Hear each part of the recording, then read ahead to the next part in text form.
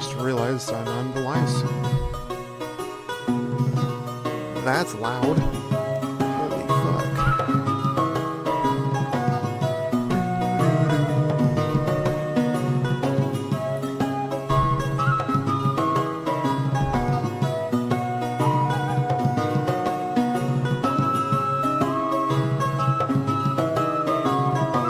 Okay. Let's see. Taylor. Let's see.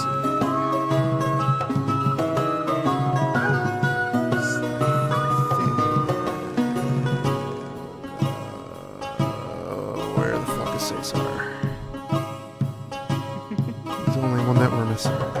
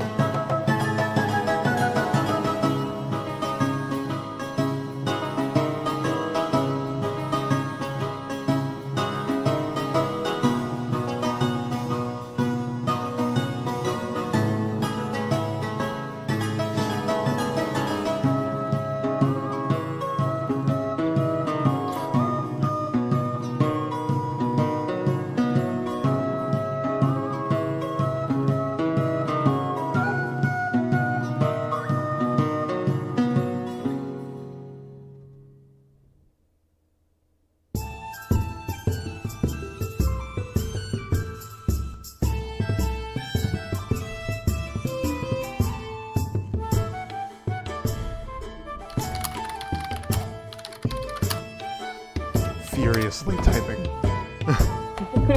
I hear that.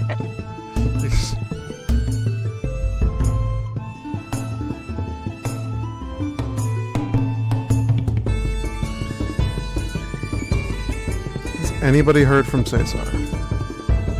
No. Okay.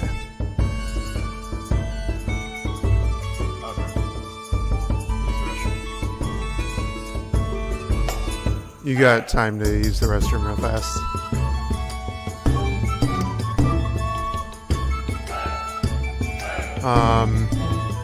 We'll probably like full start 9:10. I'd like to try to see if we can get Cesar. Did you forget if we had an early start? He might have. I would hope not, but he might have.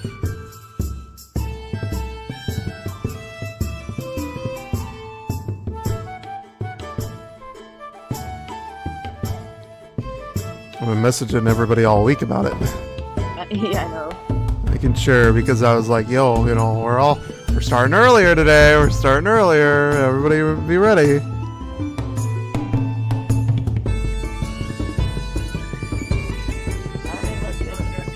We're gonna finish up Taylor's one shot tomorrow. Yeah, I'm so sorry. No, you're good. I hate like surprise drop-ins. And anybody that knows me knows this, but I haven't played nice, so. Nah, yeah. Unfortunately, my family's big on that. Yeah. So, oh hey, surprise! We wanted to see you. I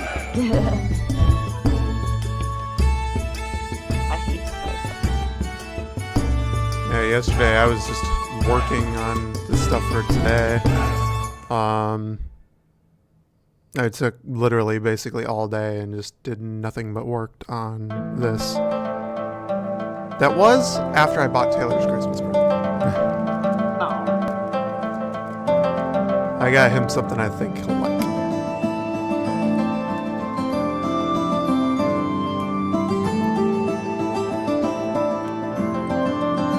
Did you already give him the present, or No, I won't Okay. give it to him until I won't. Christmas. Because I mean, we literally live like 5 minutes from each other, so I could literally just pop in on Christmas and be like, ho ho ho, bitch, I'm here. That's awesome. Yeah. Yeah, when you said you were on Discord, like we were getting ready to head up to the D&D store. We didn't even make it back home, bro. Before. Wow, that's crazy. Yeah. Yeah, no, yeah, I was just working. I was like, you know, I'm in the VC if anybody wants to just chill with me. You know, I'm not doing anything else.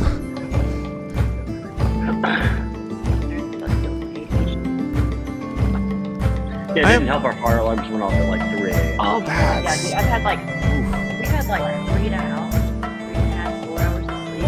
We didn't get home until late last night, and then we came in, we laid down, and it was like Wow. after almost 2 o'clock in the morning, and then all of our fire alarms were going off at like Do you know why your fire alarms went off? It smelled like an electrical fire, but it 3 yeah, wasn't. Huh. like electrical wire burning walls. I was like, That's weird. yes, well, it's apparently, so we had last, It's the first time we've kicked on our heater yeah. for the Oh. season, so it was burning off all of everything, dust and all that shit. that's Yeah. like- But We haven't had to it's use the heater part yet. It's always been on AC. it's the first time we're using this AC unit too because they just replaced it in the spring. Okay. That makes sense. That makes a lot of sense.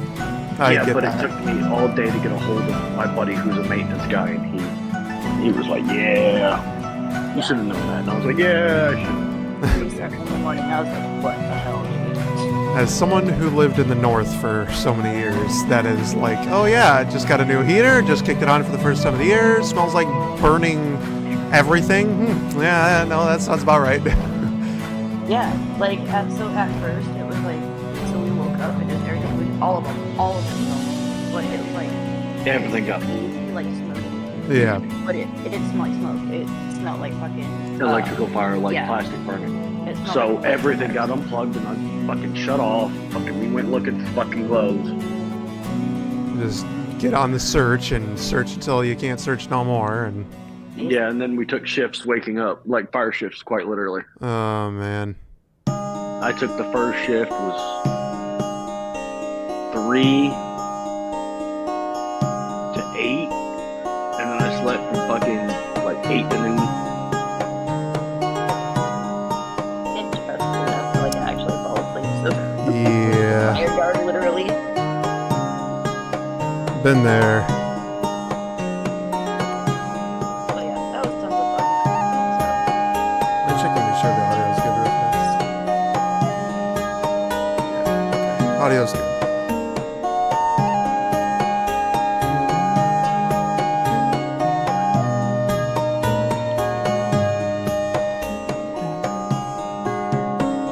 So I finally figured out an anime to compare Nox to in the beginning. Oh yeah, Mm-hmm. what is that? Berserker of Gluttony. Oh, He's not out for vengeance. He's not out for anybody else. He's out for the balance, nice. good or bad. Well, now that's changed. Yeah, totally changed. And I'm excited to see what other changes come tonight. We'll have to see what takes place. I'm gonna send one more message to the group chat. Like, Is Austin coming? hey, no clue. His character originally was supposed to be an on and I'm on off, so PC. if He he's just not, does so much. yeah, he's the only problem is he misses, which I really hope isn't the case, but you know, it is what it is. Okay, I'm gonna send a Discord message and I'm gonna send a group message just to be sure.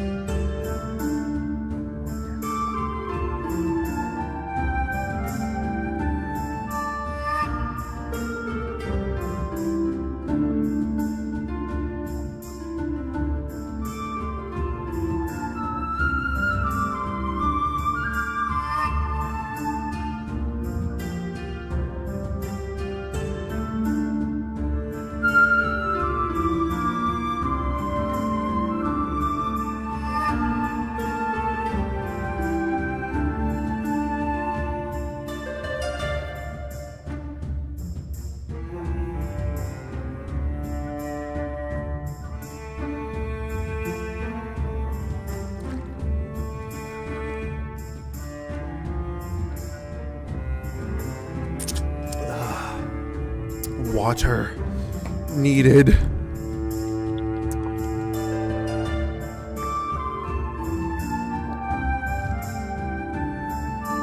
You guys ever seen that meme? No.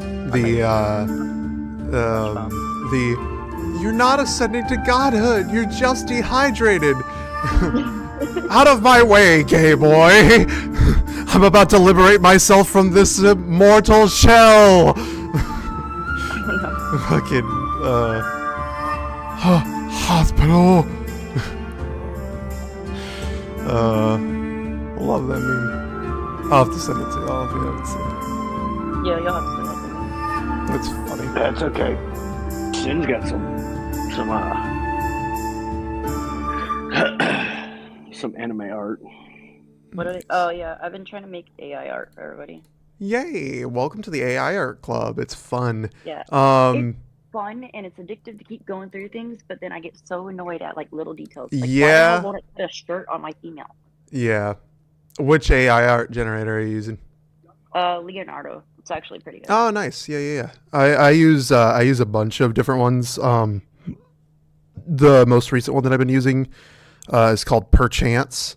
It's an online bot. You don't have to download an app for. You don't have to sign up for. It's completely free, and it has no filters. So if you wanted to do NSFW type stuff, it can do that too. Which Leonardo it does it anyways without you asking for. Yeah, so does Perchance. Yeah, I've used Leonardo a couple of times, and I like it. It's a good AI generator. I just like to use multiple because some are really good at some things, some are really good at others. You know, they kind of each one's, you know, different. But anywho, it is now 9:12. We're gonna go ahead and get started. I hope Taylor's back.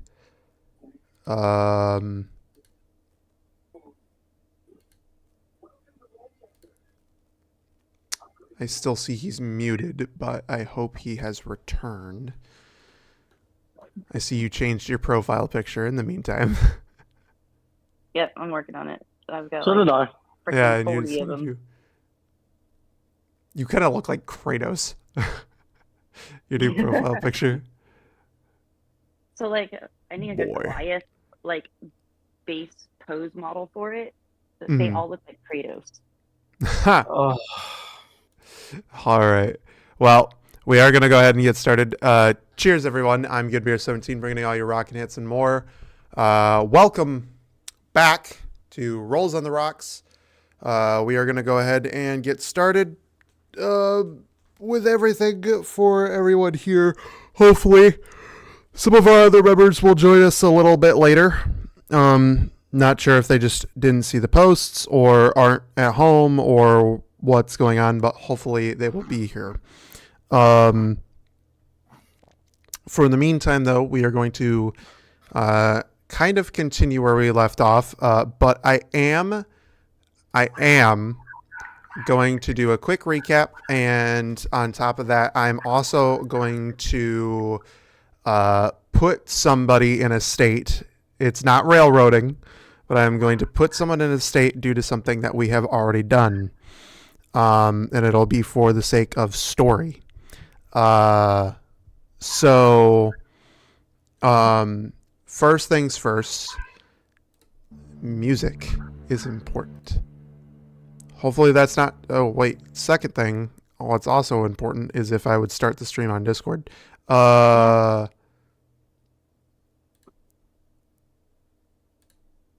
way you guys could also hear the music and see shit.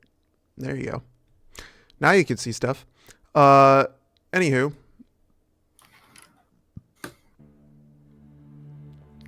Is that too loud for you guys? Was that good? Can't hear shit. It's Now I good can for hear me. You hear nothing. I hear it. Okay.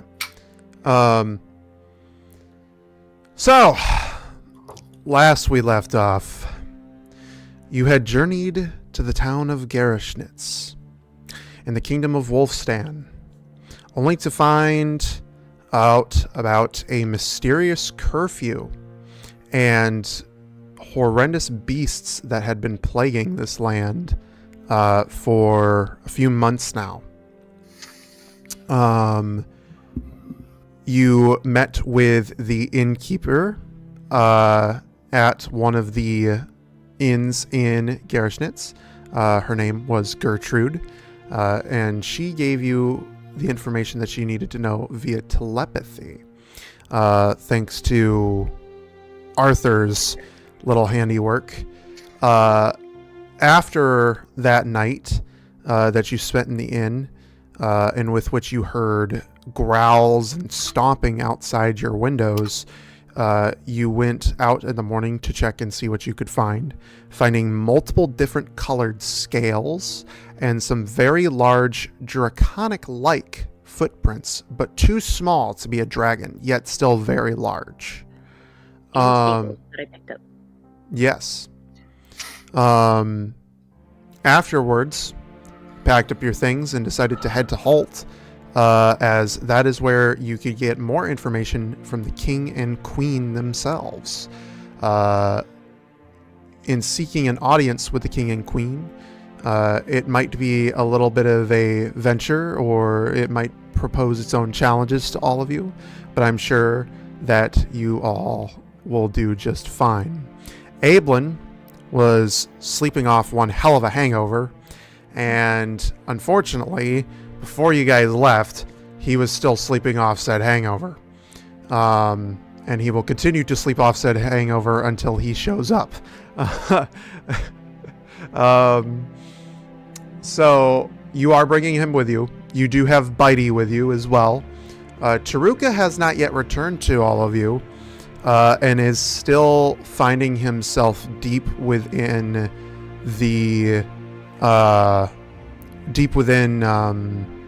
Solaris and Streatham's cleanup efforts, to give you a little bit of an idea as to where he is currently. He has been deep within the recovery efforts, even meeting up with Nadar a few times and giving him a hand in trying to help rebuild everything. And that is where we are. Your road, you are on the road to Holt, and you are walking. And this is where I'm going to throw in the little bit of exposition, a little bit of flair. During this time, Sin, since you were up most of the night, listening to the sounds outside your window, you didn't get much sleep. And because of this, you are quite tired, and decided to take a little bit of a nap, letting Nox, who was still carrying Ablin, also carry you.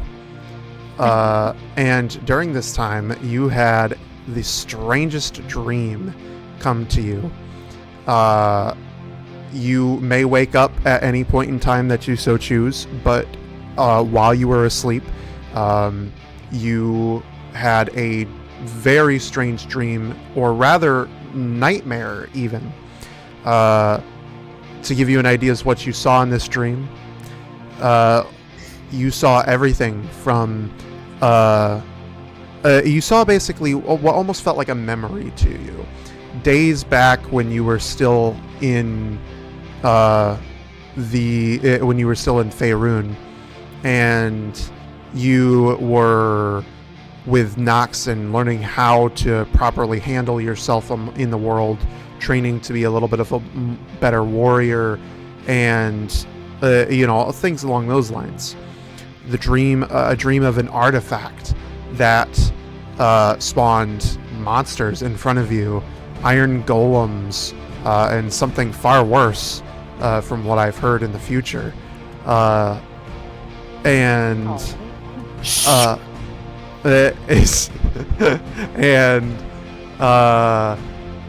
than that, you also had a dream about a man with a scar over his left eye, his eyes yellow, like that of a cat's, and he had long white hair and a scruffy white beard. You do remember his name. His name was Gerasnitz. And you only met him in this dream. If it was truly a memory, you would have remembered him, or at least you think you would have. His striking features almost too hard to forget, but yet you have only met him in this dream. And that is where we lead, going into the walk from Gerasnitz through the forest to the city of Holt. Shit. Okay, wait. So he was only in the dream. Since it was a memory, like he wasn't there. No, if it wasn't, it was a dream, and if it was a memory, you would swear to yourself that you would have remembered him other than this dream. If this was truly just a memory, you would have remembered seeing him prior to that. But this it was almost like the memory was altered in a way, as if he wasn't there before. So this dream is bringing in something to you, and it has this strange feeling of almost being like a vision to you. A vision of what? Who knows? Perhaps a vision of the future. You may take it from there. Okay. Sin is gonna gasp and like jerk up and probably fall off and knock the shoulder if he doesn't have a hold of her. Depending on how he's carrying me and Evelyn. Oh man. Oh no, you're not falling off of me. It seems that I'm toting two people with the percussion of like, oh, look at my arms. Each one of you over a shoulder. Nox is being a beast right now, carrying you. Also, we fashioned one of them on his back, and then the one of them you created a fucking baby hamper for Evelyn. Evelyn has a baby character. God. Now I will say this, Sin, there was a thing that we discussed where every time, as time went on, when you sleep or dream, you would have to make a roll for me. Can you make one of those rolls for me now and tell me the number? Well, I'm going to say that this is going to be an intelligence saving throw. okay, well, that's not my greatest one, but... Shut up. Oh, hell, 11. An 11? Yeah. Okay. You are going to have a splitting headache when you wake up, and this dream was very traumatic for you. You are going to take 1d4 psychic. Well, not psychic. You're going to take. Well, I guess technically speaking, it would be in the mind. So we'll say it's psychic damage because it is dealing with your psyche. So you're going to take 1d4 psychic damage from this, and you will take 3 points of psychic damage. Okay.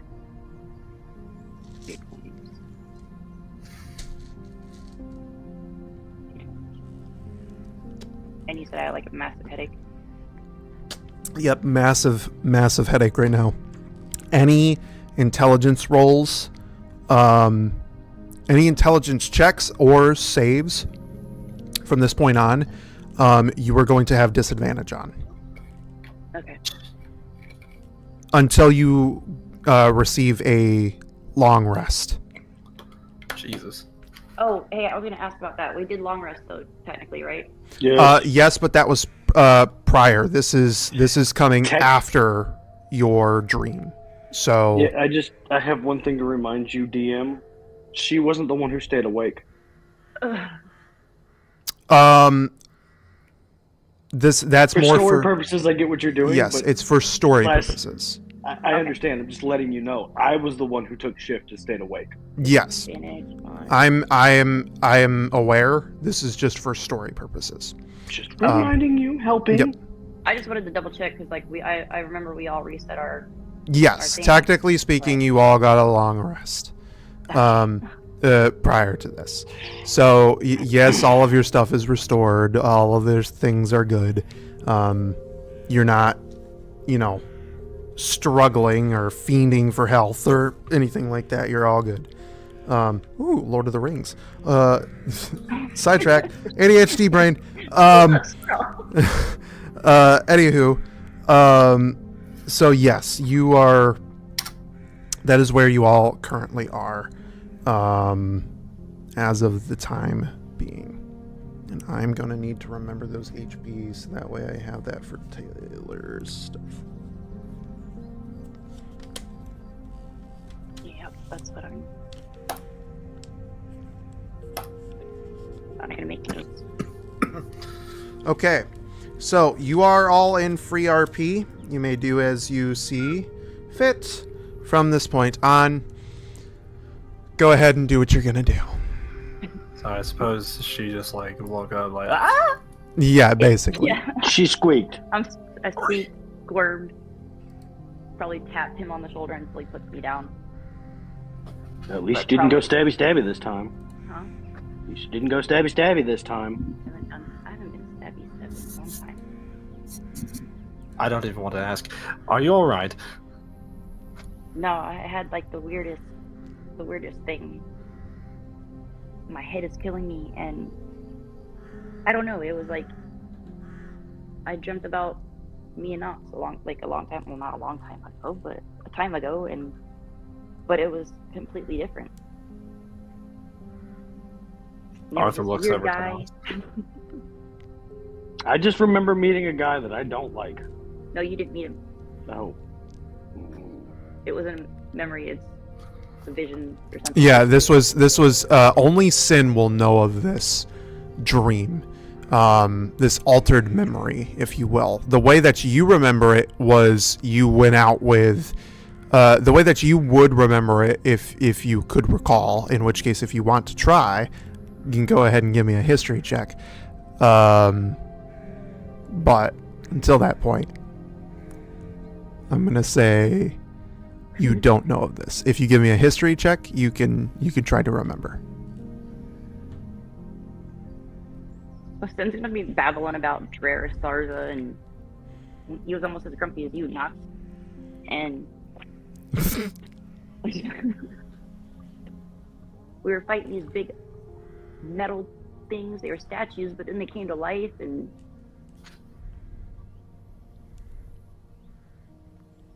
you paying attention to me? I'm rolling history. Asshole. I'm rolling the history check. Okay. Actually, that's not bad. That's a 17. 17? Okay. Yeah, so you remember, or what you recall is completely different from what Sin is going on about. What you remember is going out and hearing about this, this brief, challenging area filled with monsters and things like that. They're, relatively weak monsters, and you figured it would be good training for Sin. You went into that area, and you had heard tale or legend of an artifact, but other than that, it was just legend. You went there was no artifact, there was nothing. You never met a man named Gerasnitz. You never even heard of such a person. It seems like that is just within Sin's head. Okay.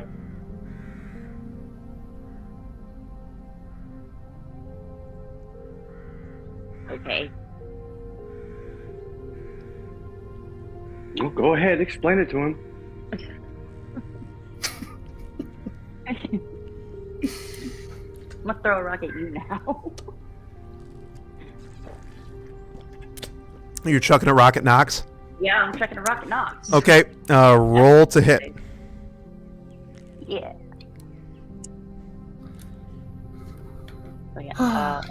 11. An 11? Yeah. And that's Not roll. okay. Nox, I'm assuming that doesn't hit you.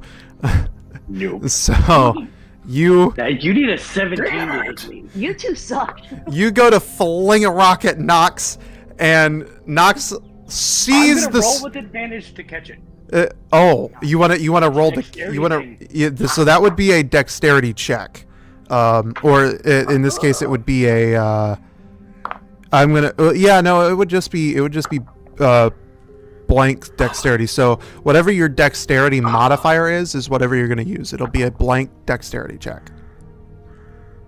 I have advantage, so you're not gonna like me.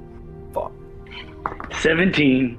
You suck. 17? You and Arthur suck. So Sin, you pick up this rock and you look at Nox through with a side eye, but not trying to give yourself away because you missed Arthur last time. So you want to try to increase your chances to hit Nox in every way. You go to chuck this rock, you quickly turn and you misstep just a little bit as you go to throw the rock. The rock flings by. Nox sees it coming, stops, holds out his hand without even looking at you, and catches the rock. Son of a bitch. Gonna have to wake up pretty early in the morning to do something like that. How about I just don't go to sleep and I do stab you? Let's try that one. Sin's gonna get grumpy and just walk off a little bit. So, well, Oh, what was that? He started music. I was gonna say, I guess that dream wasn't that important. No, I think she's upset because I caught her rock. Nox is gonna pocket the rock. You're gonna pocket the rock. Okay. Yeah, she seems to have terrible luck with those lately. You now have one rock Okay.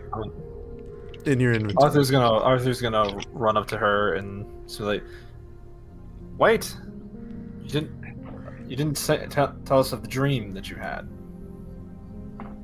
It was one of the times that Nox took me out for training, and I was doing really good.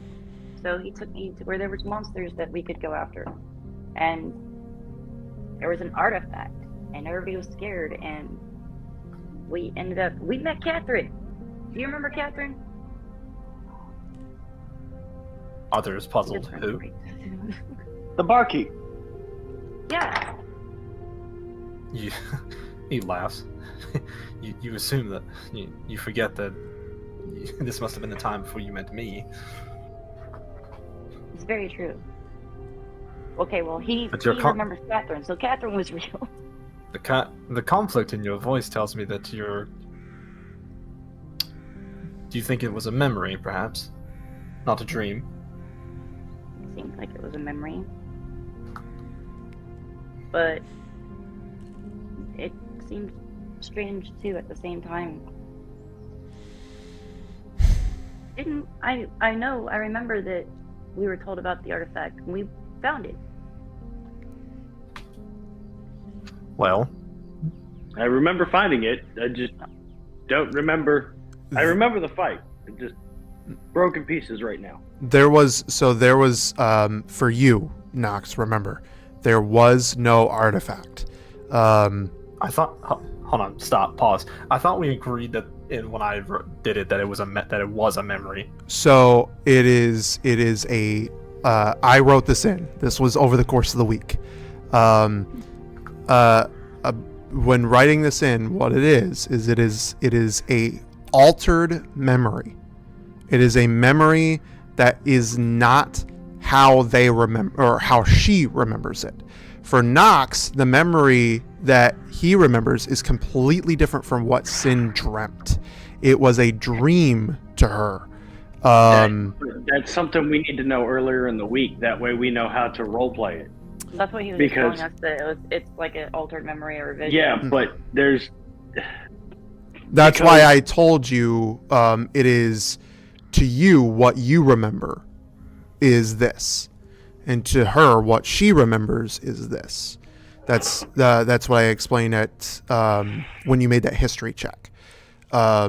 So to clarify, to give you guys this one more time, Nox, what you remember is not what Sin remembers. What Sin remembers is she remembers this dream where there was this relic and there were these iron golems and there was these big monsters that she faced and blah, blah, blah, and all that fun, happy stuff. To what you remember going out with Sin on a training mission, hearing a legend of a relic, going to that location with just Sin, and it was simply just legend. And the only thing that was in that cave was like small, easy monsters, like a couple of slimes. And that's about it. Okay. That is all that Nox remembers. So Sin, what you remember is the full dream. And for those of you on stream, if you're unsure of what's happening, there was a small one shot that happened off screen as a little bit of a ramp up session to the next campaign. And I took the one shot and have implemented it into my campaign as a dream, a dream / altered memory. So this is what happened in the one shot, if you're wondering where this is coming from. So what Sin remembers is what we did in the one shot. What you remember, Nox, is completely different. You remember going out, hearing legend of this relic, finding that it was just that, only legend, and it being in the area. There was no big monsters, there was no iron golems, there was no Gerasnitz. There was only like a couple of mediocre monsters. That was good training for Sin, and that's it. Okay. Got it. Alright, alright, so Sin's just gonna try to explain what happened, so in the one shot. So what she dreamt, she's gonna try to explain, that they fought 3 iron golems, and they had this guy named Gerasnitz that was hired to protect them and to make sure that they came back from the cave, and how she made a promise to Takran that she would come back and bring her a blue rose. And they found the artifact, the legend and everything, and some Jim tried to take her over, and so she's gonna get frustrated as she goes on and just sees that Nox doesn't realize, or like doesn't remember it the way she remembers now, or the way she dreamt. Yeah, I don't remember any of that. You're helpful, so helpful.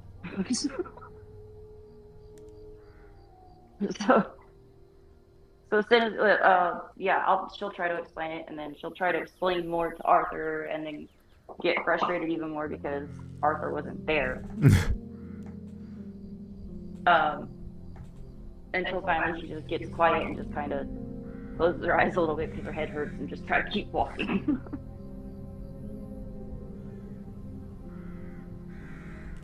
All right. Does anybody have anything that they want to say, do, RP before making your way into the city of Holt? No. No? Arthur? Oh, No. Sin, Okay. yes. I'm gonna play with the dragon skills and ask what they think about that. Okay. So the dragon skills that you picked up, and you're showing these off, right? Yeah, the dragon skills, the staples, and ask him about the tracks. Okay. So the dragon skills that you guys are seeing, now that you're getting a good look at them, you see dragon skills of multiple different colors, including, and I have to look at my notes, you see green, black, blue, white, purple, yellow, red, if I haven't already said red, and orange. And there's even one that's special, in the sense of it is, I think that's all of them, right? White. I said white scales. I said black scales. I got green, black, blue, white, purple, yellow, red, and orange. And then one special that you haven't gotten to explain yet. Is that 8 in total? 1, 2, 3, 4, 5, 6, 7, 8. Yeah. Okay, yes. And the special scale is unlike any of the other scales. It's kind of like a charred black, but with cracks of orange going through them. It's almost like you're holding on to a charred ember of a piece of wood. Pretty cool. Almost charred. So, Arthur, do you have any experience with dragons? Give me a moment.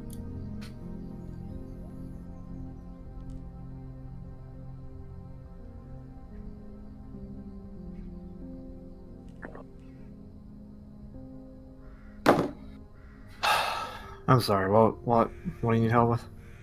What'd you break? We're looking at the scale that I was asking you if you have had any run-ins with dragons.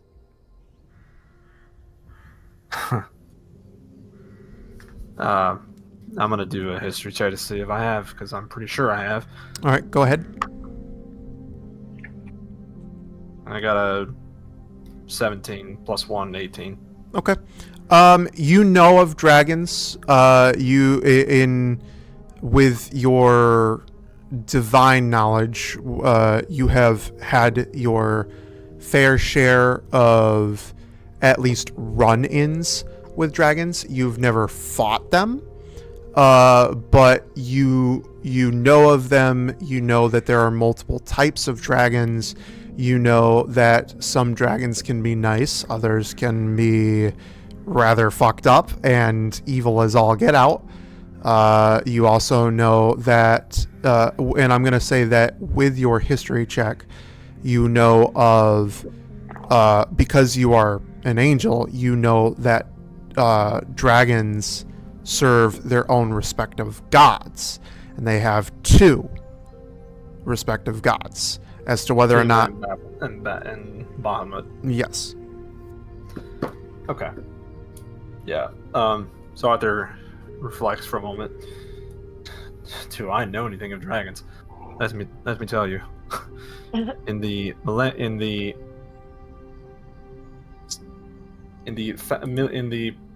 thousands, perhaps even millions of years I've been alive, I've known quite a few dragons. In fact, there are, I'm sure you, without stating the obvious, such as, chromatic, metallic, and all, even the iron dragons, if you want to get technical. There's plenty of different types, all with different temperaments, beliefs. They even have their own gods. The god of the metallic dragons being Bahamut's, more a force for good. And then the goddess of the chromatic dragons, Tiamat, a disgusting abomination, locked in the pits of Avernus herself. She is evil and wicked and constantly seeks her release. But, in fact, as I've never fought them, but I was friends with one, in fact. Really? Yes, he was a charming little red dragon named Nifmazet.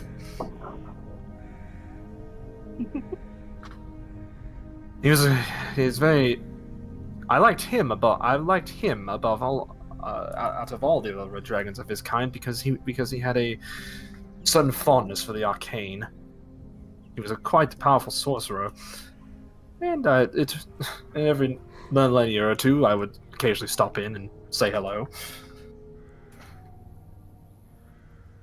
But these prince Oh my god! that we saw, they're definitely not dragons. They weren't. Attention, huh? I was just going with it, just saying they weren't. Like, what do you Oh, mean? I thought you said my name. No. They could pretend, being that they're so small and then there's so many, they could be. My money is on that they're drakes of some kind. Is that why they had to have staples? I don't understand the staples. Not sure. I get the feeling that there's something more to this entire mystery that we're missing, a piece of the puzzle that hasn't clicked in yet. I got it. Somebody stapled fake dragon wings to, like, a drake. Or there could be some form of mutation, or perhaps even a wyvern. But That's a lot. I don't know anything about that. wyvern, excuse me. Wyverns are a subspecies of dragon. They have instead of four legs, their front wings serve as a pair of legs. They only have two hind legs as opposed to two forward legs. But they are mostly mindless beasts as opposed to their actual draconic kin. Same with drakes. Sin's just gonna start writing notes down as Arthur talks.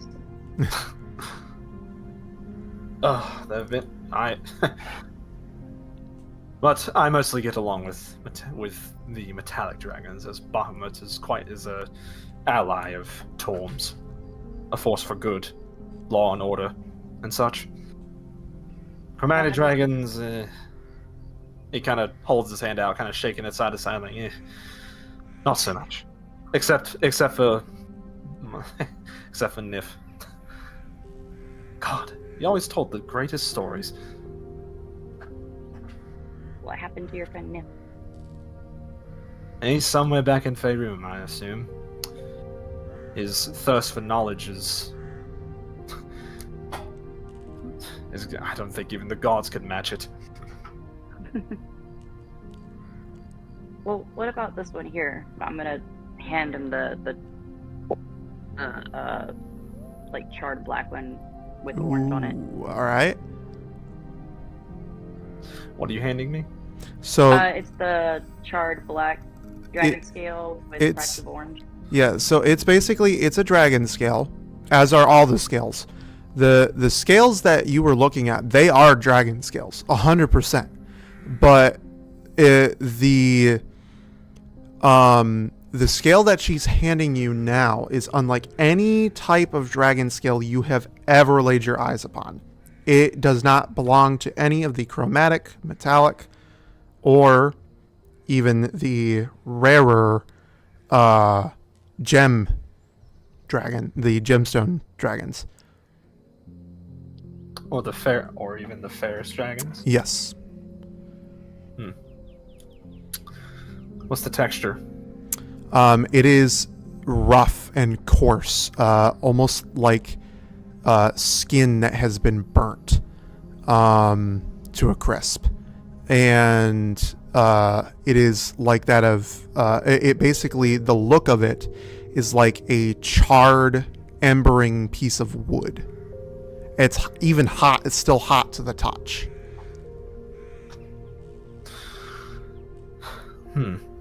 Fascinating. This is unlike anything I've ever seen. This doesn't match any dragon that I know of. Well, that's probably not good. Indeed. This could be trouble. Perhaps there are more dragon. Perhaps there are different species or variants of dragons in this world that we know nothing about. There's a lot in this world we don't know about, apparently. Agreed. Since gonna randomly like change the subject, like ADHD kick in and grab Arthur's hand and like, all right, time for flying lessons. Wait, what? You're playing Good, with you Abram like remembered.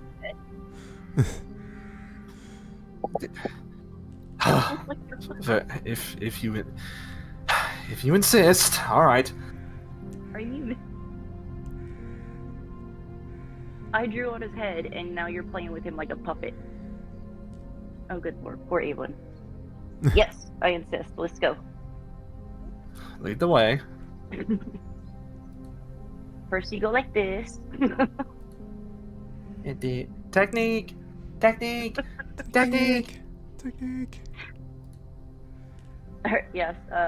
Sid's gonna try to take Arthur for flying lessons. All right. Can I get something out of this? As in, like, can I? So the walk between Holt and Gerasnitz is gonna be somewhere along the lines of about maybe about a 3 days walk, 4 days walk.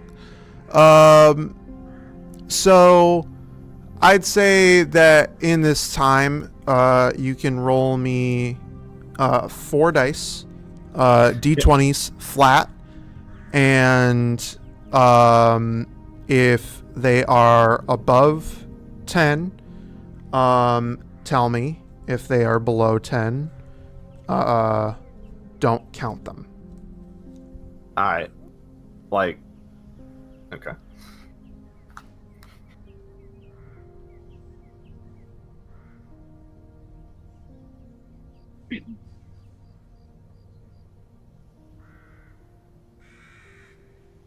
So I guess as the days go on, they're just kind of flying in the air. You're taking periodic time out of every day for Sin to teach you better usage of your wings. So during each time of the day, Sin is going to have you try to fly for longer and longer and longer each time after activating your wings. So that is basically what's been happening this whole period. She's trying to get you more accustomed to using your wings without the usage of your holy power, so to speak. Because your wings come from being a divine being. So there'll be one moment, kind of, or I guess like during one of the sessions while they're in the sky, Arthur will just kind of remark that it's very strange having to be trained to use my wings. Not that you're not. He kind of. I'm sorry. He kind of like stops. Says like, not that you're not doing a great job. You're doing. I appreciate it greatly. Just, well, being cut off from my source and all. I feel like a child again. Being trained to use my wings for the first time, but instead of drawing on my grace. You gotta build stamina up, I guess. I don't know. I think maybe you were hiding what you were for too long. I think you are a wise teacher, Miss Sin. I will do good to learn more from you, definitely. I don't know about that, but forgive me. But I'm sorry. Forgive me. Continue. I'm pretty sure Sid is probably a horrible teacher, by the way. Like I said, like random bouts of ADHD. We'll have to see what happens. We're about to find out. Yeah, we'll have to see if your teaching skills go through. Alright, so day one. Fuck. Day one. Fuck. Get in the fucking dice. Sure. 14. Okay, so you got 1 above 10. Day 2. 13. Or 12. 12. 2 12. above 10. Third day. Fuck my shit. 15. Okay.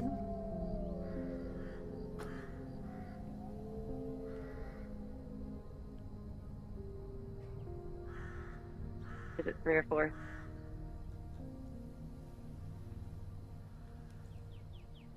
It's 4 days. 40? Okay. Fourth day. 19. Jeez. All right. So, out of those 4 days, you managed to get above 10 all 4 times, which is lucky for you. So those with those 4 rolls and those 4 days, you did in fact gain an advantage. You learned how to use your wings for a much longer extended period of time without being in your angel form. Your wings can now be out without the usage of your angel form for approximately 1 hour. I suppose slow and steady wins the fucking race. Alright. That's good. That's better than nothing. Had you had a little bit more time, I would have said that you would have done more. But with it only being about 4 days, that's not a whole hell of a lot of time, especially if you're only taking a little bit of time out of each day to do it.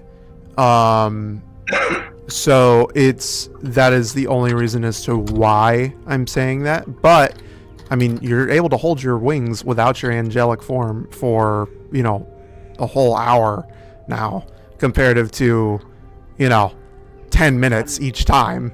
Yeah, is it 10 minutes? Or is it 10 minutes, yep. Yeah. Yeah, I think so. 10 minutes each time.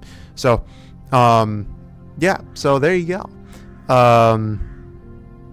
Or no, it's 1 minute 10 rounds. Or 1 minute 1 10 minute 10 turns, rounds. yeah. Yeah. 1 minute So 10 turns. now you can hold your angelic form for much longer than 1 minute each time. Can I hold it for 10 minutes?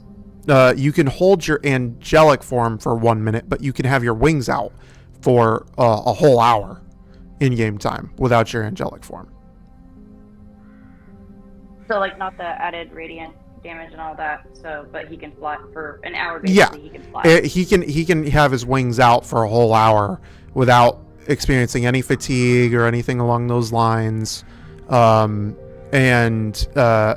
he was to activate his angelic form, obviously that would still last only a minute because that is an in-game transformation. But I can't increase or decrease that amount. But he can actually have his wings out without the use of his angelic form now, and he can have them out for a whole hour in between each long and short rest. So he did get an upgrade in a sense. So, and you said you were a shit teacher, yeah. So Probably I guess him. I can The guarantee you dice that, like, said you lied. I guarantee you, my teaching was literally like chasing him through the trees. You lying! Fuck it. You fly now or I hit you. Throwing rocks. you can dodge a wrench, you can dodge a ball, fly out of the way. And with that, you guys manage to get into a clearing. Finally, after wandering through the woods, you come into a big clearing. And in that clearing, you see a small field in between you and a massive city. This city is bigger than any city that you have seen thus far. This place is huge. And I am going to give everybody, first of all, I'm going to switch the music and turn it down a little bit because that's loud. But I have your first map for the day. Welcome to the city of Holt. So these, just to give you an idea, so these out here are outskirt houses. These are houses that are built outside the main walls of the city. And those stretch on for quite some time. We are talking, this stretches out all the way to the woods. Out, as you can see here on this map, this is how far they outstretch. You're talking at least 5 miles of outstretched homes outside the wall. So it's a big city. It's spectacular in every way. And it's also probably the most advanced city that you have come across thus far. The homes are Gothic in style, very similar to the old Gothic New England homes that you would see, or Gothic English homes that you would see back in like the early 1800s and things along those lines. More of like I guess more of like a Victorian era style housing. And as you walk up the cobblestone path, you come to the front gate of Holt. Holt has approximately 4 gates, and I'll expand the map a little bit for you guys to see here. Holt has 4 gates, a front gate, a rear gate, which are the main gates, and 2 smaller side gates that lead all the way around the city. And you are now standing at the front gate. Now, I would have Ablin and stuff here, but for the time being, I'm going to go ahead and hide his token wherever it is. There it is. I'm also going to hide Taruka's token, as they are not here either. So, here we are.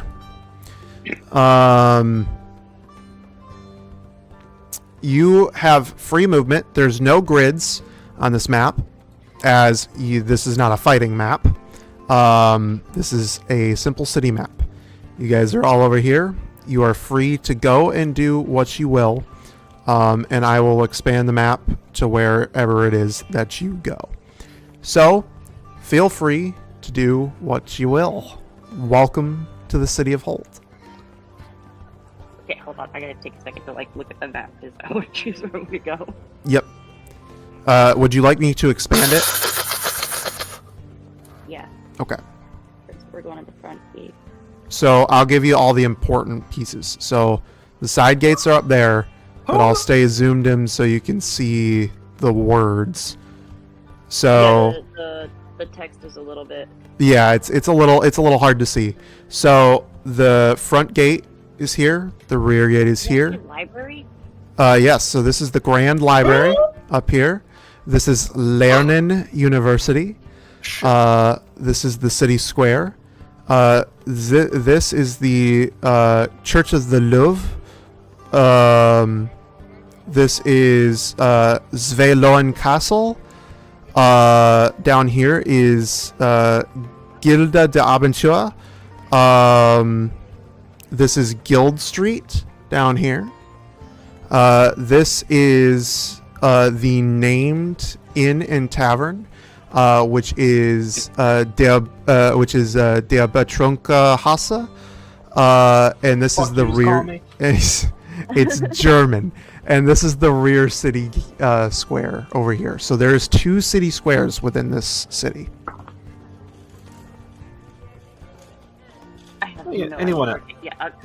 Anyone else notice something strange? Was it just me? Why do they have 2 walls? That's part of it. Yes. 2 walls for the inner part of the city, but the rest of the houses are all outside, left to fend for themselves against these so-called beasts. Can we say that they might actually have enough room to get everybody in that church? That is inside the first set of walls. You will notice that most people are actually inside the walls currently. It seems as though, the way with what's been going on, and you don't need a perception check for this. It seems as though most people have actually been moved inside the city walls. Okay. I think we need to talk to the leader of the city. I think we need to get to the end first, and we go ahead and lay Ablin down. I'm getting tired of carrying him. Yes, it looks like Yes, it looks like the straps on the Look, I did the best I could. And no, I'm not complaining. It was very easy to carry him. My problem is, I've had enough of a workout. In case you can't tell, I'm not exactly on the short side, or, unstocky side, so I could use with some time to actually just be me, and not have this draped over me. And I think he's starting to drool. Oh, and here I was thinking it was a fine accessory for you. No. Do we really want to go meet people with somebody hanging on me?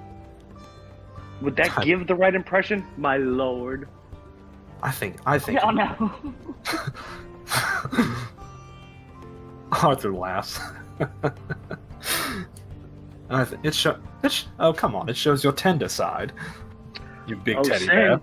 We've got to be careful. Arthur's smiling again. Oh, stop. All right. There's the Arthur we know and love. Yes. Let's go to the inn. Put him down. Hopefully he'll wake up. And I will have a word with him about his fucking drinking problem. Look, we do have that ice spell. We can do it again.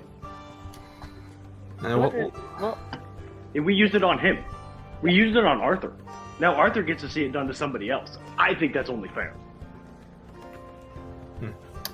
I could It would be have kind of ironic because he was the one that made me learn that spell. So.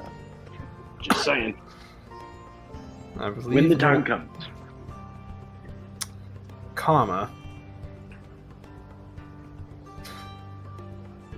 Anywho, which way is the inn? So the inn is over here. You can take either route. The stone paths lead all the way around the city.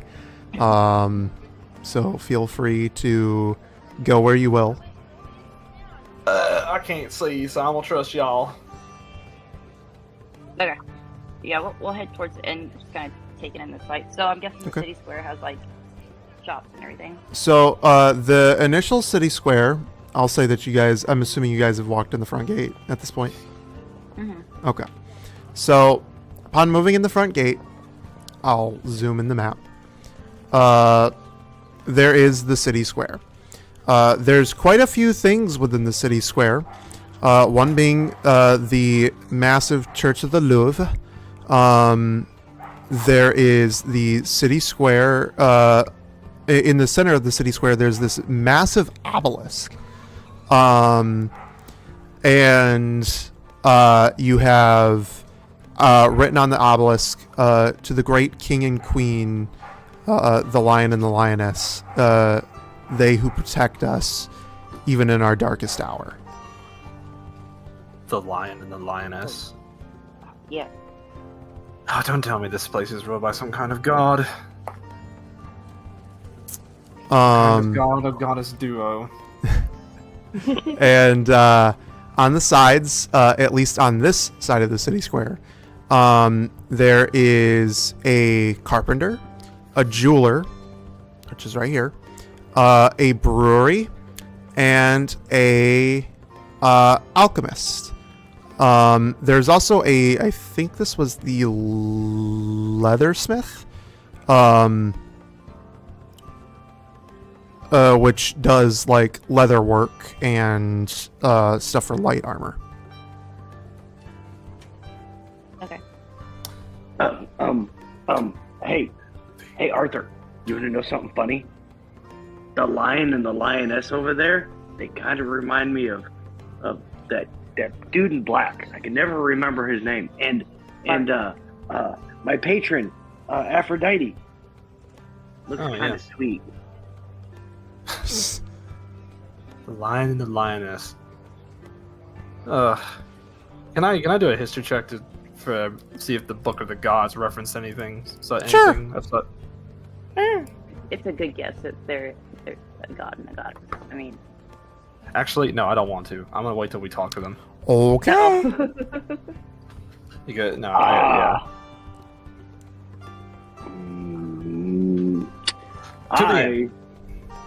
as we walk to the inn, I'm gonna mentally try to reach out to Aphrodite and inform her that we have made it to town, so she knows where her champion is. Okay.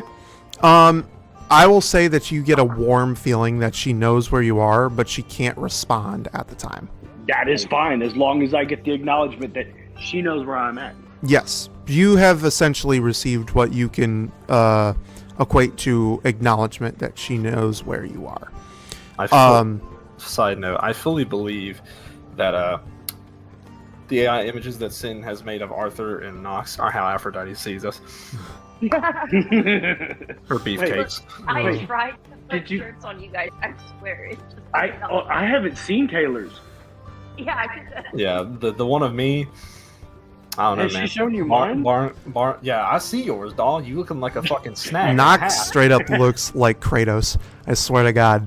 Look, you say that, but you don't understand. I am a Goliath. That is naturally how they look. Oh yeah.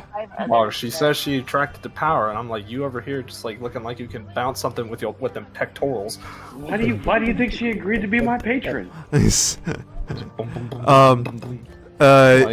So which way do you want to head? I should ask. Do you want to head north towards the Grand Library path, or do you want to head towards the Guild Street path? I'm assuming that these are going to have road signs for travelers that are coming to trade. Yes. So we're probably going to take the fastest route we can. The fastest route? Well, they kind of... Kind of the same. Okay, so you Go said right. was Fuck that- it. Going right. You guys are going right? Yep. Okay. Yep, fuck it. Let's go. So Get there. you Put it start heading down. down the street as you're passing by, and I do this because you said that you wanted to see the sights as you headed that way. Who's leading? Well, I'm assuming Arthur's leading this, considering He the fact chose that right. he said... Arthur's leading. Yeah. The thick of it. Sin and Nox, how about you two? Where do you want your positioning to be in this? Yeah. Nox is going to be last. And I'm betting that Sin is kind of bouncing around behind Taylor going, ooh, ooh. Yeah. Well, Okay. So that is your order. But as you head down the street, you'll have seen the sign as you pass by, and it says Guild Street. And sure enough, going down Guild Street, it's quite interesting. Almost all of the guilds that you would see are right here. There is an artisans guild. There is a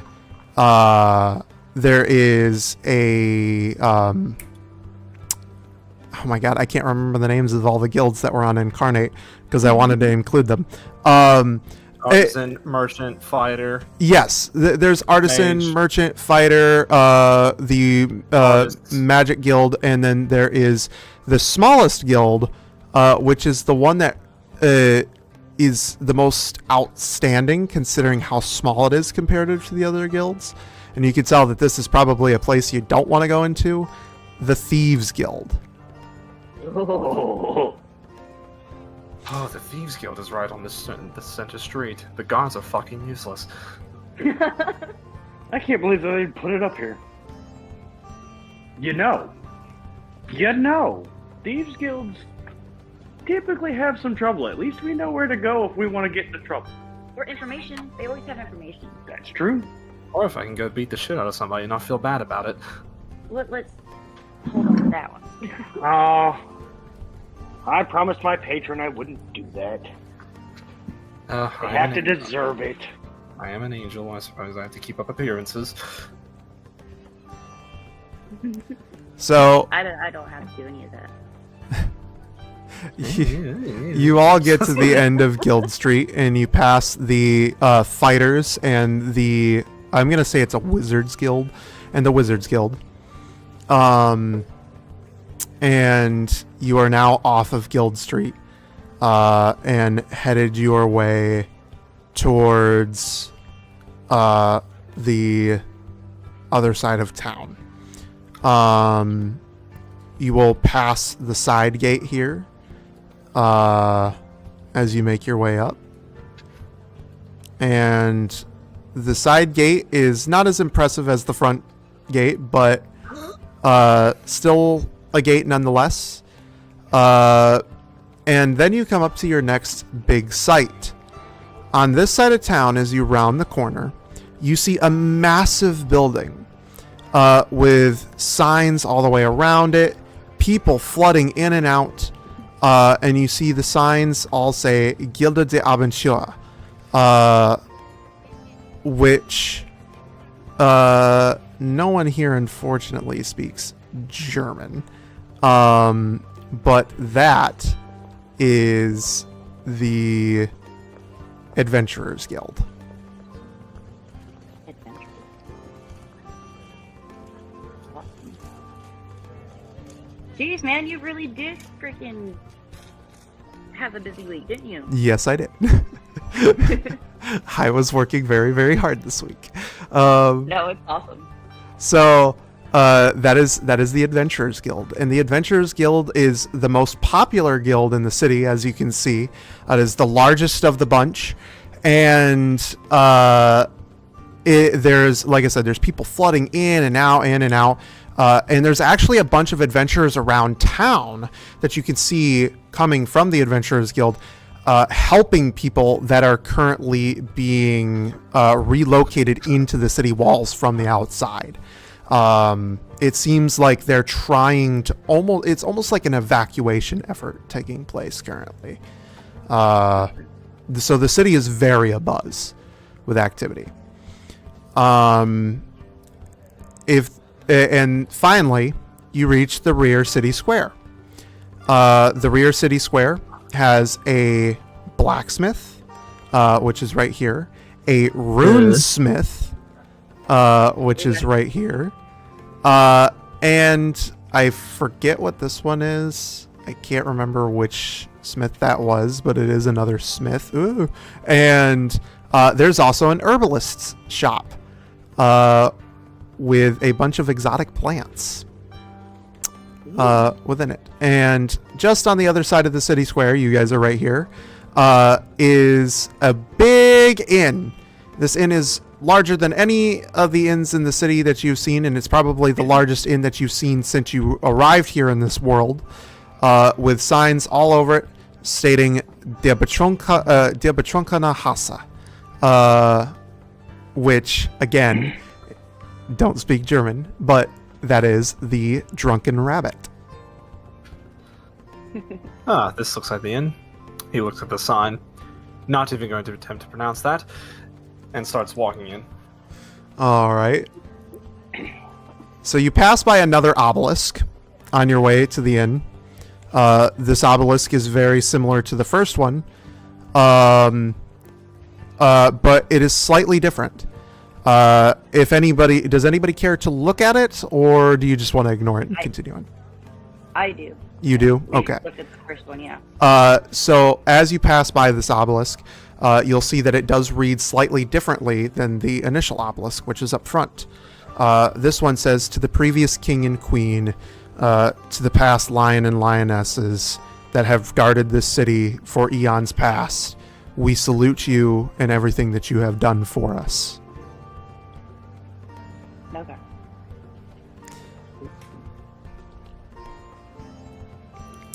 So it seems as though the people here really love the king and queen.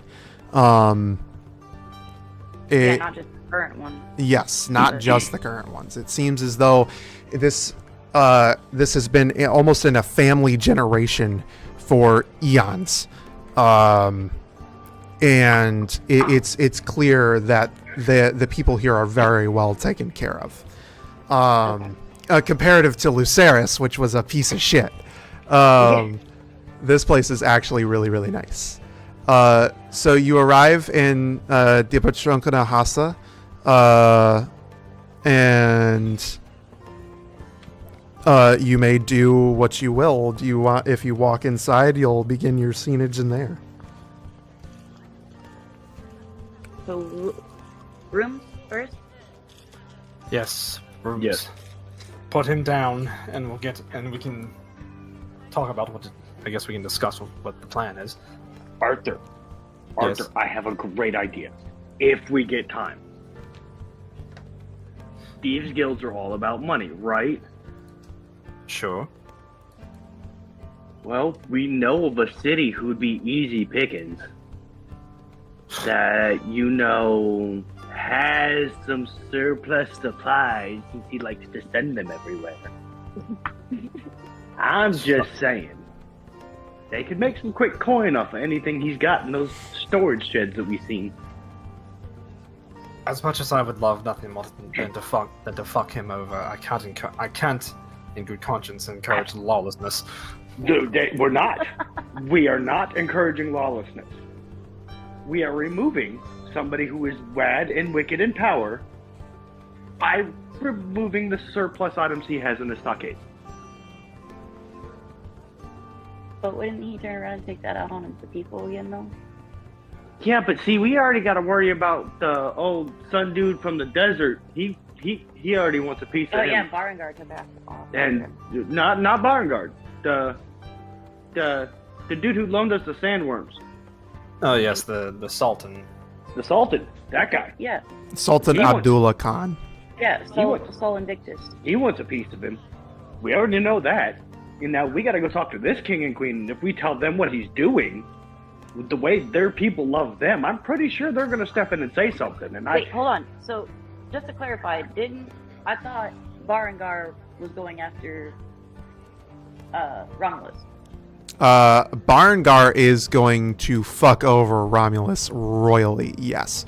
he's Uh, planning to screw him over. This is just things that we can do to help that. Yeah. Speaking of which, I would like to try to, at some point, commune with Barangar. Oh, all right. Interesting. We'll see. Let's get you guys into this inn, and then we'll see what I can do for you. Yeah, is it like really busy in here? So if you guys have walked in, yes, the inn is very busy. Mostly with people being brought in from outside the city, adventurers helping them get settled in, trying to get things set up straight. As it is basically, it's like a big evacuation before a storm. Okay. People are being moved into rooms. Most people are sharing rooms. It's just that busy. Well, I don't know about y'all, but I don't mind sleeping outside. We can't leave him outside by himself, but I don't feel right taking a room from, any of these patrons. Well, We can see if they have room, but if they don't, I say we find an alternative mode because I don't want to displace any of these people. They're displaced enough already.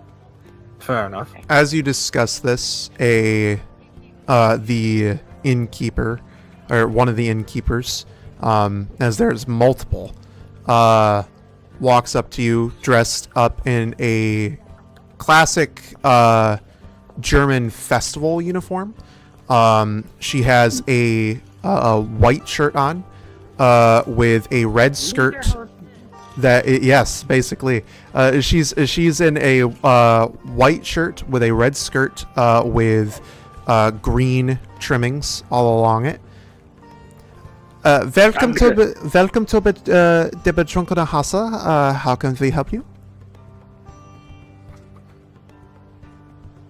I'm gonna push Sin forward to talk. Oh dear God. Yeah, I talked last time. You can talk this time. Meanwhile, I'm gonna lean over and whisper in Arthur's ear, is it just me or is it really creepy that only women run the inns in this entire world? I suppose it's a customary thing of this Were you world. I don't whispering know. this? Yeah, I just said I whisper to Okay. Arthur. Hang on. You're gonna get us in trouble. I'm not. Roll asking me. legitimate- Roll me a. Roll me a sleight of hand. Why? Sleight of hand. I'm leaning over and whispering in his ear. Yeah, I know. Either that or stealth. Sleight of hand or stealth. Your choice. I'll give you either or. All right, we'll go with stealth. Because sleight of hand would be like taking something, so I think stealth would. Oh, fuck me. Oh, no, that's still pretty good. 19. Okay. I'll take it. I didn't Um. know what I rolled, and I looked at what my proficiency was first. So she hears you. Wait, the Um. 19? Yes. How? She is an innkeeper, and she is also in one of the biggest cities around. So her listening skills are quite good. And she rolled pretty high herself. High? Not a nat She rolled 20. a nat 20. Not a nat 20, but very, very close. Does she match? Yeah, actually. But the thing is that with her modifier, she's gonna get slightly more. It would be about a modified 22. That means she would also like know everything though, so we can get information. So she heard that and she goes, "Oh, that is not true. We have male workers. It's just they are out helping the town right now. Every man is required to go and assist the city right now." Personally, I think it's great, but I'm sorry, we've been traveling for a while. We were just wondering if you possibly had a room. Oh yeah. We have a room open, but you would have to share. Is that okay? Yeah, that's fine. Oh, very good, Just wanna yeah. make sure that our companion right here gets some rest. Oh, I see. Heated the sauce a little bit. This big guy's a little bit tuckered out. Very good, yeah. We get you into a room. Let us go. She takes you and grabs some keys. That will be 25 flicker a night. Okay. Sin will go ahead and pay for the first night. Easy. Our money. Got it. No. Hold on, I'm trying to mark it on my inventory. Is it 25? Yes. Okay. Alright, so I'll just pay for the first night for now. Okay. I'll cover the second. But we'll see. If We may not be here for a second. Why don't we keep it day by day? Yes, that's what I mean. Okay. Alright, so we're on the same page. Yeah. Madam, if you don't mind, can I ask you a question? Yeah, what you need, yeah. What's with the dragons running around outside of the town? The whole fucking tavern goes silent. Jesus, Arthur. Everything is discretion. Everybody goes silent. Music stops, and the whole bar just instant. Jeez, you shut the place down, dude. Daddy nice. He looks to not Arthur. Nox, I would go ahead and put him in his room. We're gonna be here for a minute. Did I just get banished to the room? No, Just come back. Just hurry. Nox is gonna pout and just walk to the room. Okay. See what you did? Okay. I just wanted to. I told him to come back. So, Balls. Nox is gonna go lay him down in the room. You can come back. I'm gonna come back, but I'm not gonna come all the way out. I'm just gonna peek around the corner, like a punished child. Like, can I come back out now? Telepathically. Get the fuck out of here! No. Okay, I'm coming, sir. I'm sorry. My lord. Come to me, bodyguard. Like no. Oh God. Yeah. So yeah, the whole tavern goes quiet, and she looks at you. It is not very wise to be talking about such things right now, especially not in the open. She says, to you through like a whisper. She's like, 5 inches from your ear, and she's like, yeah, don't. Arthur just says fuck it and telepathically links with her. Do you hear me? She looks really confused. She's like, what the fuck? Why am I hearing a voice in my head? Be not afraid. I can't. I mean no harm, and I apologize for disrupting the mood of the place. And trust that, but we are aware that some kind of draconic beasts are running about, and if we can't talk about it in the open, then we can speak here. While he's setting that up, are there any kids in the main room? Yeah, there's children with their mothers and just trying to like get situated. Sin's gonna like kind of laugh and go over to a couple of kids and like prestidigate a couple like sparkly fireworks. Okay. So as you do this, the mood in the tavern starts to lighten back. In the inn and tavern starts to lighten back up. The music that was playing from the bards kick back in, and it seems like people continue to go about their business. But that was some seriously unsettling, like, quiet that just hit. It was. As if what Arthur said was just forbidden. So Arthur also will link Nox and Sin to this conversation so they can hear and speak. Okay. With their minds. Okay. Now tell me, miss. In fact, walk with me. And he motions for her to return to the bar. She walks. What do you know of the situation that your kingdom is currently in? Spare no details. Have you heard about the attacks? Yes. We just came from Gerasnitz. Wiener Schnitzel. I remember the snitz part, but I can't remember. Yeah. Oh, you came from Gerasnitz. Well, there's not much to say. What you have heard from them is the same that you will hear from us.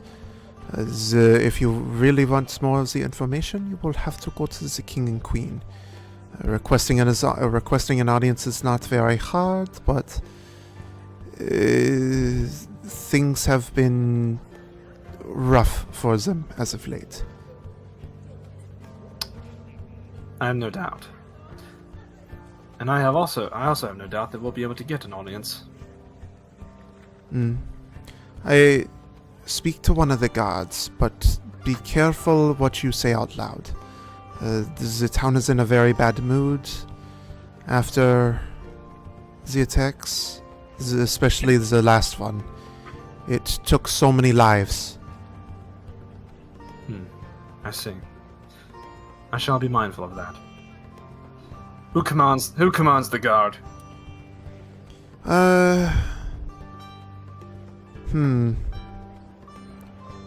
That would have to be, let's see, what was his name?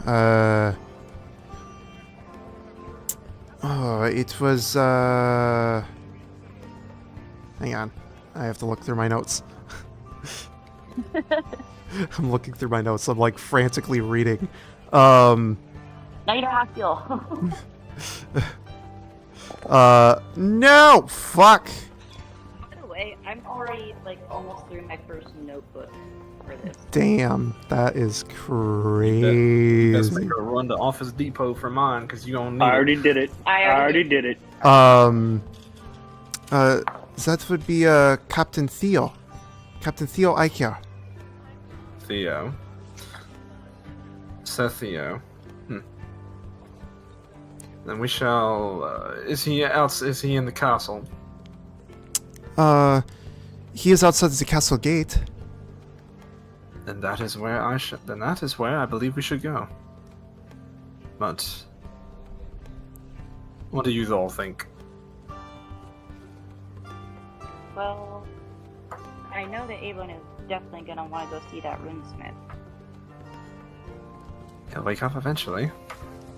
Hopefully. I know we should probably resupply at some point, but I'd like to know what's going on too.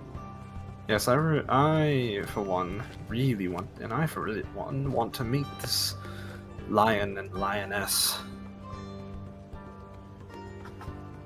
I guess we know what we're doing then. So long as we're all in agreement. Very good. I don't have an opinion. I follow you two. Good bodyguard. Okay, no. Glad that you I'm glad that you all have that settled. As I said. You scare me when you pretend to have emotions. Oh god. As I said, please remember to keep your talk about this in public to a minimum. My name is Helga, if you need anything. And enjoy your stay here on Holt.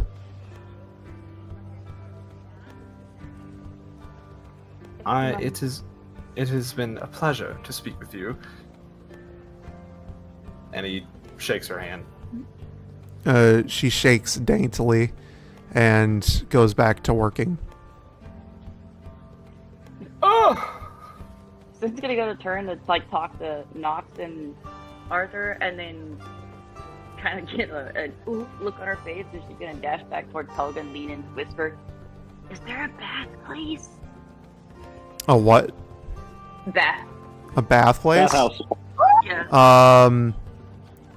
Oh, we do have a each of your rooms come equipped with a bathing facility.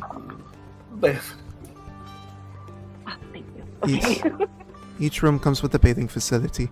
It is a lovely fixture. You'll have a good time. The water is always brought in fresh and warm. Just simply request it, and it shall be brought in to you. Thank you. Arthur gingerly raises his arm up and just. Oh, God. Yeah. See. I didn't want to say anything, but. Oh, God. I think we need to get Arthur outside before he. No. Don't do that. So, what do you guys want to do from here? I guess you said that Captain Theo was at the. Captain Theo will be at the front gate of Zvelon Castle. Okay. I guess that's where we're headed, guys. Yeah. Do you want to wash first? I can say that you guys did. Yes. Yes. Yeah. Okay. I guess we're gonna. Since all of you For are all apparently intents and smelly. purposes. So Last time you told us anything about a bath was like the one in, and it was a bucket of water everybody else used. yeah. So you'll I'll say this for each one of you that goes into the bathroom. You'll go in, and it is really nice.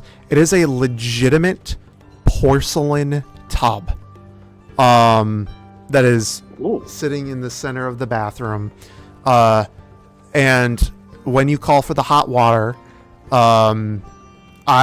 depending on gender, of course, you will have either a male or female steward or stewardess come in, and with a nice clean bucket of fresh warm water with suds in it. Well, Woohoo. ladies first. Yes. Wait. She's not gonna stay in there with me, is she? No, Okay. not unless you request them to. Nope, Go I'm the good. fuck away! I'm good. Yeah, gonna go ahead and happily hop into bath. Hey, and I just made the new pictures, so we're all freshened up. Yep. So, you all take your baths and enjoy your time. And flexes in the mirror, pumping his pecs. you are freshly clean. Like, you are squeaky. This is the cleanest you've been since you've started this adventure.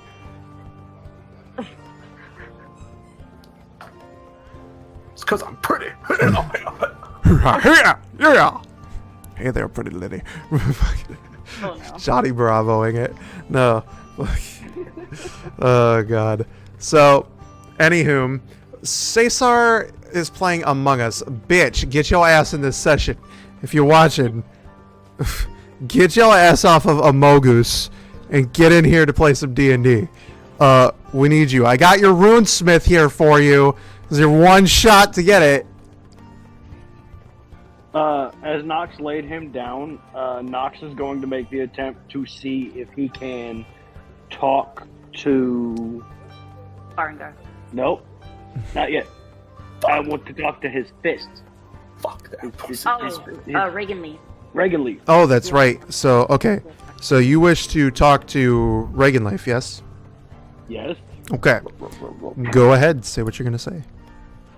Oh, Reagan Leaf. So I know that he would be highly upset if he missed the opportunity to upgrade you. Can I remove you safely from him so a runesmith can look at you? I mean, maybe? You could try. I would like to attempt. Valkyries are so annoying. Oh my god. All right, then. By all means, go ahead. Oh. I'm going to use my charisma advantage to talk her into letting me. Oh, she's already convinced. She's letting you. Oh, Okay. yeah. Oh, okay. Okay. All right, so what do I need to do? You said it. You're just gonna try to remove her. Okay. I'm going to try to remove her from her hands and not wake him. All right. Hey, In that if we do case, this- it would be a stealth check. Why? I don't care. I'm not being gentle. He's not waking up yet, so... But I'll give you Necessarily. stealth. Yeah, I don't think that's going to work. Are you sure about that? What'd you do? It was an 8. He got a nat 1. Oh, damn. Shit! Okay, then. Fucking finally. Okay. So that's let me not- roll that's not- severity that's right not quick hard for people. him. Oh no. What happens to Ablin? The answer is... wow. Nothing. So, you... God damn it. So you go to remove Reagan Life. And you remove Reagan Life successfully by yanking Reagan Life off, accidentally dropping one of the knuckles, and it conks Ablin right in the fucking head. Like, just Oh no. dunk. And Ablin is now not just passed out from the liquor, he's passed out cold because he got knocked the fuck out. Oh god.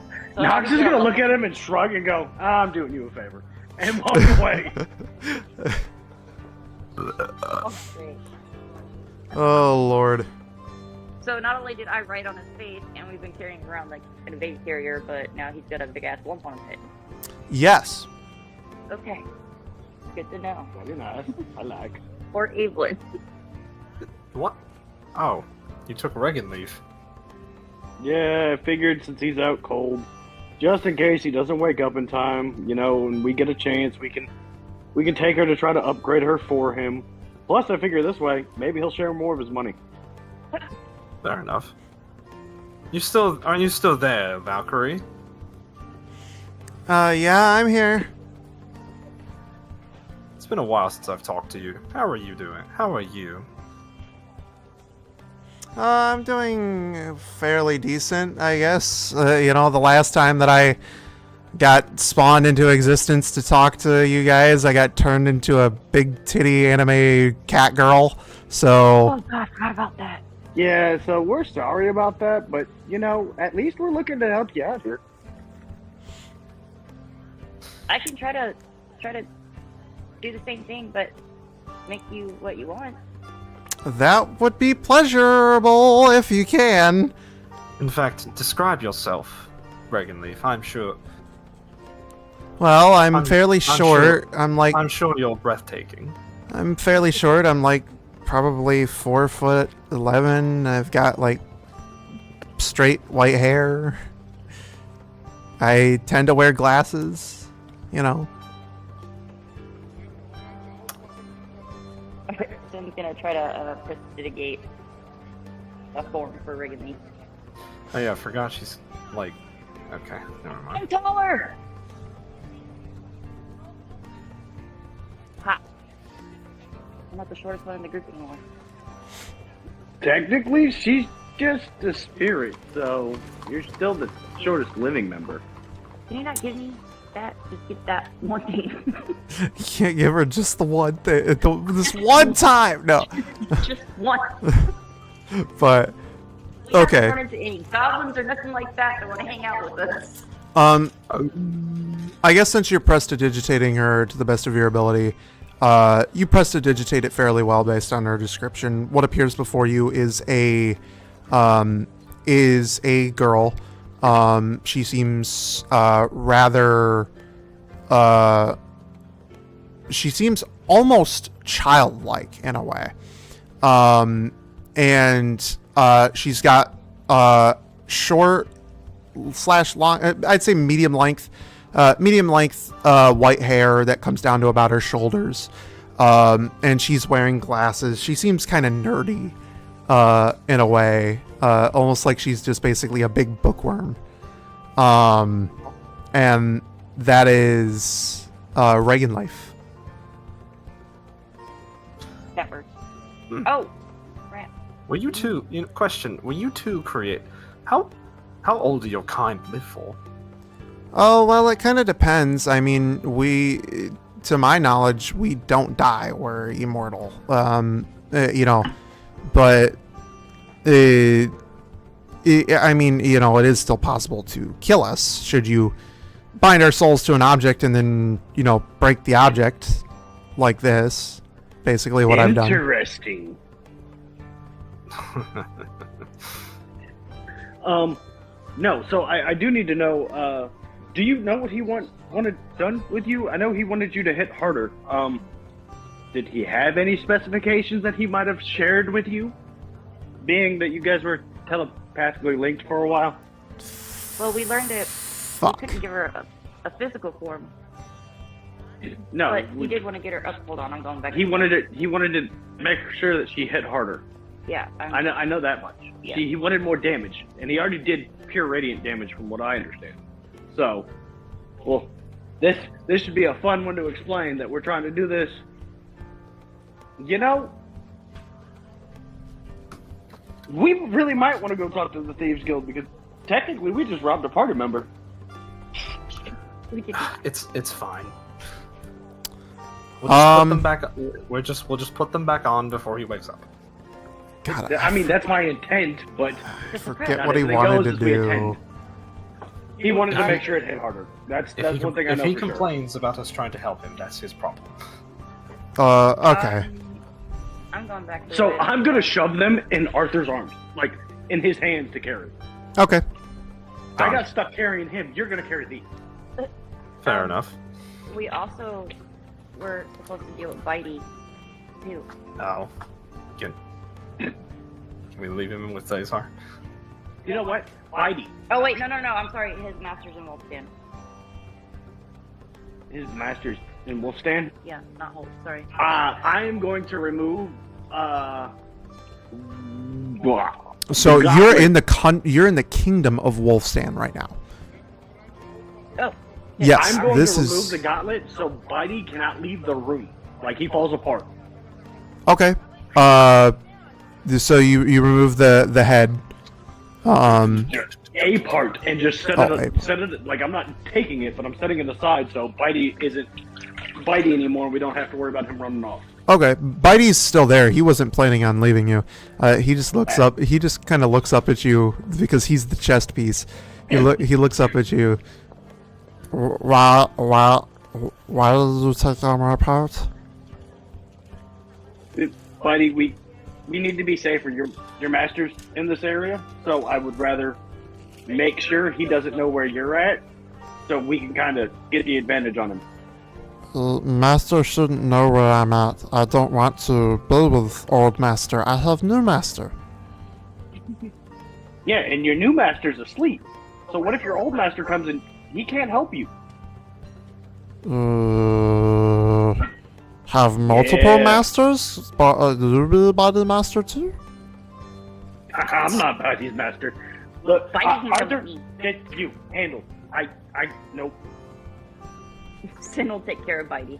Okay, you take care of Bitey. Yay! Buddy, get to come along.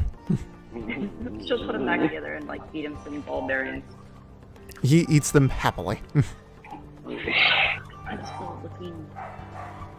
I'm gonna light a cigarette and feed Uba a piece of beef jerky. All right. You do so. Alright, so we're just gathering everything up, right? Yes. Yes. We have plans. We have a lot of moving parts right now, so we need to form a plan. Power up Abram's knuckle buster. So I think if we should answer the burning question, the elephant in the room. Yes, yeah, I think we need to go see the king and queen first too. I agree. But while y'all figure out a plan, I'm gonna be outside waiting. I need to go commune with Aphrodite, and I'm gonna walk out. Okay. I'm actually going to commune with Barngard. Okay. So Nox has officially walked out of Dipachunkana Hausa. I'm just outside the door, like you could see me if you like. Yeah. Yeah. Okay. So I'm gonna say he's standing like right here on the corner, just kind of leaning up against something. Sounds good. And as for you two, what are you two doing? Okay. Oh, here it is. All right. Abram wanted his knuckle buster. No, oh my God. Knuckle dusters. Knuckle dusters. He wants to get a power up for 2d4. And we already figured out that we couldn't do an actual form for Reagan Leaf because we can't separate her. Yeah. So he wants to get it. He wants to get his knuckle dusters upgraded to 2d4 radiant instead of 1d4.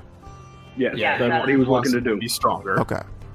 Yeah, that was when we asked about wulfstan or whatever. When we got told about that. That's Okay. Or he asked for a runesmith. He said it was in wulfstan. All right. We'll just go with that right now because I don't have anything else to give him in terms of. Thank God we have a note taker. Yeah, because without that, honestly, I don't know if he would get what he wanted. So the runesmith just so happens to be in the rear city square, which is where you guys are. So it's not that far of a walk. I got a commune too. Keep Yep, that in and mind. you're gonna commune. How about while he goes and talks to Aphrodite? We take these and get these upgraded. We take Miss Reagan Leaf here. Hi. And I can do that. hi. Hi. It's the most awkward hi ever. Valkyries. He's fucking just under his breath. Valkyries. I heard that. I'm tucking Buddy in. Wasn't trying to hide it. No.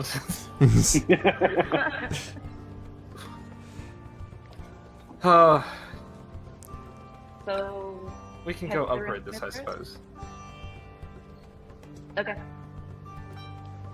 Come on. All right, Reagan Leaf. Come along. We're going. I am an angel of Torm, and I shall upgrade you get you upgraded to the best of my ability, to the best of what this roomsmith is able to do for your master. Okay. Got nothing to say. Okay, good. That's what I thought. Got nothing to say, huh? She just kind of looks at you with a pouty face because you gave her that Sin gave her that physical form. She like, huh, and turns her head away from you. Arthur's not nice. Nox, let's go to you first. Mm-hmm. You are attempting to commune with Barngar. Yes, I am. Okay. So, what do you want to do to try to get in contact with him? How do you want to try to commune? I am going to focus like I did the last time on Aphrodite, hoping he will speak to me. Okay. Worst case scenario, I get Aphrodite. I actually get my goddess. Roll me a d20, flat roll, and I want to see what you get. Flat roll. Let's go. 19. Okay. You hear a whisper in your head for a second. Finally, a voice comes through from the whisper. Trying to contact her again, are you? No, actually, I wanted you this time. Now that is interesting. Do go on. Well, see, the way I thought about it is if I think about her to try to commune with her, you always interject, which I have no problem with. It's annoying to pass message. It's like playing a weird game. But, to get you, I think that's what I'm going to start doing. I'll tell you what. You want to be... You want to commune. You want to commune with me. How about this? If you seek my, you can tell he's like twiddling his fingers as he says this. If you wish to commune with me, to contact me in some way, shape, or form, then simply say my name. Say it once. Can I do it telepathically? Because saying it out loud seems to cause a lot of trouble around us. That is your choice, but simply say my name and you will receive an answer. If I'm available, of course. Oh, of course. I would hate to take away your time. Now, he can tell that Nox is being a smartass, but he's being a respectful smartass. Sarcasm. I suppose it suits you. You've met me. This is me. This is the new me, apparently. No, actually, you plan to be king, and you said you may or may not help us if you have the ability or the whim to do so. I wanted to talk to you about your new kingdom. Lucerys. So you heard. Who told you? Nobody's told me. I've just kind of put the puzzle pieces together. I may be big. I'm not that smart. But sometimes I make smart moves. Alright. Fine. I'll take you at your word. What is it that you wish to know? You want the capital. And Lucerys is really, really run down. Yes, I'm aware that buffoon Romulus has been wishing for death for some time. That we agree on. Now, understand, me and my compadres cannot do that because, unfortunately, you're not in power yet. So it's not removing an entity, it's just making us outlaws. And we don't want to do that because it wouldn't help anybody. What if I told you that I know a champion of Hades, and the person he's with right now, as you've told us, cannot be trusted? What if you used him as a spy to help you get power, with the offer that he comes to help you in your new kingdom to rebuild. Which one do you speak of, Taruka or Nadar? Nadar. He has a child. He's raising the next champion of Hades. And eventually I have to give him this sword. Very well. I mean, I believe you could use him in the background. You know, use him to do what you need to do. But asking you to look out for him because we don't trust Ra. As a group, we haven't trusted him.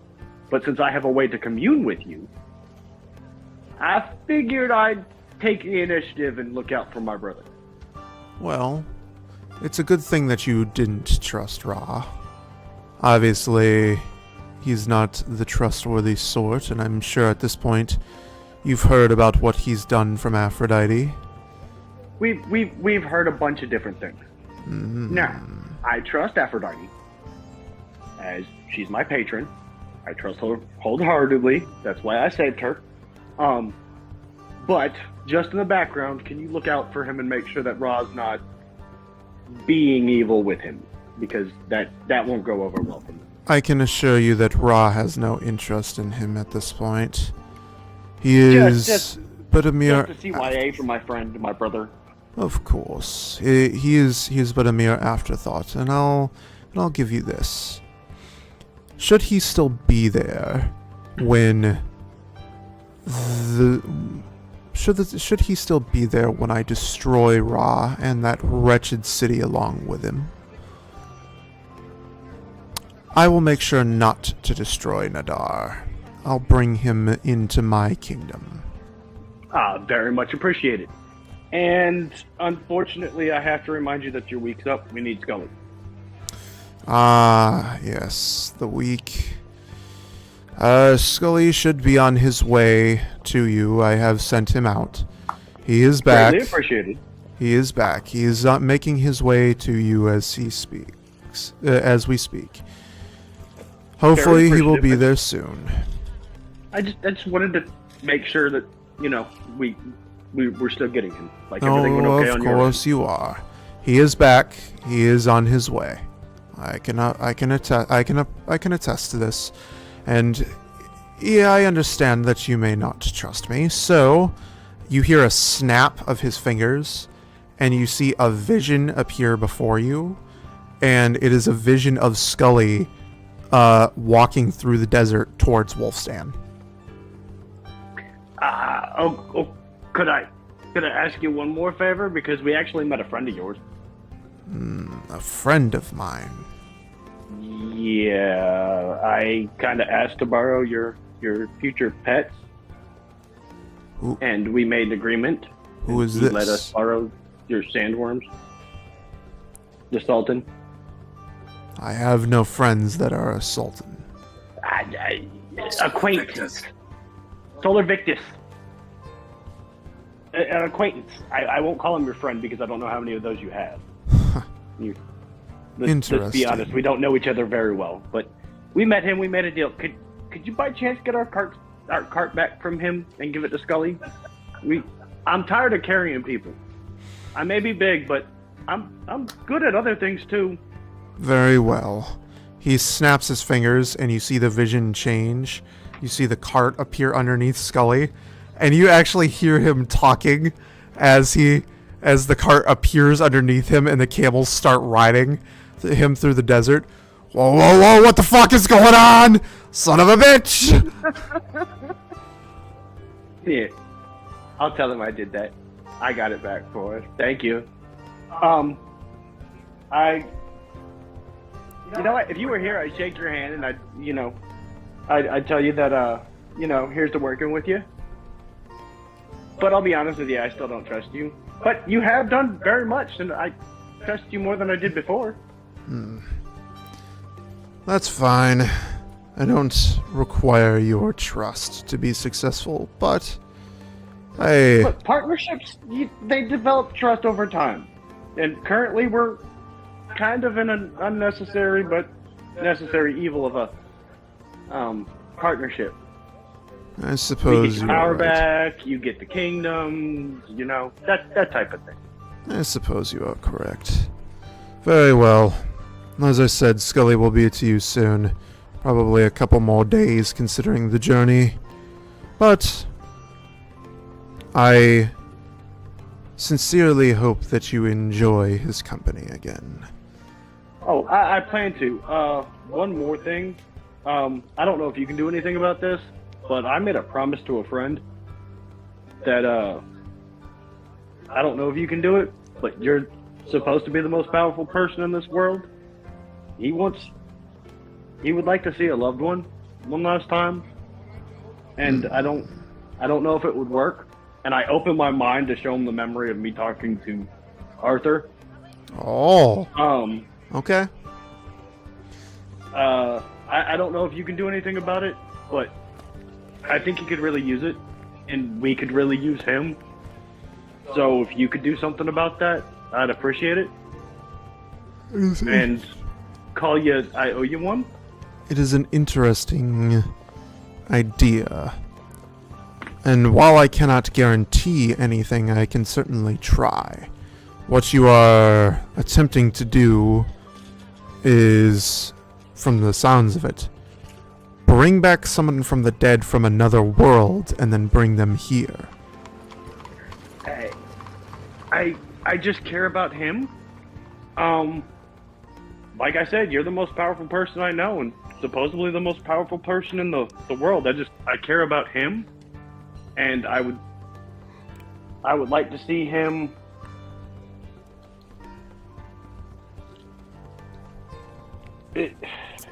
You'd like to see him happy. I'd like to see him whole. An interesting He's got notion. a voice right now. Like I said, I don't know if you can do it, but it was his true love. So if there's something you could do, I will appreciate try my best to see what is possible and within my reach of power. Again, summoning an outer god is not exactly an easy task, let alone bringing back someone from the dead and then summoning them to this world via said outer god. it would get you a queen. I could say that. I don't know if that matters to you, but think about it this way. Aphrodite's the god of true love, so imagine if you were able to work your magic to do something for true love that she already has a crush on you. This might do that much more. I don't know.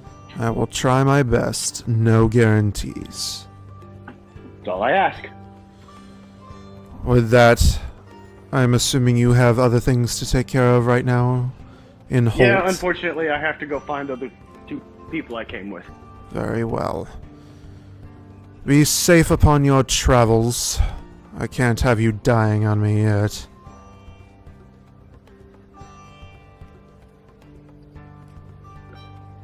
And I walk away to look for Sin and Arthur. Yeah, All right. Wait, that was why. There's questions now.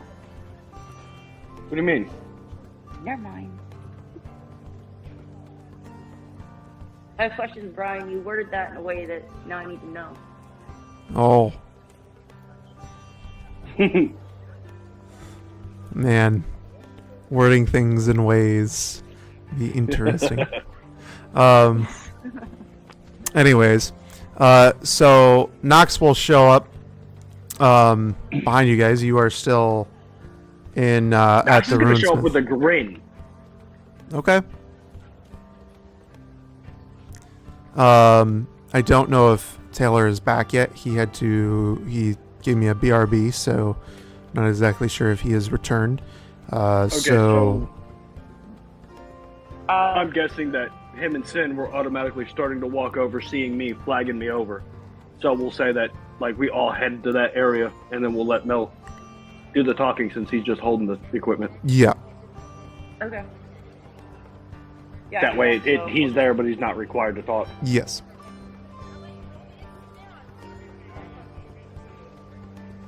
Hold on, I was writing something. You're good. This is why we started early, because there's a lot to do in this session. Yeah. Nah, what were you doing? I was talking to Aphrodite. That's what I was doing. That's not what I was doing at all. Uh-huh. It's just glaring at him. Zane, what were you doing? I was talking to Bonegard. Okay. He's gonna like shrug his shoulders and tuck his head. I was talking to Bonegard. How are you talking to Barton? We don't have to worry about the king anymore. And the Dar's taken care of, and I had him talk to Aphrodite about Arthur's old lady, his true Serena? love. Yeah, her. About seeing her again? Yeah. Look, he's the most powerful person I know, and he's with the goddess of love, so... Is there any way I can, like, Okay. check Knox to, like, basically get, like, a word for word of what he had with Barngar? What's happening? So yeah, you missed some exposition.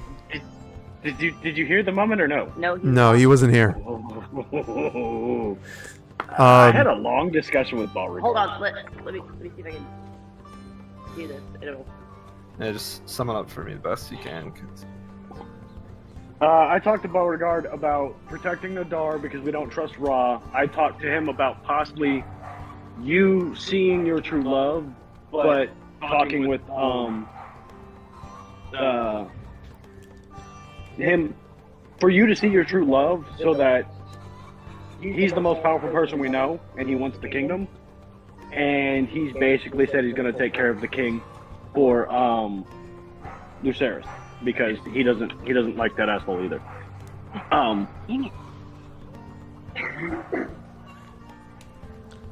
In other words, big shit. So yes, that is what took place in that conversation.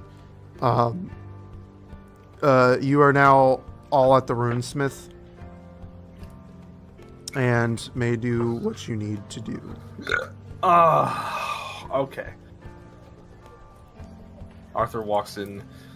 Alright, we're here. Hello? Hello. Yes, good afternoon, sir. Let's just make this quick. I have these lovely knuckle dusters here that I would like you to upgrade for me. All right, that shouldn't be much of a problem. Let's see what we can do here. So this is a dwarf, with a white beard on, or white beard on. Yeah, he's got a long white beard, and he seems to be an elderly dwarf. Who is very skilled in the art of rune crafting and rune, basically putting runes into swords. Just gonna try to stay as close as you can with Reagan's prestidigitated image. Mm-hmm. Just gonna introduce him and say, "This is Reagan Lee. She kind of lives in those." And by the way, sir, what's your name? My name is Dougie. Dougie, indeed. Oh, teach me how to do it. No. My name is Dougie the Dwarf, and I used to have a brother. His name was Diggy. We met two kobold questions that were named Tink and Dink. Tink and Dink. Yes, I also had long time ago. Poor bastard. It was my cousin. His name was Holt. Why was his name Holt? God dang it! Okay. Oh, you. It's better than shovel. I am a dwarf and I'm digging a hole. Diggy hole. Oh God, I love putting in fourth wall break. So your cousin was named Dwarf, wasn't it? Was named Hole, Yes, as in Diggy Hole. yes, indeed. Arthur has the most unimpressed, unamused face you'll ever see. And just hands it and just Sir Diggy, could you please humor me? That's Dougie. His brother's name was Diggy. His name is Dougie. You're talking to Dougie. And his cousin's name was Holt. The fucking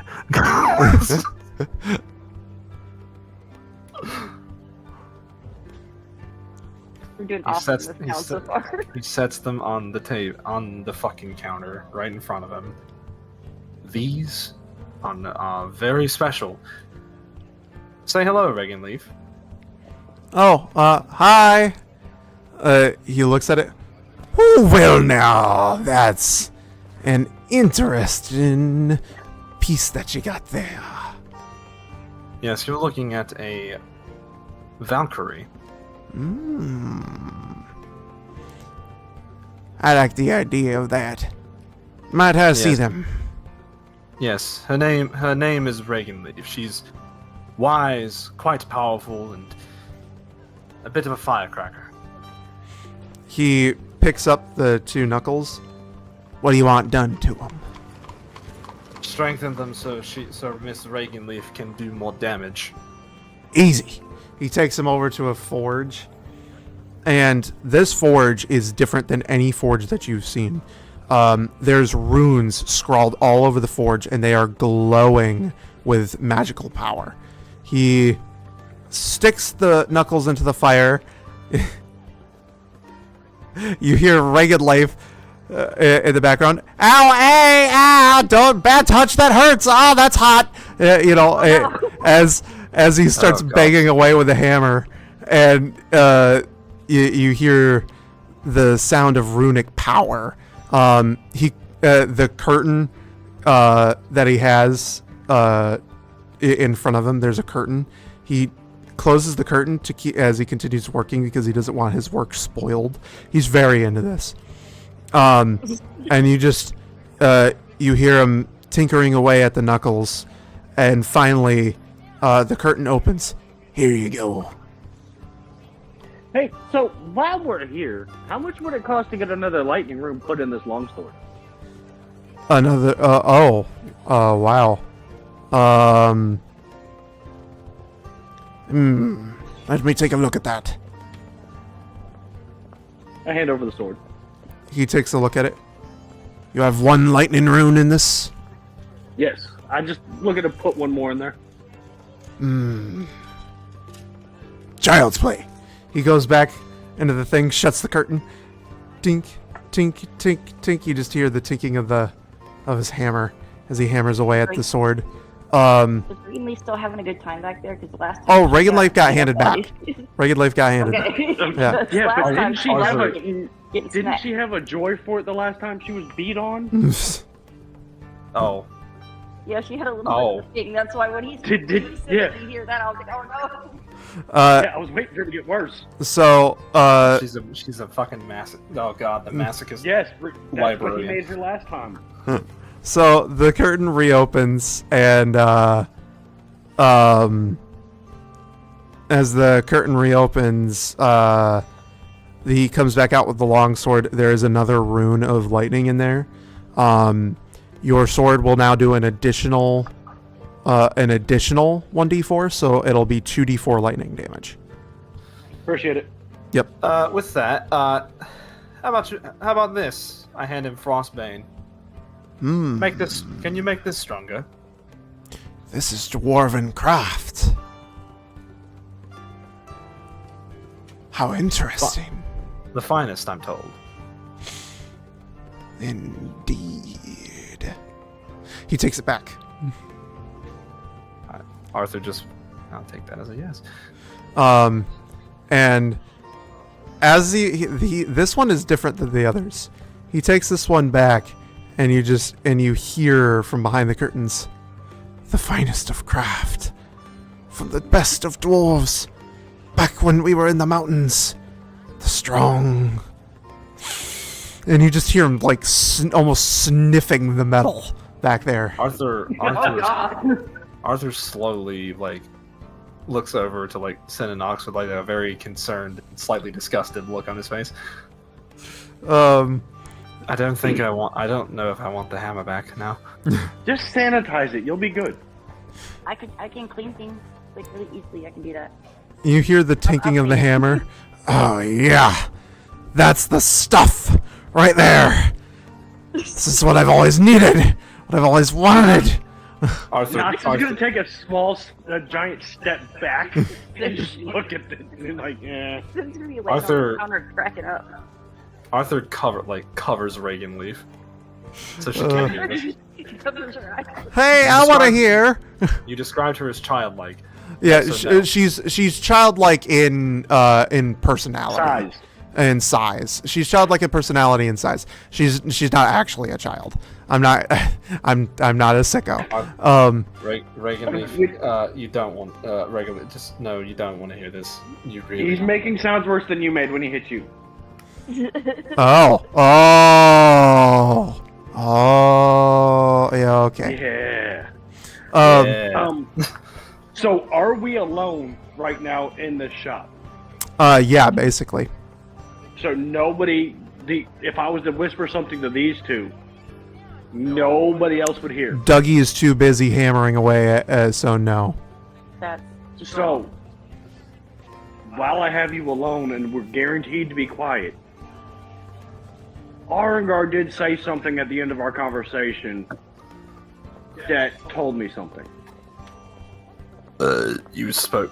Oh, what did he say? He kind of said, he couldn't have, and I may get this wrong, but he couldn't have us or he couldn't have me dying on him yet.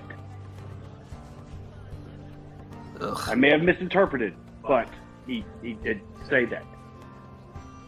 maybe he's just using us as puppets since he doesn't want to do anything right now. Look, I don't care. He was actually kind of friendly this time. I liked talking to him this time. He was entertaining. Well, I did like how he made sure that Aphrodite got somewhere safe. Well, that did catch me off surprise, but yeah, he did. Yes, he did, but I still don't trust him. I don't think I ever will. Look, he kind of, I'm not gonna lie, dude, he kind of bitch smacked you. Anything that powerful, I don't know if we want to make it an enemy just yet. Arthur like clenches his fist and squeezes Reagan Leaf. That's hurt her. So as you say this, all of you are going to hear a voice echo in the back of your minds. He's not wrong, you know. Who the Who's hell? not wrong? Stop being so ominous. Detailed. People keep jumping I'm ahead. so sorry. I completely forgot what today was. I have. Oh. Oh my God. Let me update you. Yeah, Here. so we've You been have a getting serious headache. You are out cold, and I have done you a huge fucking favor. Yeah. Okay. But you have a lump on your head. Yeah, Okay, you might want that's to fine. you might want to Alright. get to the runesmith as soon as you can because we just upgraded Reagan Leaf. For you. They just Nice. upgraded Reagan Life for you, so Nice. Sorry again. I forgot what day it was. all good. I Good. just saw your guys' messages. I'm so sorry. But that's what we're My telling you. We got- my family Thanksgiving was yesterday, so I kept thinking it was Friday. No, yeah, we had family pop up on us too. Like, But needless to say, we didn't forget about you. We actually detoured to get your stuff done. yeah. Thank So you. currently, I'm- right now, Reagan Leaf and Bitey are with us at the Runesmith right now. Yes. They took good care of you. Thank you. I kind of hit you in the head, though. Well, correction, you hit yourself in the head. So that That's lump came fine. from That's you. fine. That's fine. Okay. I had to roll for you. And it was a nat 1. I only rolled an 8, so Yeah. It was a series of bad rolls. So anywho, other than that, Yes, Reagan Life is. Well, actually, I'll put Abelin up by the tavern since they're the inn, since that's where he is. Switching my headphones. Sorry. Oh, you're good.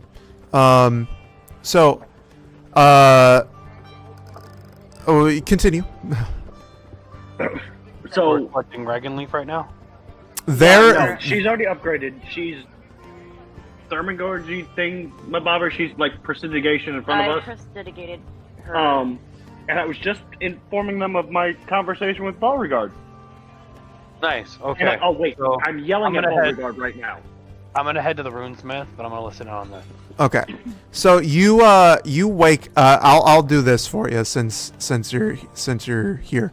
You wake up in a bed in an inn, not in the same place that you were before.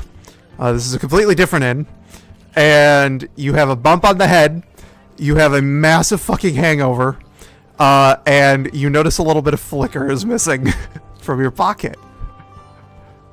Yeah, I already knew they robbed me blind. I figured. So, No, I only took enough for the room. so, I paid for I this figured. room. so, I figured. that is where you are right now. You can do what you will. Head to the Runesmith. Oh yeah, you'll notice that Reagan Life is gone too. Yeah, I'm gonna head to the Runesmith. Okay. So you pop out of the inn, just absolutely like dazed, like what the fuck happened? Where am I? You see, you feel with your magical awareness, that Reagan Life is over in the Runesmith. So you decide to head over there. And when you arrive, you see Sin, Nox, and Arthur all standing around.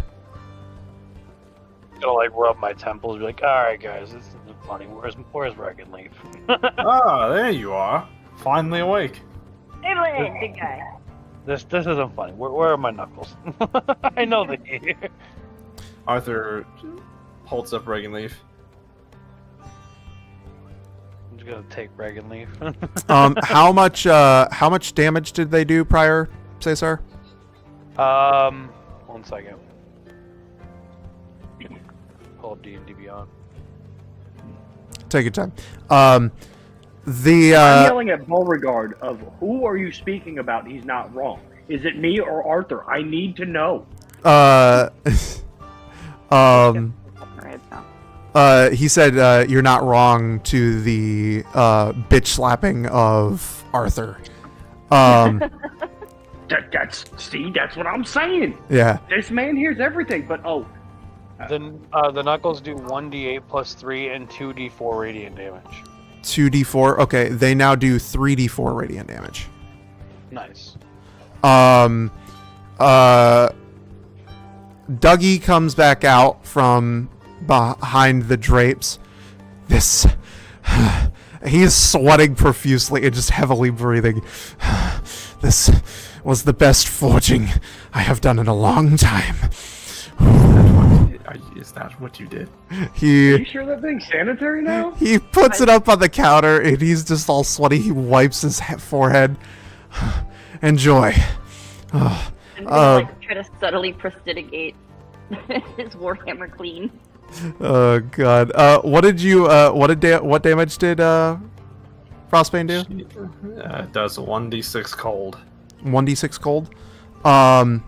Is that all it did? Was 1d6 extra?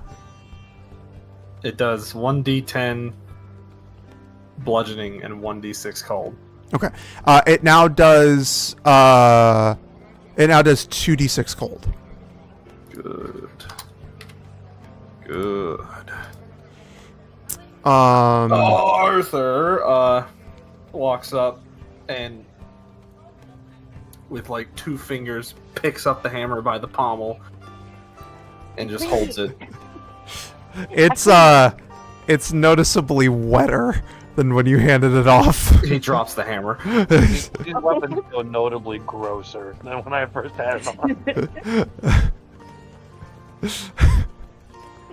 And what fucking wipes his hand on his fuck.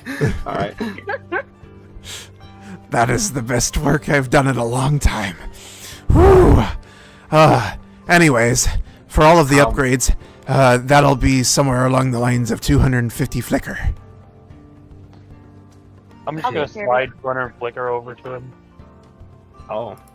Oh, I was gonna do it. That's fine. I got $6,000. It's not. It's a drop. Oh, yeah. He takes oh it yeah, I forgot happily. Your money pockets. Yeah, we got money bags here. Yep. So he has the flicker, and Oh, he didn't get a chance to take a bath, did he? We'll say he did. What? We all took a bath. We all took a bath. yeah, Yeah, we'll God, I we'll took say that. we'll say That's that you. Okay. I was a little mountain boy. All We'll right. say that that Knox was gently rough with him and just scrubbed him down while he was still out cold. Okay, cool. Force I feel like I cleaning. was molestedly- I feel like I was molestedly bathed, but okay. Oh knocked- god. touched I me mean, in a you were foot. knocked the fuck out. I Like- wake up and my butthole's a little sore. Oh no. No, Naked no. adventurers working it out in Ram. Damn. No. So, that is done. You have received your upgrades. What do you guys want to do next? To the castle. Yeah. All right, to the castle it is. I'm gonna go What are we going talk. to the castle for? We're gonna Yeah, go talk we to gotta- the lion and lioness of the king and queen. Not totally not god and goddesses. What? Yeah. That sounds very like god and goddesses. Because like the problem that we're running into is that there's like dragon-like creatures that have been like basically killing everyone in this kingdom, and everyone's scared to talk about it. On your way over, I'll put the scales and everything. wait. I said, on the way over, I'll show Evelyn like the scales and everything. Oh, okay. Yeah, that's right, because he was passed the fuck out drunk. They'll explain to you that while they were in Gerasnitz, before they came to Holt, that night they had heard loud footsteps outside of their window, and they had heard growling. And when they went to go check it in the morning, they found dragon scales and footprints that were large and draconic in shape, but they weren't the size of an actual dragon's footprints. The dragon scales are colored different colors. They also had staples that came with them. The colors, what were the colors again? You could Yep, give me 2 seconds. go over that, note taker. Those Green, sound black. valuable. Green, black, blue, white, purple, yellow, red, and orange. And then we have one that's special. It's charred black with cracks of orange, almost like a charred ember. And it's actually warm to the touch. So Sound very magical and very expensive. there you go. Hold on. You want to hold one? That's one thing. Yeah, I'll let him hold it. Okay. Which one are you giving him? Which one do you want? The prettiest one. So I'm gonna dig through and then give him. I'm gonna give him the orange one. The orange one? Okay. So you take the orange scale, and the orange scale is fuck me in the ass. The orange scale is like, how do I put it? The orange scale is just very shiny, almost like it's glowing in the sunlight. Like this. I'm gonna put it in my pocket. You're gonna pocket the scale, okay? I'll pocket the That's scale. fine. He's giving me the rocks, so it's okay. So you pocket the scale, and on the way over, you bump, and I'm gonna say this, Sin, you bump into someone. Damn it. You did it now. You gotta kill them. Wait. They were in our path. I'm the smallest one. They're in our Yeah. way. We gotta kill him there in our way. Only you bump into this person, but he seems rather familiar. In your dream, from the walk over, you remember a man that looks like this. You remember that was Gerasnitz. What you see is very similar. He looks like that. Okay, so not the same, but Very similar. You bump into him, he looks at you and grunts, "Watch where you're going." In a very familiar voice. Actually, it's identical. Sin's gonna stop Knox cold and say, "That's him. That's the one I was telling you about. I dreamt about him."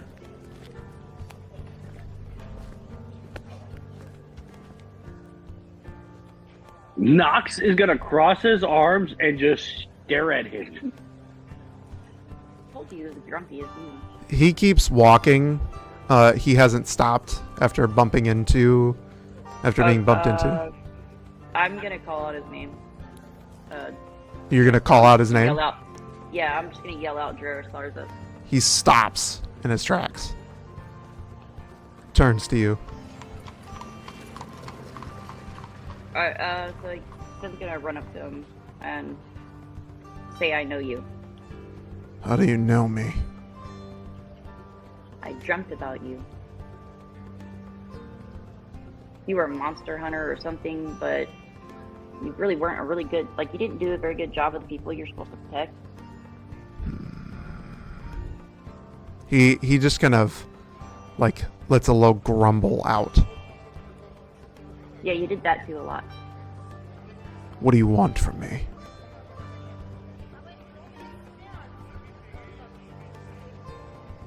How is it that I dreamt about you, but nobody else? I've never met you before in my life. I don't know who you are, where you But I came know from. your name. That is interesting to me, I suppose. You... Knox is gonna slowly like motion for the guys to slowly start spreading out behind Sin, just in case this goes south. Oh dear. Are you magical in nature? Is that why you know me? Do you read my thoughts telepathically? Is that what No, it is? I don't do that. That guy over there does that. That's not me. He looks over at who you point to. Arthur. He looks over at Arthur. He kind of it's almost like he, in a sense, like kind of sniffed the air a little bit, but it wasn't like a sniff that's noticeable. It's almost like he caught the whiff. He looks over at Arthur. Angel. That's fine. I know what you are too. What do you know? What do you know of me? I don't just know. I've seen you change. It's part of the witch's school. Well, it'd be nice if my friend didn't think I was crazy, but why are you here? I'm here to deal with the problem at hand. I was one of the few hired by the king and queen to deal with this threat. So you're hunting monsters again. Of course. What else would a witcher do? I don't know. I don't know that much about you.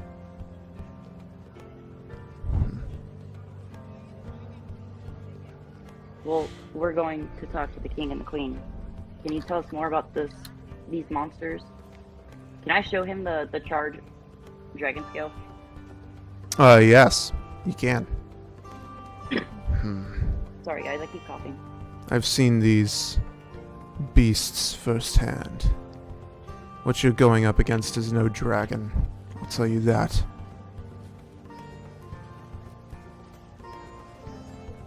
Is there more you can say besides that? I've never seen a beast like this before. I can tell you right now, they aren't natural. The only thing that I can say is that they were created through some kind of curse, hex, or other magic.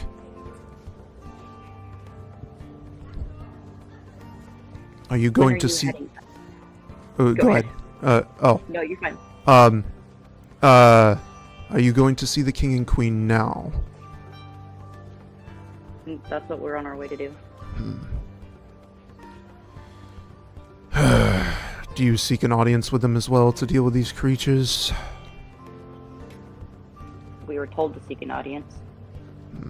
Well, I'm not one much for working in teams, but Yeah, I know. I suppose that I could accommodate you.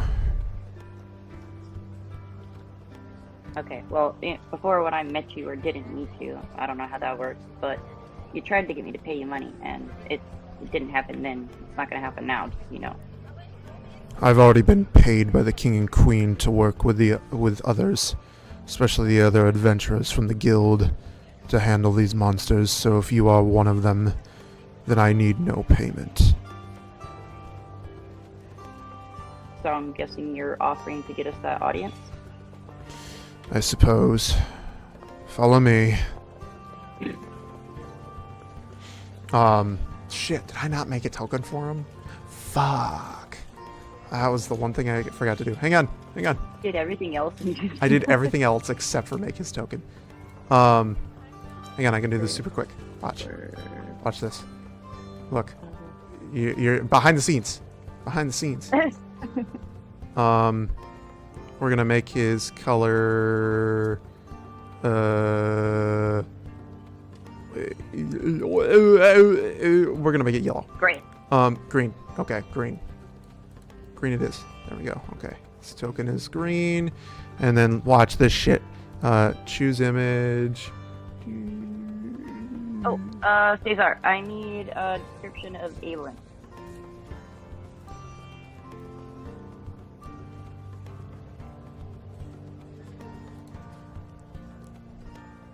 Look at that. Look at that shit. Look at that shit. I did it real fast. I'll fix it up later. File, or no, I'm sorry. View, hide show UI, images, upload here, downloads, token 1, boom, boom, boom, done. Like a badass. There we go. Okay. And that is how you quickly do things on the fly. Anywho, Dreris is now leading the group. He pushes past everybody and walks through the gate. Who's this guy? I don't know. I had a dream about him, and then Knox says he was never there, but he was there. Like an asshole. He's an asshole. Yeah. I warily follow him. Alright. I'm just gonna try to fill Evelyn in on her On the dream. on the dream / vision altered memory thingy. Okay. So she fills you in, and to give you an idea, it's literally everything from the one shot. But only Sin remembers it.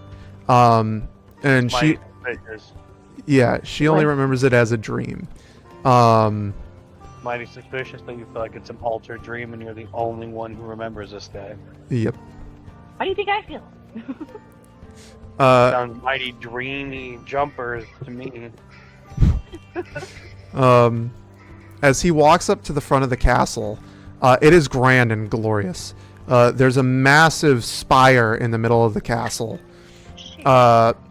And it is just absolutely gorgeous to look at. Multiple buildings that surround it. It's a big castle. And he walks up to the front door, looks at the guards, tells them to move, and they do so without question.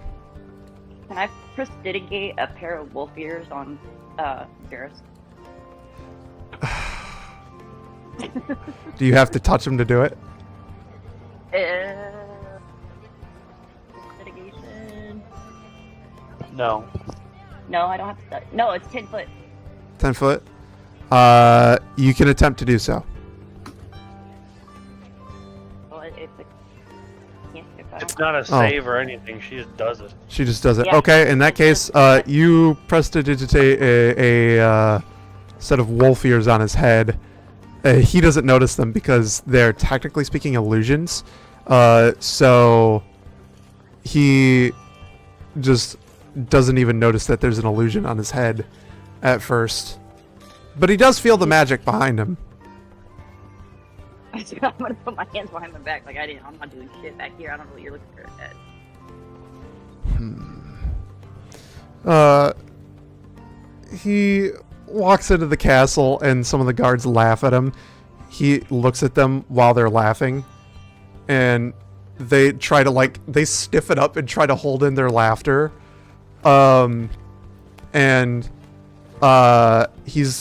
He's like, "What's so funny?"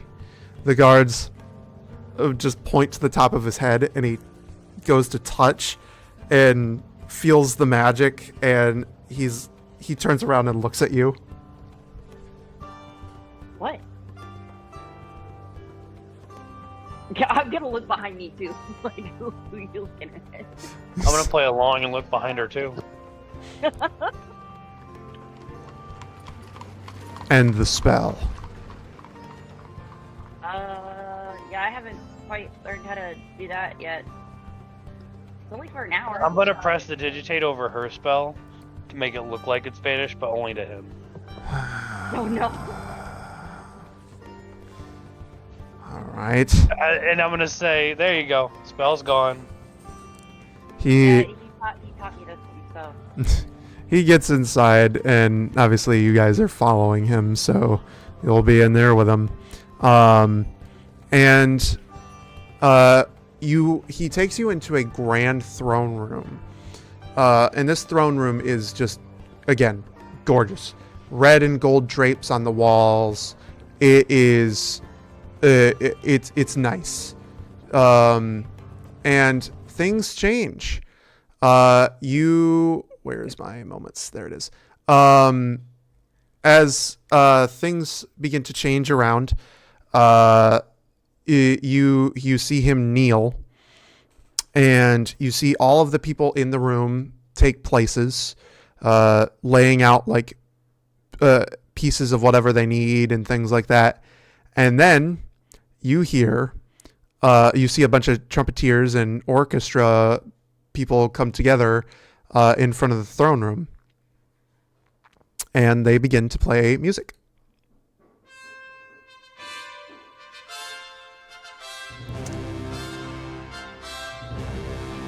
As the music plays, you see two people walk into the room.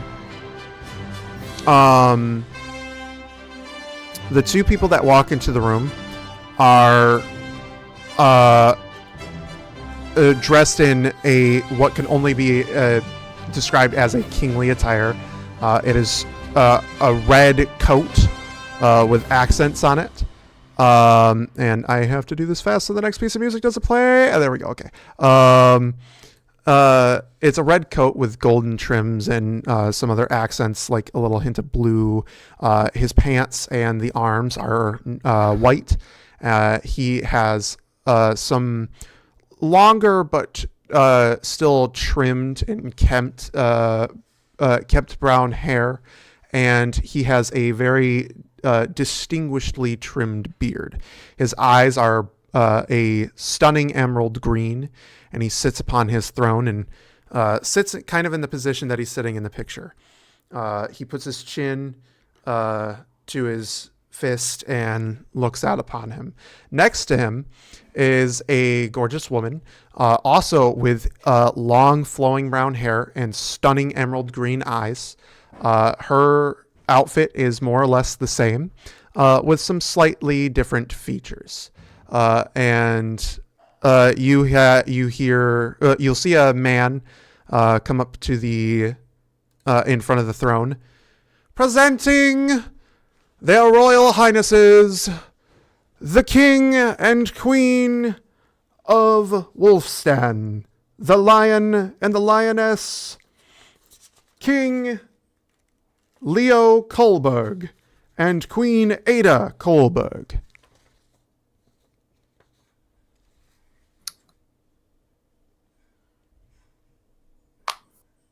Sid's gonna look at Arthur and go ahead, my lord. Arthur steps forward. Okay. Greetings, Your Majesty. In fact, screw it. Arthur fucking unfurls his wings and taps into his holy power just enough to make his eyes glow, basically revealing that he's an angel without going into his angelic form. They look at you. Eyes slightly widened, impressed that an angel would show up before them. He looks at the king. Looks at Dreris. Dreris, who are these people? Dreris looks at King Leo. They are travelers seeking an audience with you. I told them that I'd bring them in. We, Your Highness, are you may call us the Forsaken. The Forsaken. Taken 4. Forsaken 4, yes. Forsaken 4. Well, I am Artorial. Well, it's Standing beside me is Lady Sin. Behind me, Nox, proud warrior, barbarian, and my best performance as of a like a nobleborn go. And I, your Highness, is Ablin Origin. Well, with the most uppity demeanor I could have. Well, it is a pleasure to meet all of you, but I do not understand the formalities. Are you adventurers? Quite.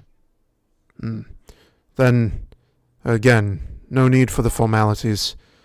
Right now, the only thing that I'm worried about is keeping my kingdom safe. Safe from what? From the threat that currently plagues our once peaceful city. Would that be the threat of these dragon scales being dropped everywhere? If I could, Sin's gonna raise her hand, and she's gonna grab the charred scale out of her pocket and see if she can walk up to show it to him. He looks at the scales. So you've seen the creatures? What are they? I'm not entirely sure myself. All I know is that they are hulking abominations of flesh put together.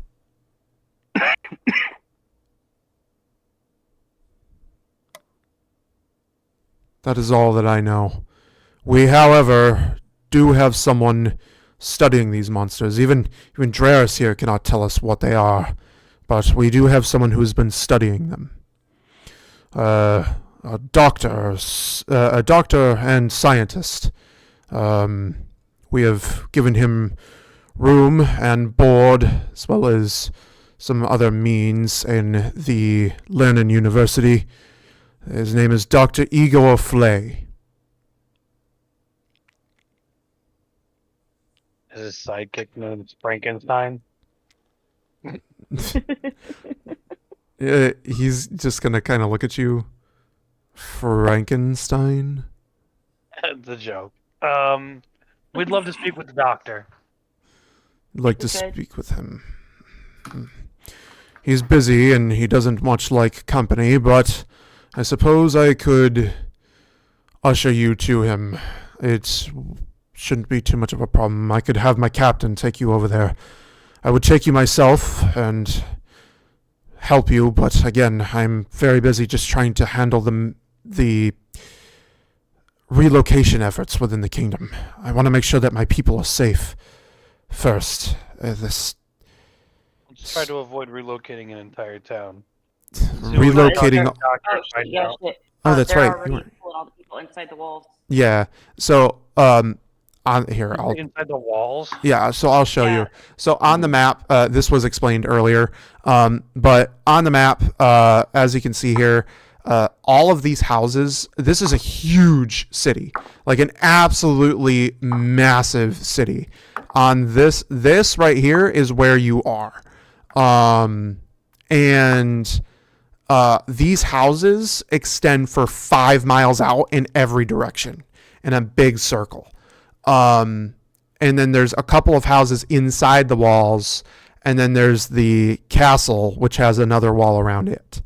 They are relocating all of these people outside into the castle walls, or at least attempting to. Interesting. So that is what's going on, just to fill you in. But anywho, so yes, that is, I'm in the process of trying to get my kingdom safe, the people of my kingdom safe. I can't waste time escorting people around. Well, we'd be happy to show them everything that we found to try to help in any way we can. We've seen quite a bit that you care about your people and they care about you. That would be extremely useful. Can I do an Arcana check to see if he's a god? Sure, go for it. Uh-oh. 20. Nat or Jesus. Nat 20. Nat 20. He's not a god. What about her? Nope. So sweet with it, too. They are both. They are both human. Arthur, Really? Arthur, with this realization, pipes up.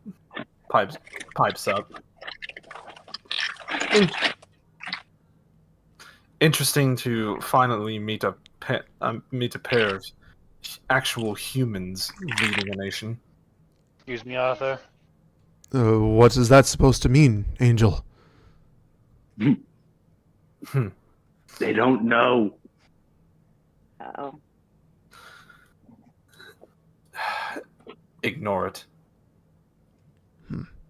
Very well, if you say so. I don't want to ignore it. Hold on a minute. I am. Yeah, I'm also human here, kind of half. What's going on here?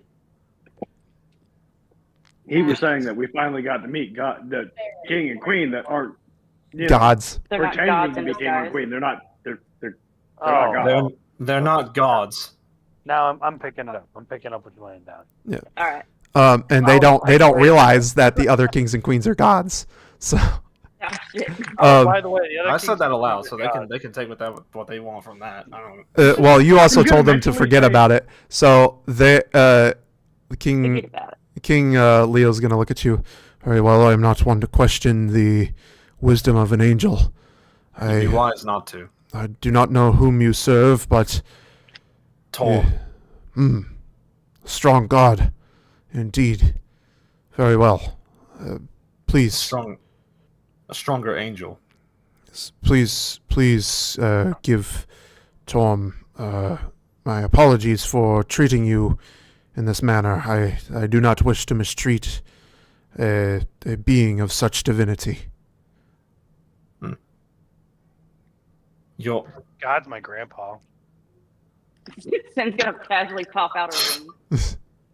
Fun fact. Fun fact. My uncle. As I said, forsaken. Knox is just gonna look down at the ground and light a cigarette. Knox is so done with us right now. He looks over at the Now, corner. strike poses, everyone. Captain Theo, if you would, please. I just thought since we were name dropping Arthur, we just let's do it. Yeah. Captain Theo, if you would, please. Take our adventurers here and this angel who clearly leads the bunch. Demigod. Please take them to meet with Dr. Igor Flay, if you would, please. Leader, I have to teach him to fly. Also, who deemed Arthur the leader? When was this boat had? Lord Arthur to you, sir. So, Lord, like, rock. look, I've been letting the angel talk to everybody because I'm tired of talking to people and I just want to hit people. That's fair. I'll shut up. I don't want to talk to people anymore. But so a man in red armor, and yes, his armor is like red. You can tell he's the captain of the bunch. The rest of the guard's armor is like white. His armor is pure red. Ooh, shiny. Yeah, he comes up and he goes, "Come with me. Nightfall is quickly approaching, and curfew will be coming with it. I'd like to get you to Dr. Igor Flay before that time comes. Curfew. Please follow me." We got a visual range of everybody else, and it's just us and the captain. I'm gonna start like mimicking his gait, like extravagantly. Draris is going to follow you as Theo leads you through the city, and Knox is gonna hold his hand up and go, "You're not needed for this. We're gonna handle this as the chosen ones. Thank you very much." Draris looks at you. We got a prophecy. Chosen ones. Draris looks at you. Chosen ones, prophecy. I don't care. This is my job. I was hired to do it. If there's information to be given, then I am to be present. I think he needs a drink. Just stay out of my way. No ab. No ab. No ab. I'm just gonna start chanting no ab as we walk. It's not loud. It's just a low chant of no ab. 1v2 us, motherfucker. That'd be You, bad. I'll say this: you guys aren't just chanting it, or you're not just chanting it. Every time you say no, Ablin says ab, and you just kind of like in sync with each other. No ab, no ab, no ab, no ab. So it's like it's almost like you've got like a little drum beat going on between each I can other. only imagine what Arthur and Sin are like thinking. I'm gonna press the digitate a little drum beat behind what we're saying too. So if like Arthur and Sid did the same thing, I guess it would be arson. Oh God! No ab. Yes. Oh God. Arson. Oh God! Down on fire. So You know what? Knox is smiling. Since we're doing teams, here we go. Fucking arson. arson Look, and no ab Noab. is the shield. Burning shit Arson down. is the damage. Yeah, burning shit down. Oh God! So you get led into Lernan University, and you're walked through the halls. Now turn and hit. Press the digitate because I can hold 3, and I'm gonna give Reagan Lee for anime form again. No! God damn it! Oh, no. She was prestidigitated by Sid as something better. I think this is an improvement now. Sid Maker. I had her describe herself. She was cute. She's 4'11". She's got like straight shoulder length white hair. She's got cute little nerdy glasses. Yeah, fuck that mess. Anime girl all the way. It's just very extravagant. She looks at herself. God damn it. I just looked at her. What'd you expect? You can do better. Anyways, so after all of this goes down, you're led into Lernan University, and you're led through the halls by Captain Theo, and you're led into a laboratory. In this laboratory, I'll keep the music going for now. I almost forgot about that. I didn't think about getting music for this part, but it's fine. We are the Ginyu Force. So as you walk in to the laboratory, you're met with a man working on science experiments. He's bald and slim. His skin is pale white, and his eyes are noticeably brownish / orangish color. Anna, check. Arcana check. Arcana check this man. Go ahead. I didn't think you'd actually let me do it. Hold on. Of course I'm gonna let you do it. Natural 19 plus. The 21. Modded 21. Okay. You don't sense magic from him specifically. You sense magic all around the room. There's magical and scientific components in this room, and there's so many of them that it's hard to tell what's magical and what isn't.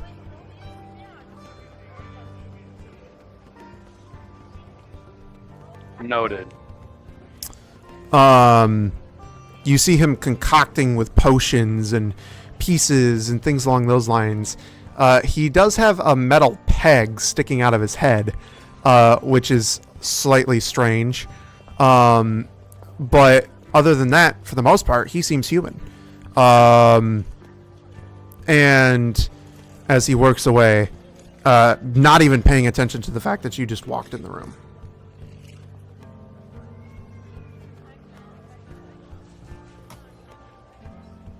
What you making? He turns and looks at you. Who are you? What are you doing in here? I'm We're- Abel and we're Orange. Noab. We're here to talk about the weird things that are destroying the people of this country. Captain Theo steps. Noab in Austin.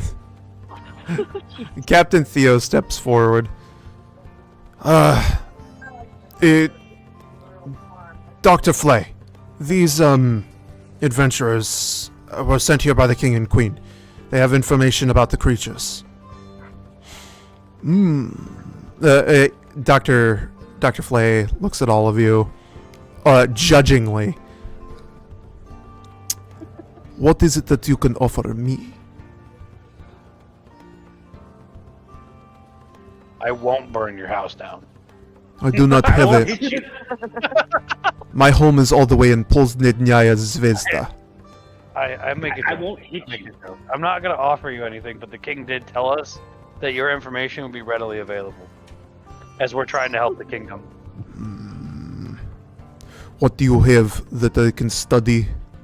And in return, I will give you information. Sin's got these neat little scales. He looks at Sin. You have scales from the creatures? I'm gonna pull everything out, but I'm gonna look at him like very judgingly and be like, "You can't keep it, but I'll let you see," and I'll lay them out for him. He scoops them up and looks at them and studies them. He starts pulling out magnifying glasses, primitive microscopes, things along those lines, looking at all of them individually, and he's like instantly on these things. It seems as though this is much... Oh, very interesting. Yes. Yes, very interesting. Let me see your research. These creatures, they grow stronger by the day. Then that's why I want to see your research. We know what these are. I want to see what you got. He looks at you. They are a type, to my knowledge. They are a beast that was created. They are not natural beings. They are draconic in nature, and from what I have seen, they each have a different... each of them has a different ability in terms of draconic nature. So by color, like other dragons? Yes, very similarly. Well, What does each color do? Each color comes with a different type of element that the dragon brings. Some spit acid, Which one's spit acid? some breathe cold, some can manifest lightning, others can kill you with poison, fire, One could say that some even cause necrosis of the skin. Others are shimmeringly radiant like that of the sun, and others are of a different nature. So, One- like this But one. which right colors here, do what? Interesting to say. The black ones, I believe, are the ones that spit acid. The white ones are the ones that I believe freeze you with cold. The blue ones, I believe. All this- What? Oh, yes, in the note taker. Yep, I'm writing it down. I got you. The blue ones are the ones that I believe shoot lightning. The green ones, I'm not exactly sure. I can't remember. I believe the green Poison. ones do poison. The red ones do fire. The purple ones do necrotic. They cause the necrosis of the skin. The orange ones are the ones that use the radiance of the sun. And the other one, that is the interesting one. It creates some kind of unseen energy that we do not yet understand. But we know that it causes extreme burning to the skin and lots of pain. It's almost as if he says pain with a smile. Yeah, I'm gonna pick up on that. So, the way he describes it, would that trigger anything in Sin's memory that we've gone through? Yes. Do I have to do a check for that, like history check? Anybody who wants to try to remember what this is, give me a history check. Yay! The fuck you mean anyone? Anyone. Heck? 17. What was it? 17? 17? Okay. That's 5. You got a 5. Well, you aren't remembering shit. Oh no. Sin, you remember that this is very similar to the to a couple of things. The black sand within the catacombs underneath Ra's castle. It's similar to the radioactive blood, or the oozing red blood that came from the massive creature that that has attacked you twice now. And it also is reminiscent of the energy that you felt from the bomb that you saw underneath the catacombs as well. Okay. Hold on. I can't talk and fucking write. So, Sin's gonna hold the scale and then turn to them and remember when we were under the temple? Evelyn, you tried to scoop up the sand and it My pocket sand? Radioactive pocket sand.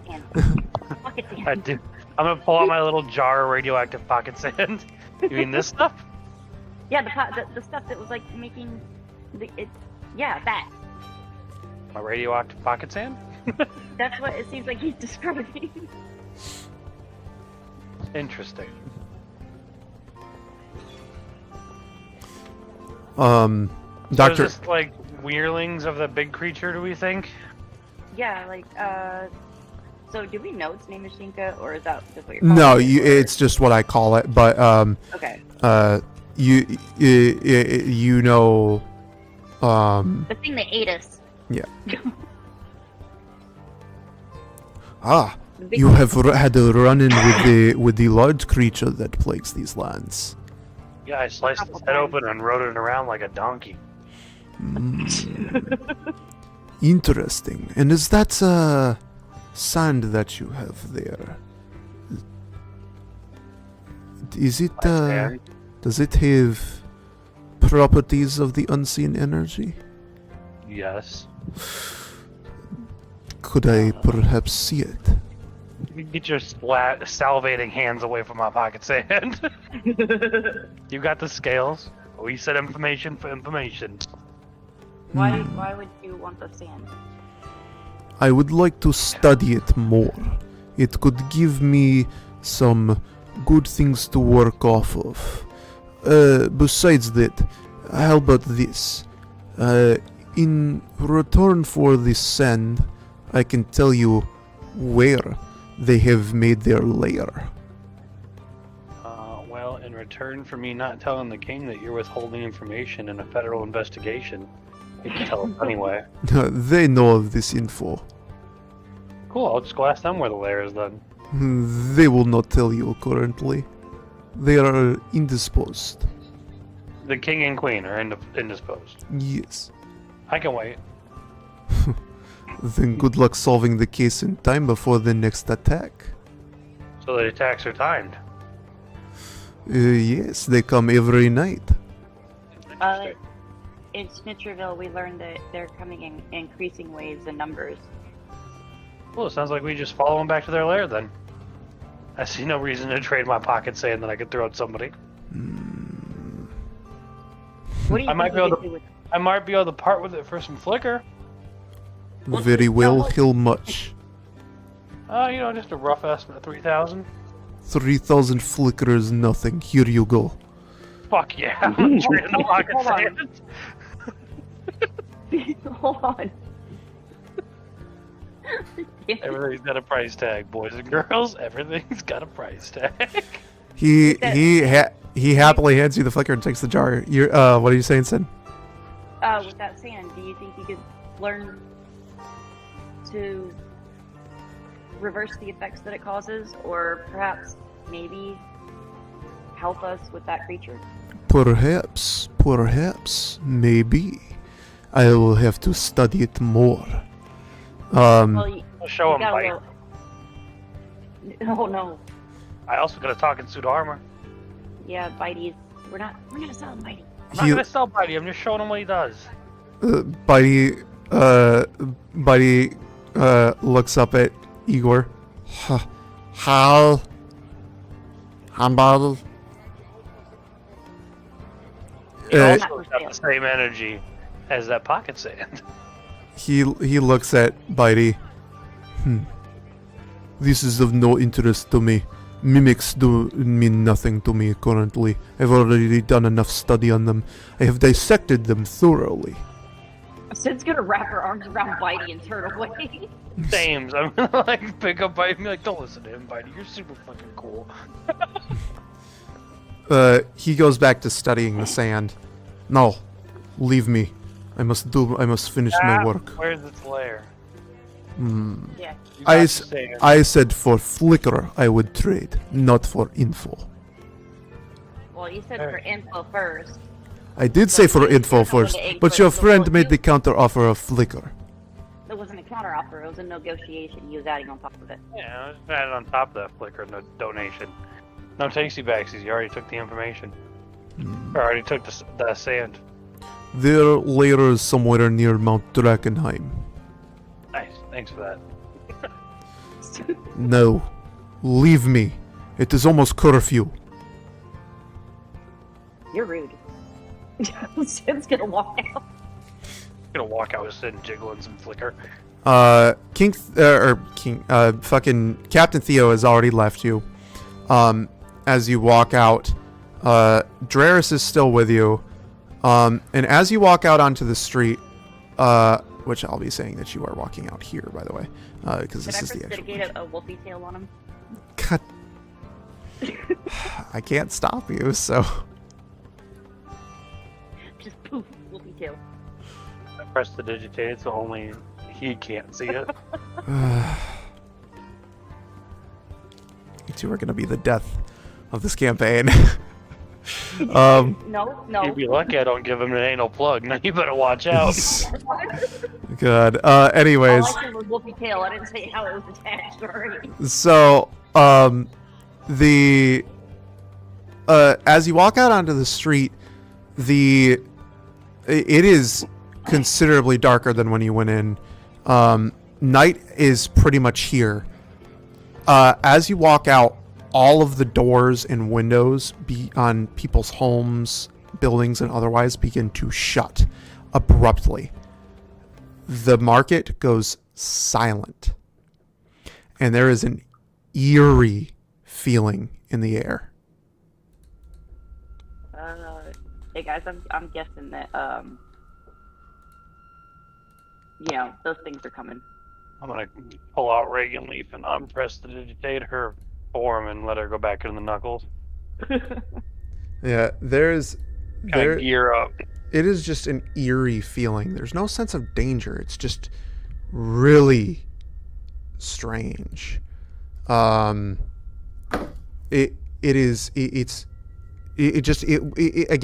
it's like everything just fell silent.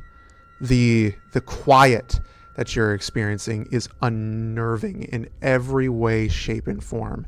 And every bone in your body, despite the fact that there is no current danger, is saying,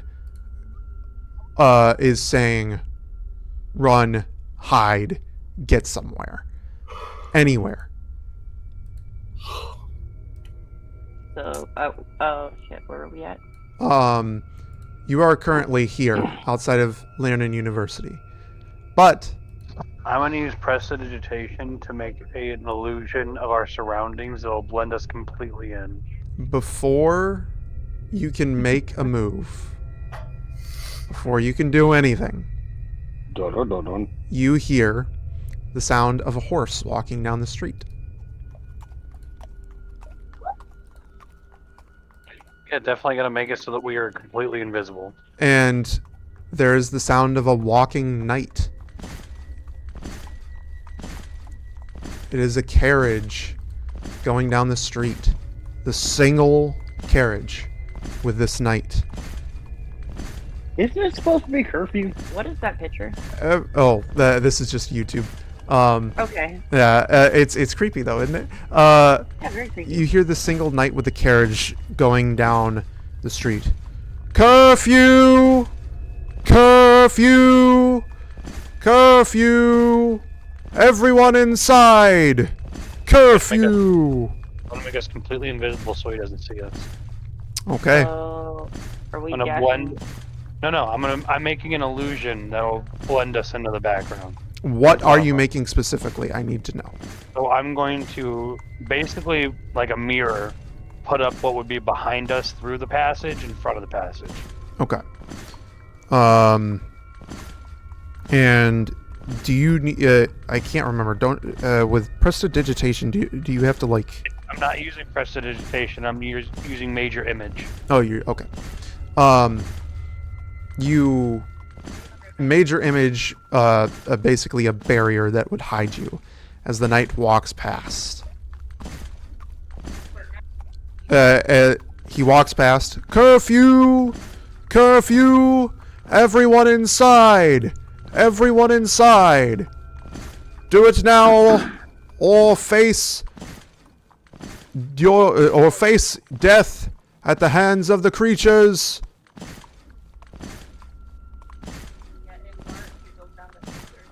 Sorry. The knight Hiding. the knight walks past you, and his footsteps get quieter until they fade. The horse passes by, and you're left in the eerie silence once more.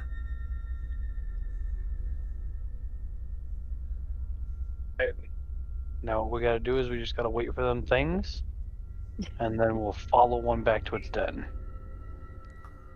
We want to follow it back? Yeah, I want to know where these things live. I'm gonna blow it up. Well, we have some advantage. If we know they only attack at night, we know where their hideout is.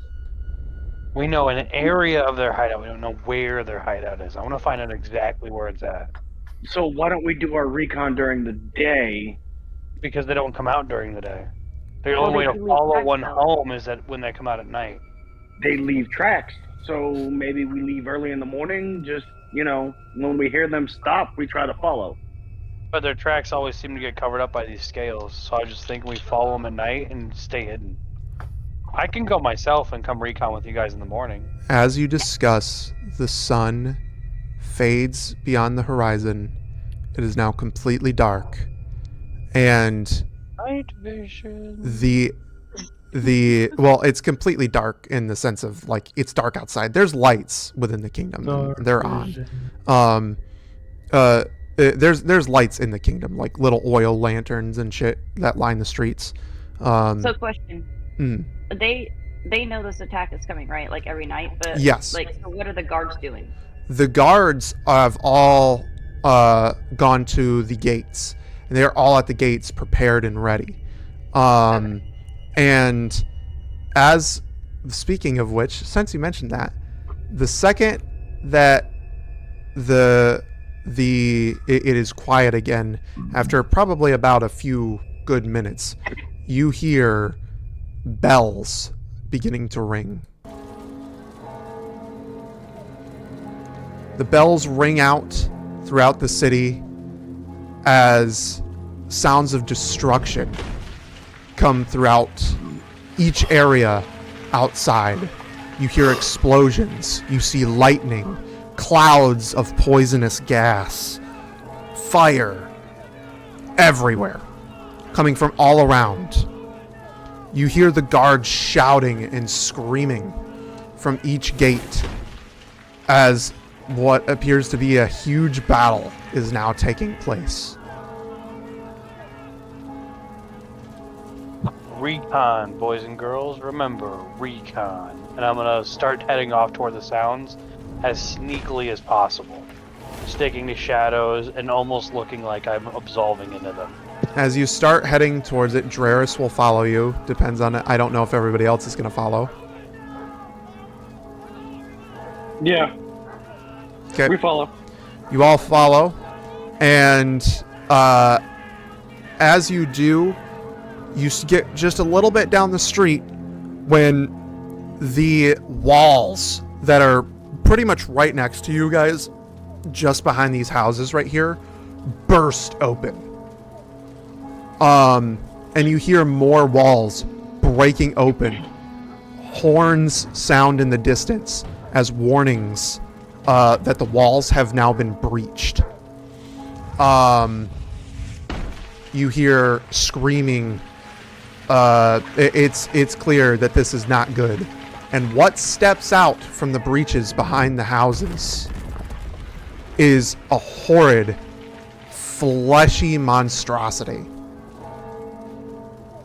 They are hulking beasts that look like dragons without wings. Their flesh sewn together, all types of different colors of different dragons. As they step forward and roar.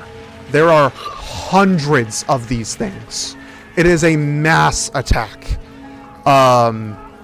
And you, as of the current moment, I would like to know where everybody is standing. Where are you guys specifically? Down this street. I'm hiding. Where? Yeah, Where do you want to hide? We're in the shadows, man. I thought we were Okay, you're in the shadows, but where? like ducking behind buildings kind of thing. Yeah. No, like he already put an illusion, so we haven't moved. Oh, So he's No, you actually guys already moved a put- little bit. We moved toward the buildings, just hide out. But yeah, I'm hiding behind buildings, just observing. Okay. Well, okay. the only buildings that you could hide behind are these. And it just so happens that the dragon-like creatures burst through this wall right here. So they burst through this wall and they're pouring in. You see houses destroyed, things along those lines. And excuse me while I make a roll real fast.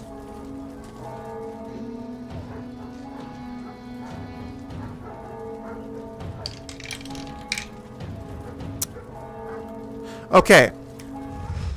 I want everybody to do me a favor. I want everyone to roll me a stealth check. I need one specific number that you guys have to get in order to pray that you aren't seen. Okay. I got a 20, but it's not a natural. Like you ass. What did you get, Cesar? Natural 20. Okay. I got a modified 20. Okay.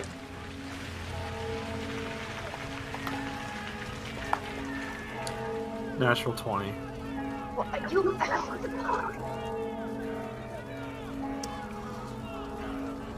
Knox, what'd you get?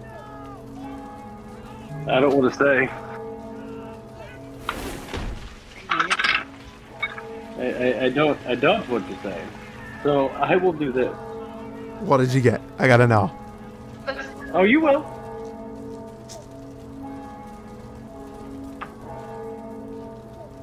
Really? All three of you? Nat 20s? Give Bugston. Okay. Oh, you assholes. Excuse me for a second. I have to look at a stat. What the hell? Excuse me for a second while I look at the stat. That's why I said I don't want to say it, because if I say it, nobody's going to believe me. Yeah, I'll show you. Click. Although, touche, guys, because I'm scared. That's very big. Okay. What is... Okay. So... I got good news and bad news, boys and girls. So here's the good news. Good news is with your nat 20s, you were able to avoid most of them. Bad news is that 4 of them have seen you. Okay. With a nat 20 of my own. I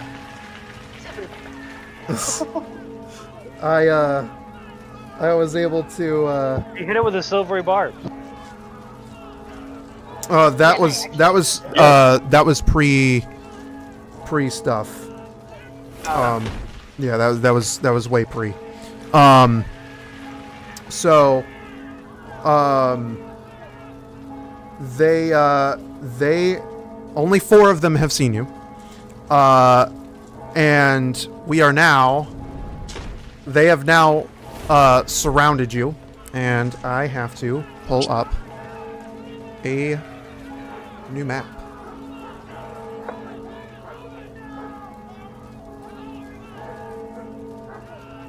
Don't forget I work early in the morning, so.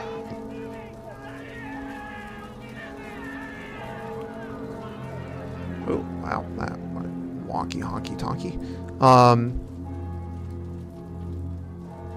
They have surrounded you. I'm hoping that you guys will deal with these things quickly. Because they aren't very high CR. What colors are they? That I actually have to roll for. Okay. So, fun times. Let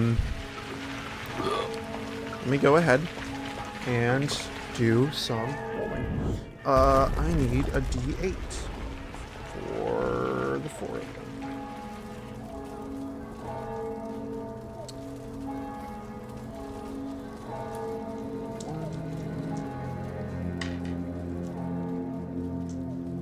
Fuck me.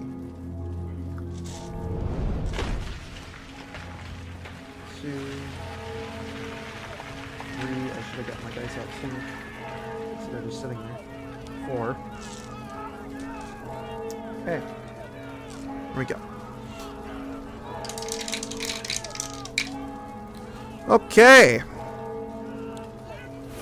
So. Oh, I was seriously hoping that I actually got one of those. I'm so happy that I did. Okay. So we have multiple different types here. We have 1 black-scaled dragon creature. We have 1 which that black-scaled creature is going to do acid. It's an acid dragon creature. one that does lightning, one which is blue, one that is the special scale, and one that does necrotic. So those are your types, and I'm going to mark that off. So it was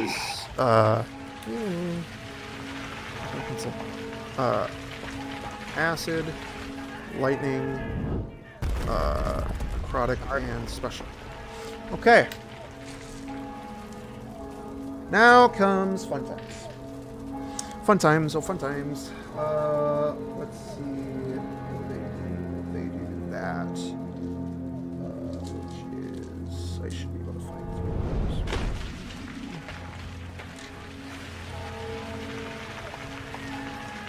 Two.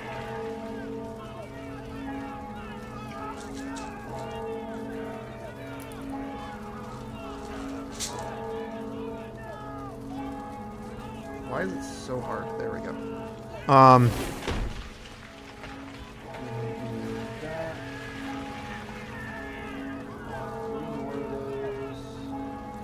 my god, that's never mind. I need 9 more of those. Good Jesus. I don't know if I have that many dice. That's a lot of fucking dice.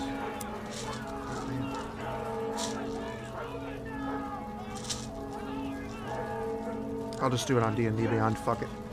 That way I'm not wasting so much time. Evelyn, you did get we did do a long rest. I don't know if you adjusted the thing. I did. And I need his stuff, which I have. Oh, I do need a D10. Because Gerasnitz is with you guys, so I have to roll for him too. See what you did to yourself. Yes. But I do it for my players. Because I love you guys. Oh yeah, you're trying to. So, Drarus now getting a really good look at these things. He goes, "My God, these things, they look like golems."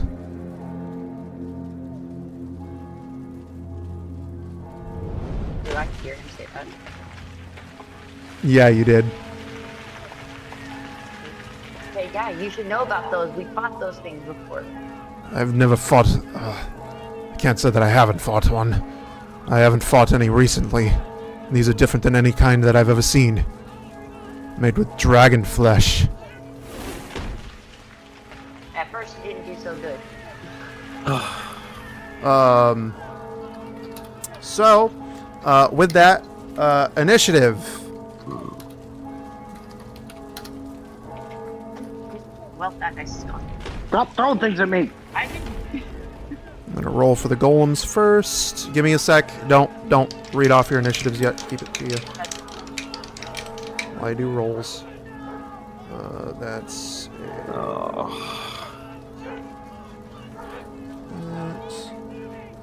that. Wow, they did surprisingly well. I don't know if they beat everybody else, but they did surprisingly well for the most part. He didn't do too good. That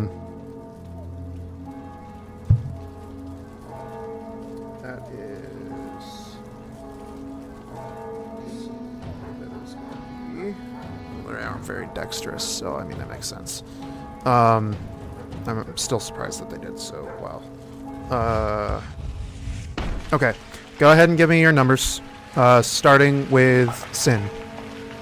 I got a 21. Modified 21? Yeah. Okay.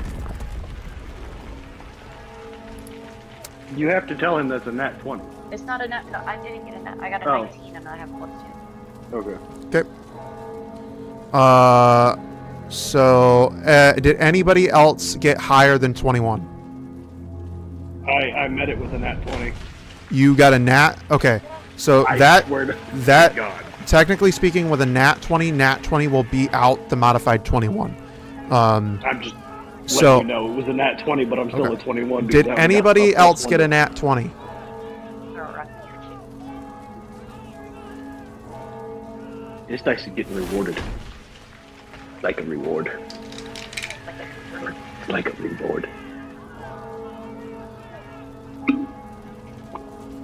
So he got that. Okay. I'm assuming that with that, nobody else got a nat 20. So Nox will be going first. Hey, this is the first time in combat. Did anybody else get a above a 21? No. Okay. Then in that case, Sin will be next. Did anybody get above a 19? I did. You did? What'd you get? Unnatural 20. You got a modified 20. Okay. 17 plus 3. In that case, you will be next. Taylor, what did you get? 19. 19? Okay. So it's So, Nox. hang on. So it's Nox, Sin, Ablin. Then, it is Dragonflesh Golem 1. Then it is, Arthur.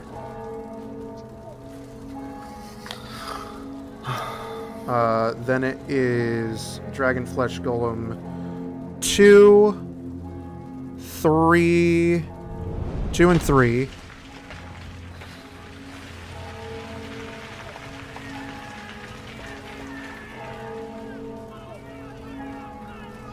And then it is Gerasnitz. And then it is Dragonflesh Golem 4. Alright. Okay. Let me go ahead and write down their things for HP.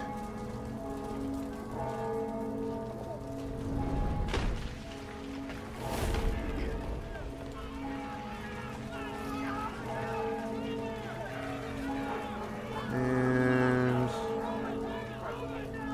okay. They should all start with that. Okay. We're set. We're ready. Starting it off, let me turn on the correct music, which is here.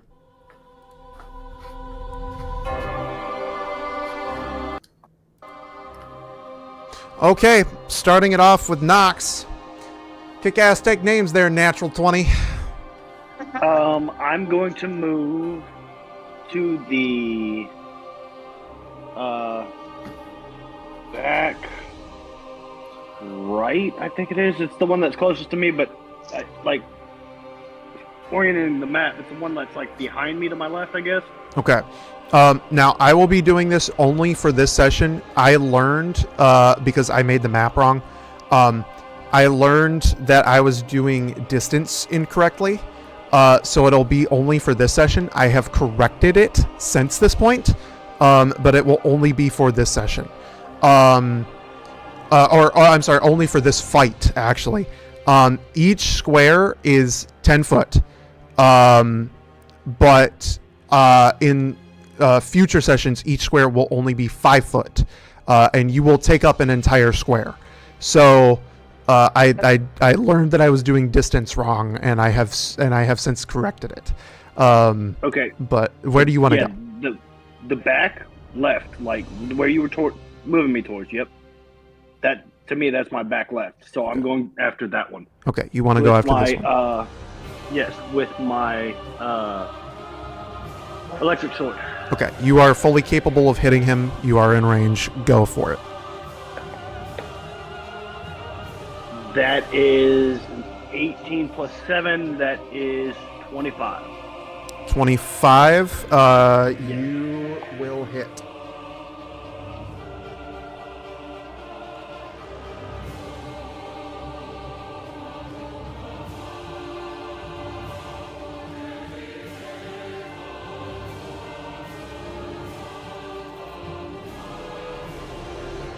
Does the 25 hit? Yeah, I said you hit. Okay. I didn't hear. Oh. I didn't hear you. That's why I've been quiet. With both hands.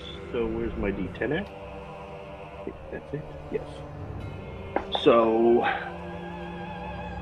that is 4 points plus 1. 6 points. So that's 10 points of damage. 10 points of damage? Okay. Yeah. Let me type in... fuck, I don't have my calculator out. I hate myself for it. Okay, notifications not helping right now.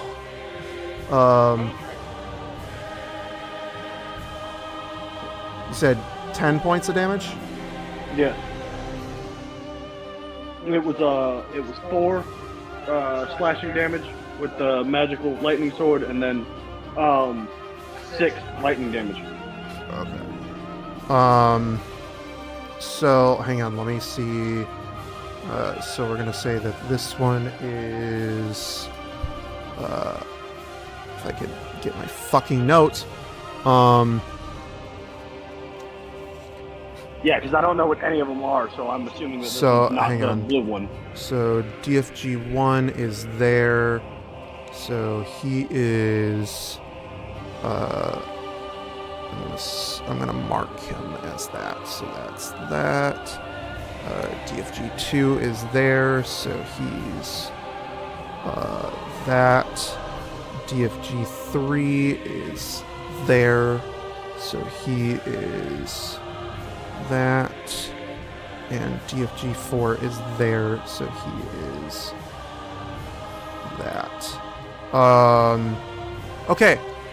So your lightning damage is going to go through in full. Nothing is going to affect him in that regard. Of like, you know, it's not gonna take away anything from your damage. So he'll take the full damage. Okay. From the lightning as well. How much damage was that? 10. Oh, 10 total? Yeah. Okay. So he still took the 10 damage. And I need to write down the points of damage that did, which brings him to, that is that one. So that brings him to that. Okay. And with my bonus action, I'm going to rage. How much was that? Sorry. That was 10 points of damage to Dragonflesh Golem 3. So, Dragonflesh Golem 1 is up here. Dragonflesh Golem 2 is here. Dragonflesh Golem 3 is here. Dragonflesh Golem 4 is here. Okay. So is 1 black, 2 blue, 3's charred, and 4's purple? Or 1 is acid. 2 is lightning. 3 is necrotic, and 4 is special.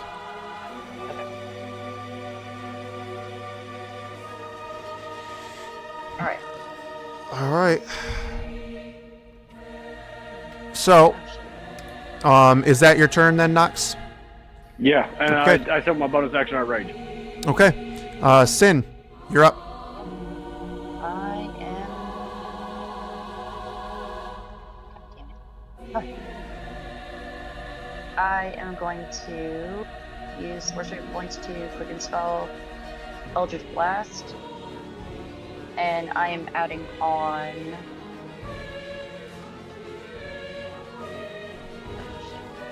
I'll add on Agonizing Blast to each ray, so Okay. 5 each ray.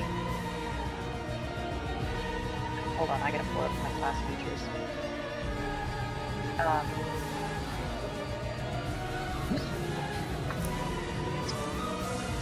It's alright, so minus 2.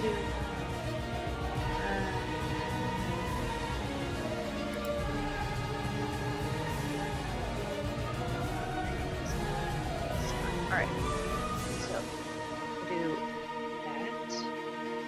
So I have to roll for each ray. All right, go for it. I'm assuming so- you're just gonna hit. Yeah, it is. Yeah, I'll tell you the base one, and so 15, It 16. is if you don't roll a nat 1, I'm assuming you hit. What's your modifier?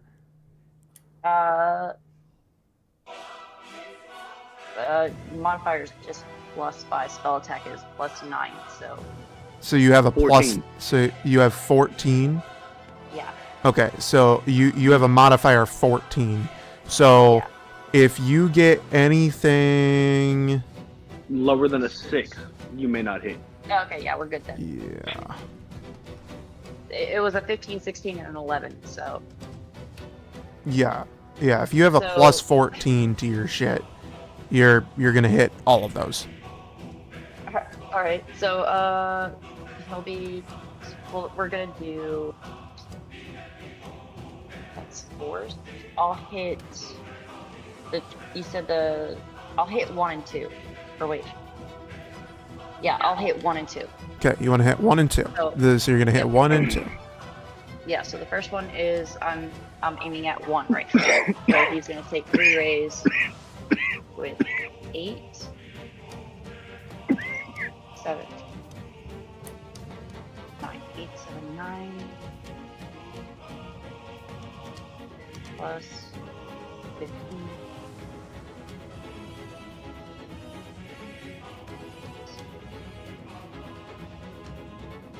So 39.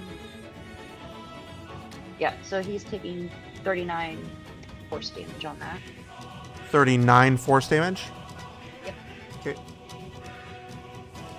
And then I'm gonna go ahead and for my action, I'm gonna hit Eldritch Blast again on 2.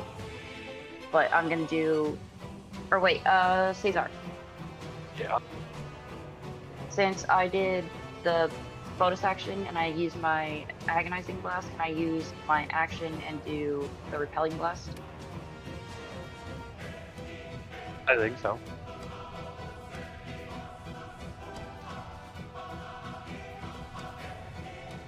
That's what I'm gonna try to do. 7, 8, and a 9. So I still hit. Okay. Sorry. Wait, 1, 5.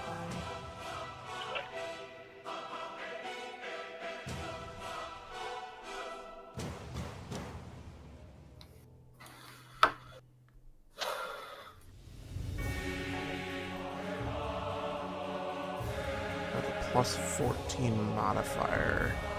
Sorry, you let me do it. No, with a plus 14 modifier, I'm just thinking of like what you would have to hit in order to miss. And it's a really low number. So, I'm looking up. I can't say it exactly because I don't want to give away its AC, but it's a really low number. Let's put it that way. Belly blast. All right, so if I hit him with 3 rays, he's gonna take 20 force damage, right? So I'm also hitting him with 3 rays of repelling blast, so it's 30 feet that he'll be pushed back. 30 feet, that is that for 2 or 1?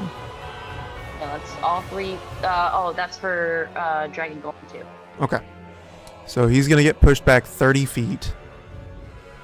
3. It's a dice.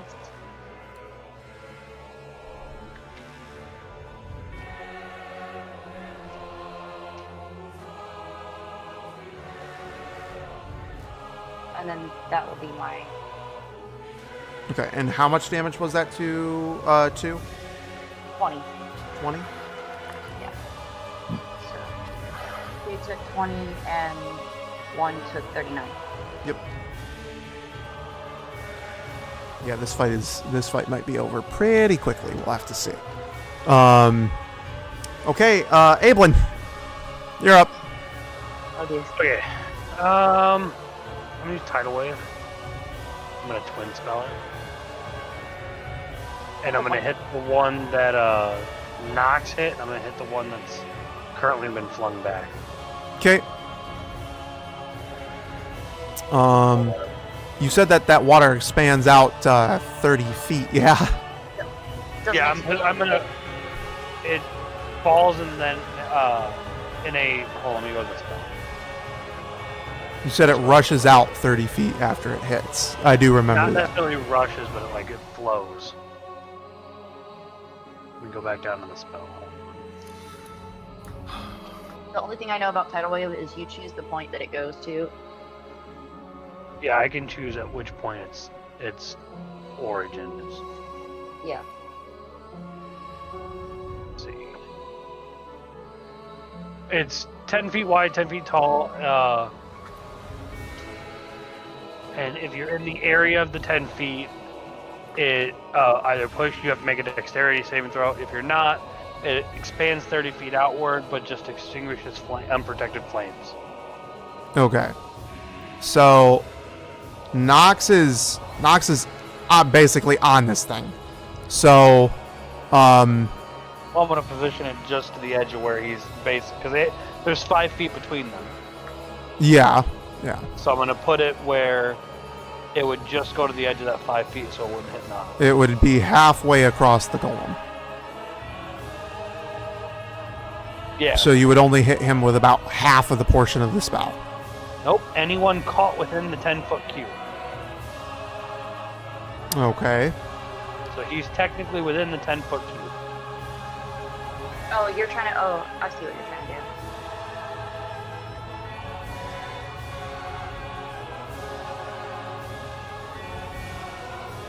So for this fight, you said each square is 10 foot, right?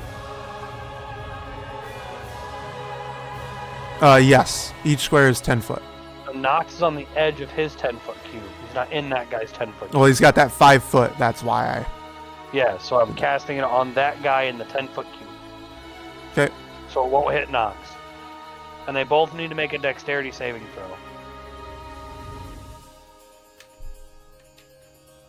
What's the thing I need to beat? To beat a 14.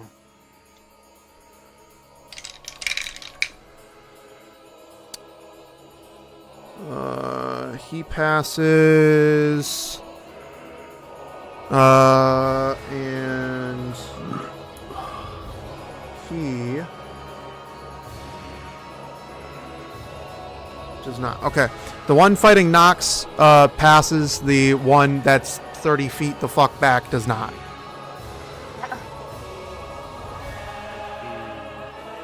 So dragon freeze.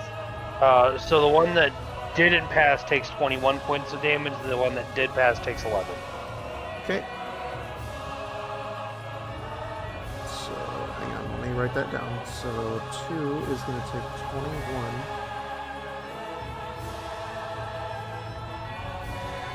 Bring some down to that. That is the wrong fucking pencil. And I do it every goddamn time.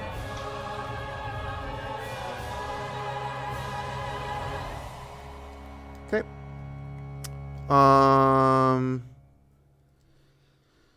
That'll be my turn. And that one takes 11, which is... brings him down to that.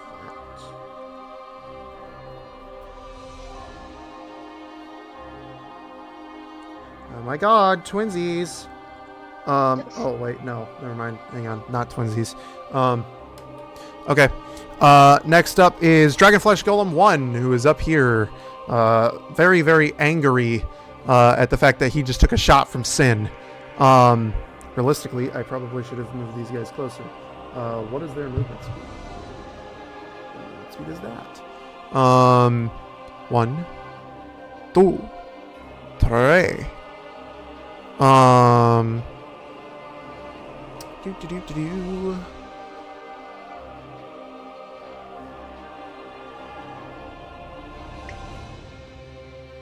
So he's not going to be able to do that. He's going to be able to do that, though. Okay. Dragonflesh Golem 1 looks at Sin, as well as Draris, who just so happens to be in the path of this thing. Oh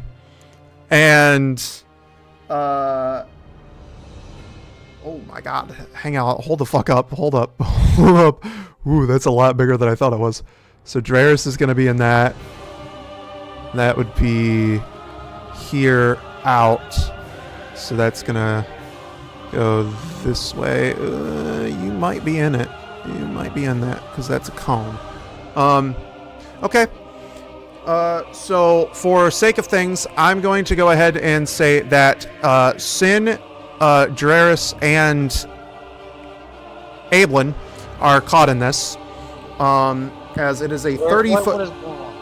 It is a 30-foot cone. And that is 30 feet away, and cones spread out. So this is elemental breath. How is his cone hitting me then? He is currently facing this way. If he's facing this way and the cone spreads out and it's 30 feet, that would hit Sin, Dreris, and you. Depending on which direction it goes. Because if it starts at Sin... He's looking this way. At Dreris. He's basically looking in between Dreris and... towards Dreris, but he's basically looking in between all three of you, is what he's doing. He's making it so that the cone is going to hit all three. And what he's going to do is he's going to use his elemental breath. His elemental breath is it does fire and whatever other damage type they are, like whatever other damage type they are, which this being the black is a acid. It's a counterspell. Counter spell? This is not a spell. This is not a spell. Okay.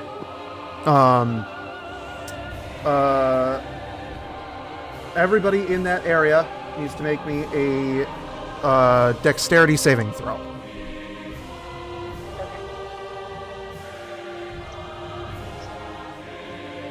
Including Dreris, which I need to make for him. Luckily, he's a dexterous boy. Never mind. He's failing that immediately. Wait, does he have advantage on This 17 work. what did you say? 17. 17. You pass. Okay.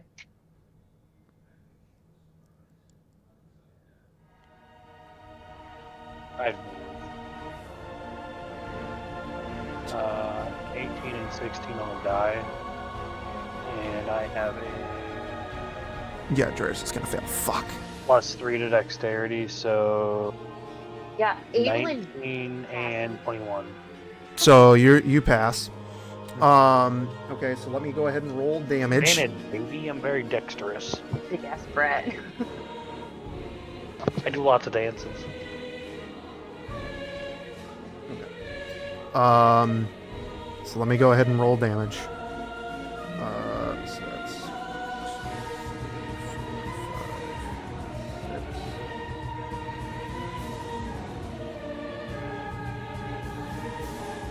7, 8, 9, 12.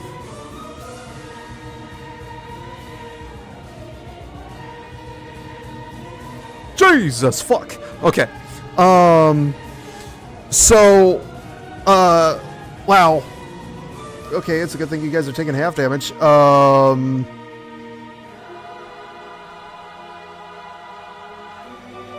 So you guys are going to take 21 points of damage.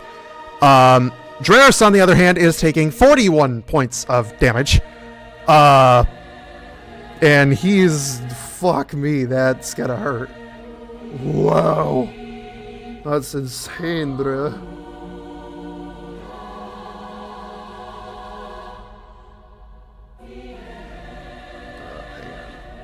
Wow.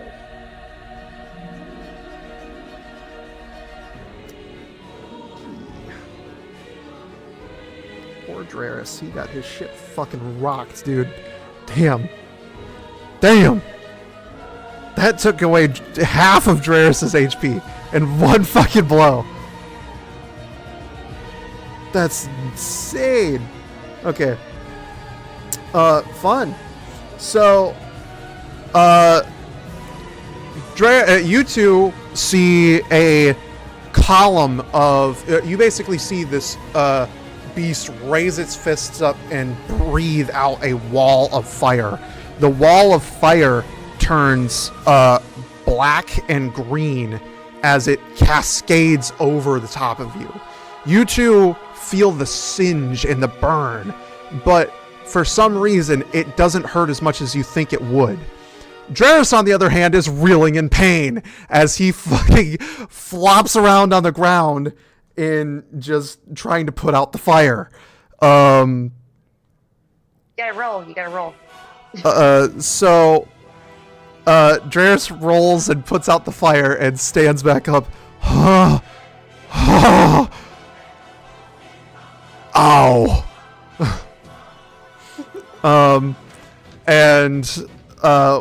With that is Dragonflesh Golem 1's turn. We are now moving on to Arthur. Fuck him up, Arthur.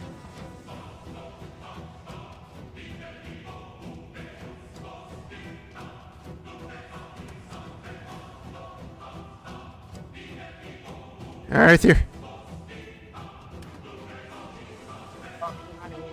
Alright. I'm going to fly up into the air with my wings and move toward the one that just breathed fire on them.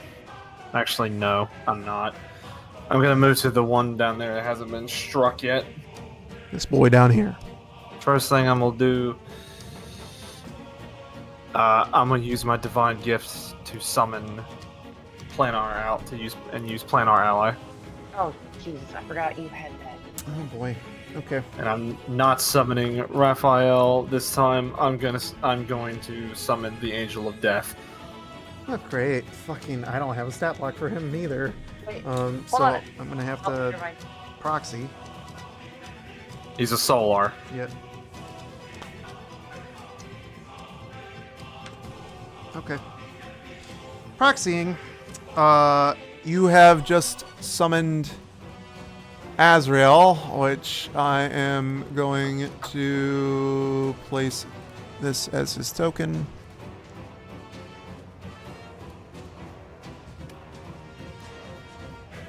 You have summoned Azrael. A blackened golden light appears beside you, and Azrael appears next to you. What if you have summoned me? This better be good. It's the... Help me my lord, help me kill these things.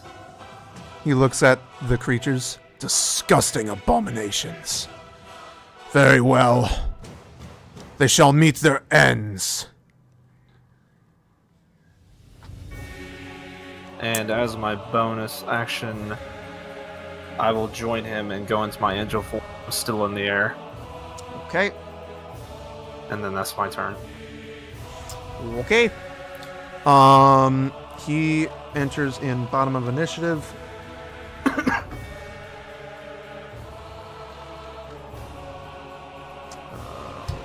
enters in AZ. Another A that I have to add. Fun. Okay. Here we go. Dragonflesh Golem 2's turn, which he's probably not going to do much, considering the fact that he got pushed way the fuck back. Dragonflesh Golem 2 is going to work his way up that 30 feet, and he is out of range to do anything, so that is his turn. Dragonflesh Golem 3 is staring at Nox. He's not happy. And Sin, you are within 30 feet. Yeah. Gerasnitz is just outside of his 30 feet. He is going to use his elemental breath and So Nox, I need you to make me a dexterity saving throw. And Sin, I need you to make me a dexterity saving throw. Okay, but keep in mind that doesn't hurt me.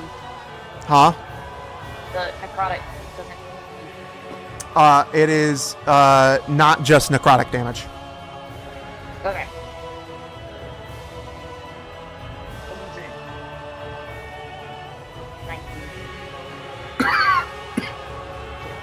You got a 19? Yeah, I got a 19, he got a 17. Okay. You pass. With advantage.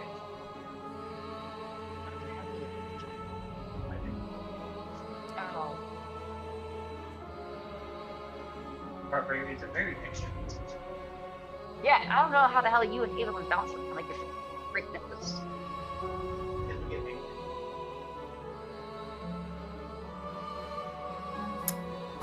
Yes, I am. Sorry. Where did you go? Yeah, I was muted. That's why you didn't hear me. Okay. What'd you get, Nox? I got a 15 plus 2, so it makes 17. Okay, you pass. And you're oh no, but that's only from physical. So Nox, Nox and Sin, you are both taking 26 points of damage. Okay. This dragon flesh golem does the same as the first, rears up and spews his fire, but this fire comes out differently. It comes out purple and it comes out a purplish color instead of the green. Hold on. That's roll to hit, right? No, it is not a roll to hit. Okay, never mind. What kind of damage is that? That is the necrotic type. But the thing is that when they breathe their fire, I have to roll every time to see what type of damage they do, as part of their stat. With added flair, of course. The thing before, what I decided is what damages they are resistant to. But the necrotic damage one is resistant to necrotic. The acid one is going to be resistant to acid. The lightning is going to be resistant to lightning, and the special is going to be resistant to its special. So, but they do different damage every time. So. Okay.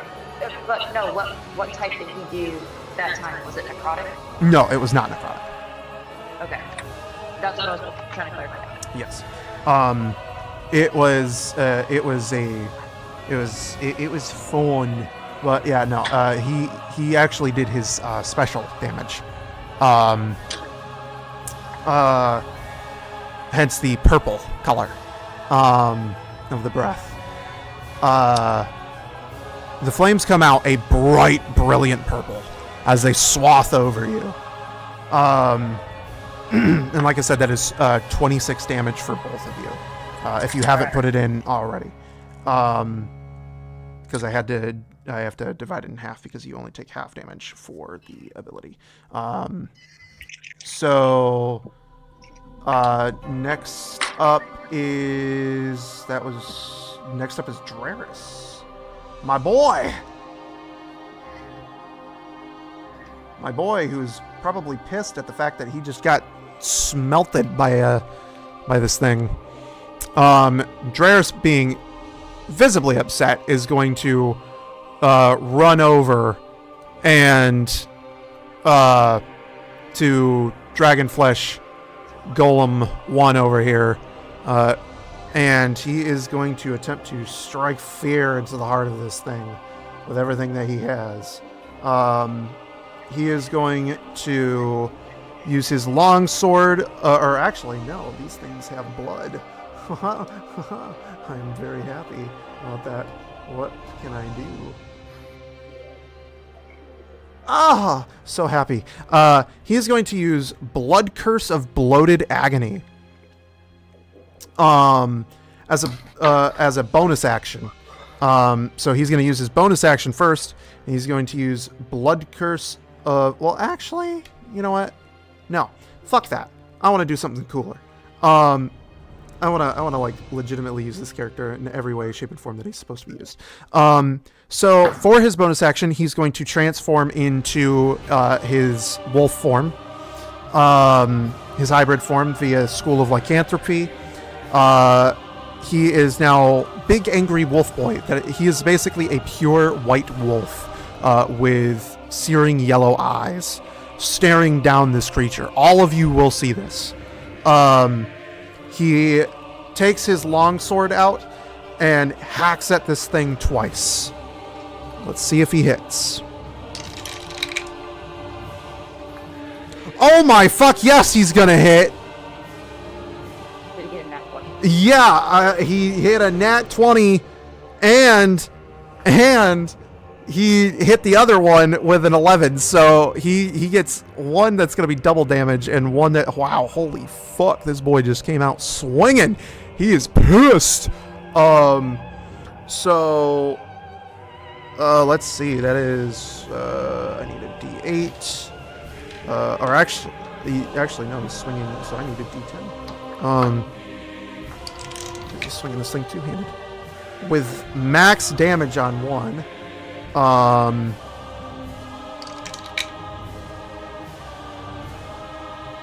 And that on another. So that is going to be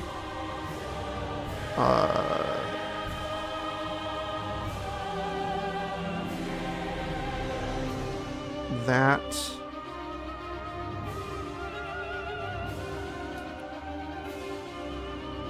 Oh wait, no, I'm sorry. Yeah.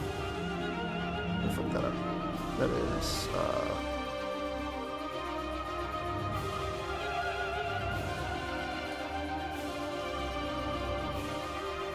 that with that plus that, which is that, and that doubled is that, with a whopping 50 points of damage. For which one? Dragonflesh Golem 1. Alright. And wow, holy fuck nuggets. Draris leaps over in his wolf form and with his sword clutched in both of his hands hacks away at this dragonflesh golem, lopping off one of its arms.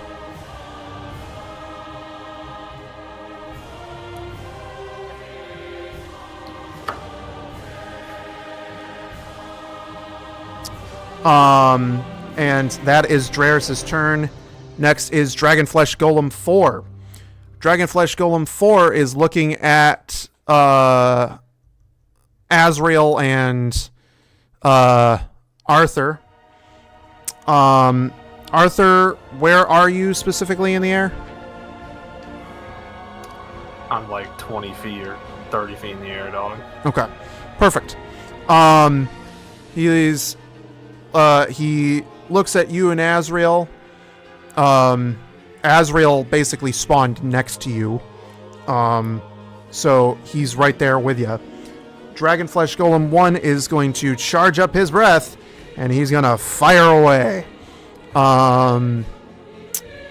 Can you make me a dexterity saving throw, please?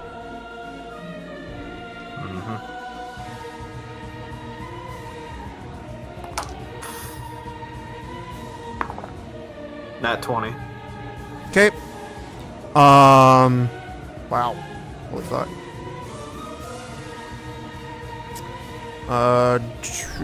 Azrael is gonna get that, which their save is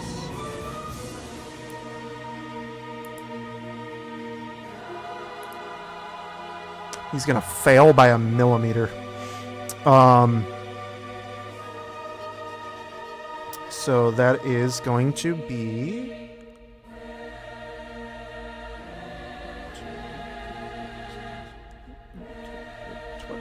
Roll it. Do the rolling for me, D&D Beyond. Not very good. Not very good at all. That was actually pretty weak for damage.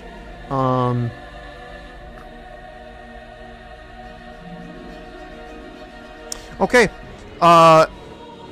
He fires away his breath, and with you and your nat 20,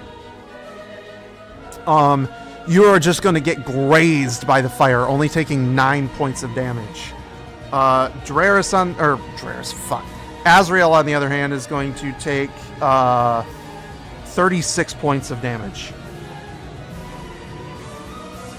Which, by the way, is planar ally, is that like a specific set thing of hit points, or... I can just summon something to fight for me. Oh, so you literally just okay. And I summon a creature, and the god that I beseech sends something to fight with me. And it just so happens I know his name. So, and he's a Solar. So, there you go. That does absolutely fuck all to Azrael, and he is by no means phased. Yeah. That is Dragonflesh Golem 4's turn. Up next is Nox at the top of the list. No, it's Azrael. Oh, no, I'm sorry. It's Azrael. Never mind. Fuck me. Azrael rushes down to the beast. So I'm gonna say he has a sickle, but I have to proxy it as a different weapon. He has a scythe, but it is going to be counted as a great sword. And he's gonna slash away at this son of a bitch. And he's gonna hit. He's gonna hit because it's a fucking Solar. And he gets 2 of those. Ooh, he might actually not hit on that one.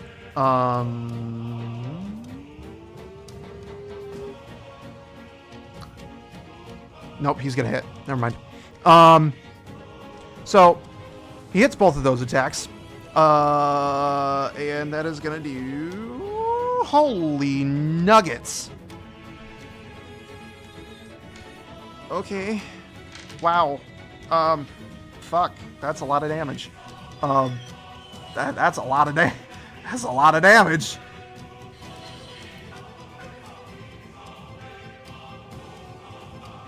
That is kind of fucking broken. Oh! Oh! Oh!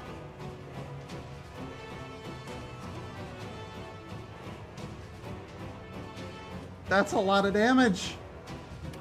That's a lot of damage.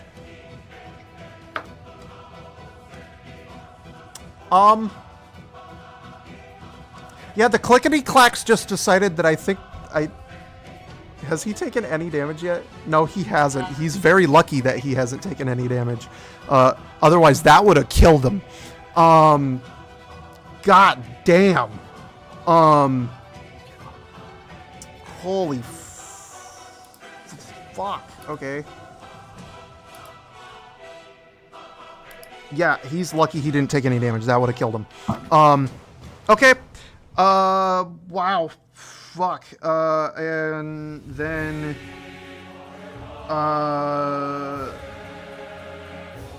because I'm gonna run this as I would any other legendary action, I am searing...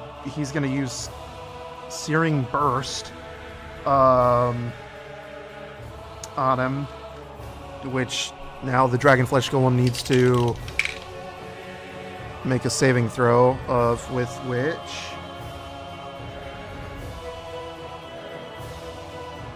he fails miserably. And wow, this might kill him.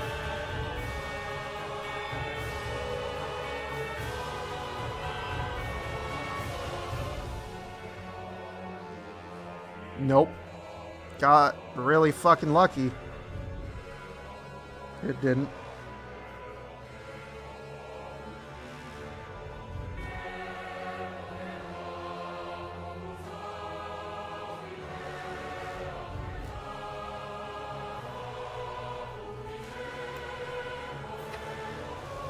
Okay, Dragonflesh Golem 4 is, to give you an idea of what just happened, Azrael, pissed at the fact that this beast singed his cloak with its unholy fire, swoops down with this massive scythe, lops at the beast twice, and then backs up, holds out a hand, and a searing radiant light appears from his hand, bursting down on top of the Dragonflesh Golem, bringing it down to a knee, and it's bleeding profusely.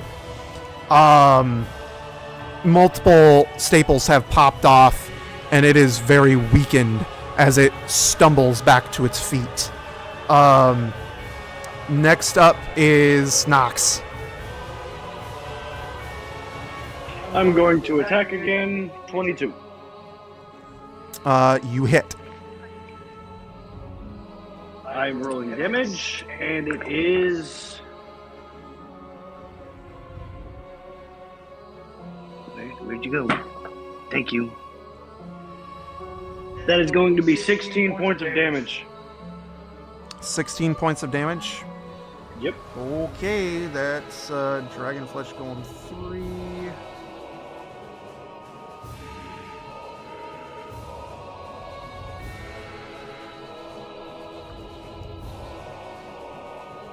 Okay, next.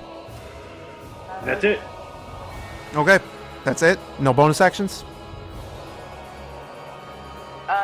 You're still raging, right? Are you? Yep. Alright. I'm not ending my rage, Okay. so I have no bonus action. Next up then is Sin. Okay. I am going to. Did I do this right? I'm going to quicken spell Eldritch Blast. Go for it. As a bonus action. Yep.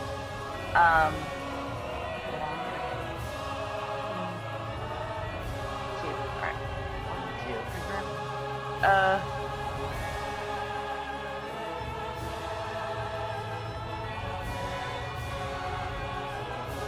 Those are low rolls, so you're lucky.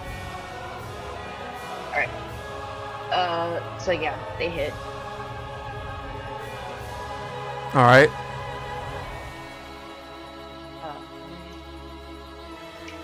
And I'm putting agonizing blast on each ray.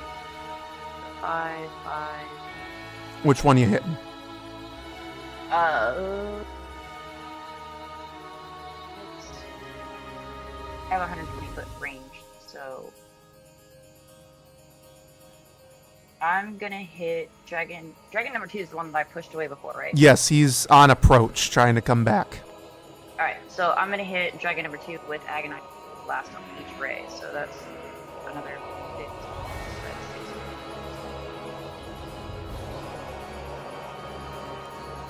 Okay, so he's gonna take 31 force damage 31 force damage. for dragon number 2.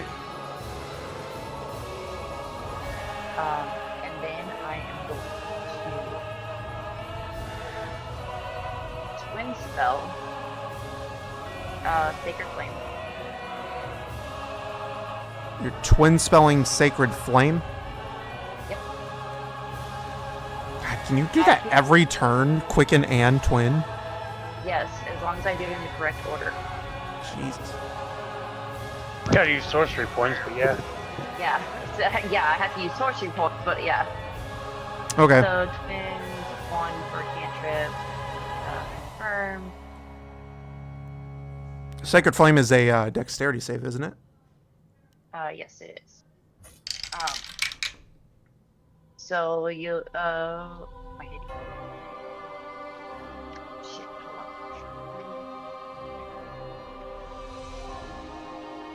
Alright, so Dragon 3 and Dragon 1. Dragon 3 and Dragon 1. What's the Yep. save that I need to make? Dexterity 17. 17? Okay, they unfortunately both pass. Well, Even with their shitty fucking decks, they managed to pass. alright, hold on.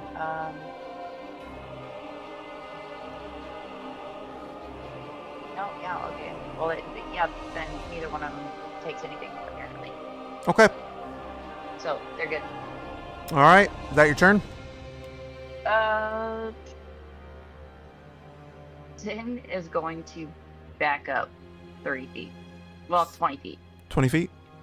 Which Yeah. direction? Just actually go about 10 feet to the next square behind. This one or this one? Yep. No, the This first one? one, right Okay. there. Yep. You backed up 10 feet. And all right then. Next up is Ablin. I'm gonna walk up to the one that's currently locked and on with what does not the Witcher. Oh, Draris. Okay. Yeah. And I'm going to fly into a rage. Okay. So first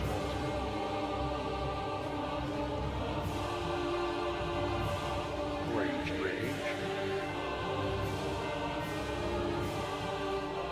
Roll a D8 or D12. Well, actually, it's a D8 or a table, which is 1. Which is. Sorry, let me get my book out. Dodge just go through everything.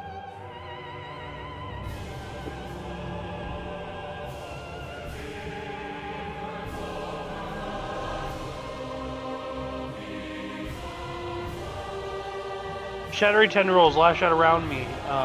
Each creature that you can see within 30 feet of you must save a Constitution saving throw. What's the save? 14.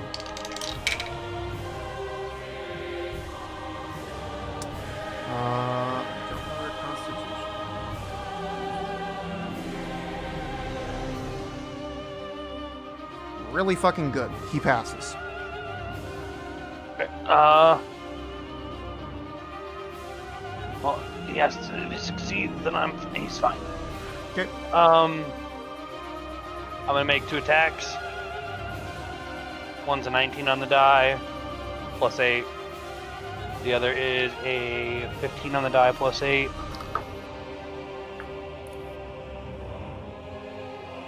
So that is 27 and 23.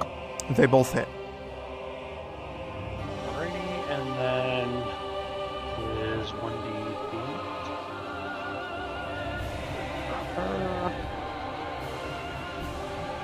So that is 8 plus 4 plus 3 plus 3, so that's 10. So that's 18 for the first hit. Is this? Well, yeah. No, This never is mind. Dragon Leaf, and that's radiant magic, radiant damage. And then 7 plus 2. Get talking fucking mushrooms. 9, 10, 13 more damage on the second hit. Okay, so the first one was 18. The second one was 13. Yes. 31 total. Dragon Flesh. And that'll be my turn. Okay. So I need to write that in. Well, we're doing good right now. Doing really good. Kicking ass. Next up is Dragonflesh Golem 1. Dragonflesh Golem 1 is trying to determine who he wants to hit more, considering the fact that Draris did the most damage, but you have severely angered him in coming up to hit him again. So he looks back and forth for a second and decides on trying to hit Draris.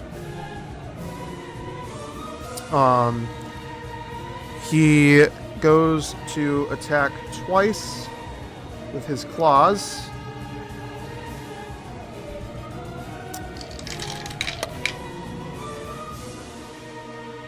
And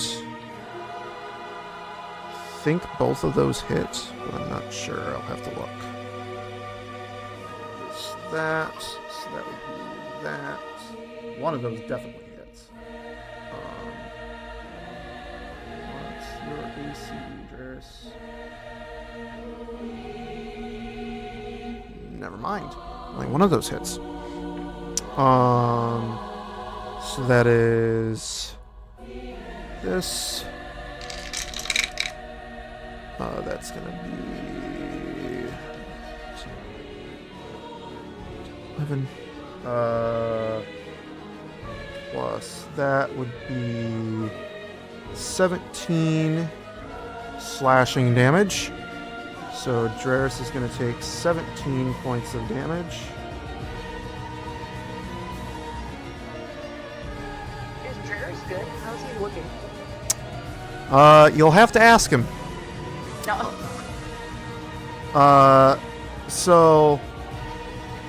That happens. And then he does Terror Stare. Target must succeed on a DC 17 saving throw. It's any one creature.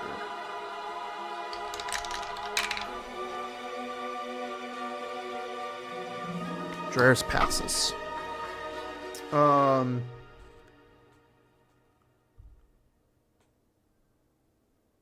So, yep, okay. And that is Dragonflesh Golem 1's turn. It is now Arthur's turn. Alright, for mine, I'm gonna bonus action cast Holy Weapon on my other Warhammer, on the +3 Warhammer. And then I'm going to attack the Golem. Okay, so you're flying down your 30 feet to attack the Golem? Yeah, straight down, so I'm doing a diving attack. I get it, so I can get advantage. Hitting it with the Warhammer. Yeah, but yeah.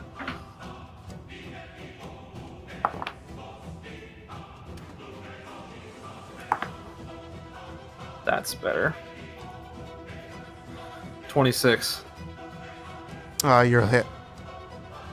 Alright, so since I hit him, I'm also going to use angelic weapons. So on top of the 1d10, yeah, we'll go ahead and roll it. Yeah, we're gonna have to calculate some shit.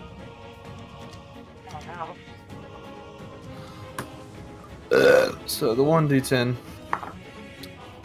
Remember, you cannot use a magical thing on a magical weapon. So it'll only cover your other hammer. I know. It's not a magical hammer. So on top of the,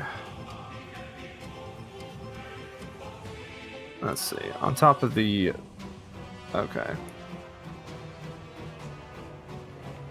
Alright, so on top of, since I'm level 11, my Sacred Fire is 4. So we're going to roll, and plus the Holy Weapon, so we're going to roll 68 for damage. Jesus. Let's see, 1, 2,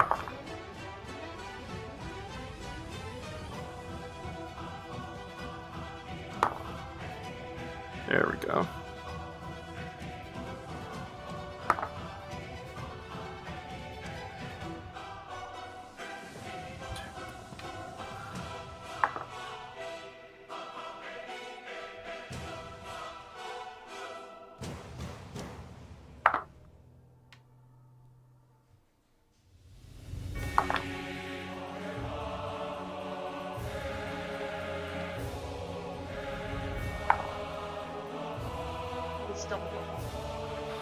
Alright, so 1, 2, 3, 4, 5, 6, 7, yeah.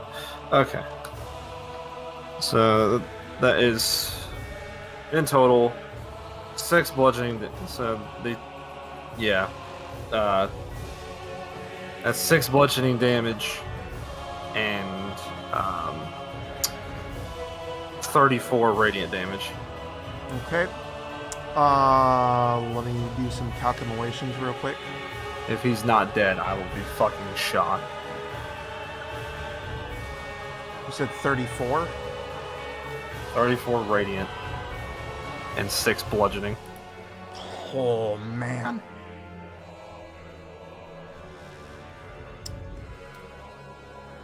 What number was that? 40 total. No. You- Who'd you hit? You come down with your hammer and you mollywop this son of a bitch. And it is bludgeoned and beaten bad. It looks up at you and slowly rises, but it is hurting bad. Oh, for fuck's sake. And the only reason that is because the only reason you didn't kill him is because of the type of magic. That was very close. You almost killed him. Because of the type of magic, what do you mean? You used radiant and bludgeoning. He is resistant to bludgeoning, and he is resistant to radiant. This one is. So you literally, and I'll do this for sake. I shit you not. He has 2 HP left. You literally were 2 HP off.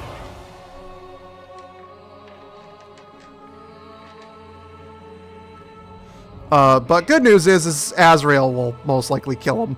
So, technically speaking, it's still your kill. You summoned Azrael.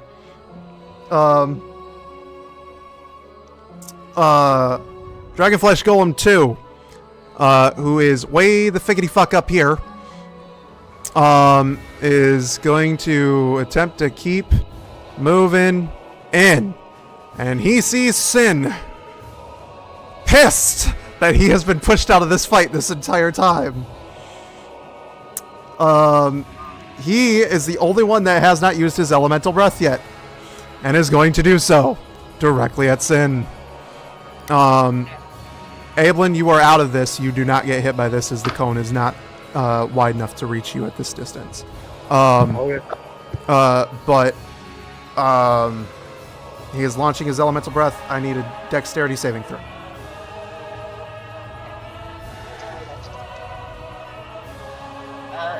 I'm gonna spend a luck point. Okay.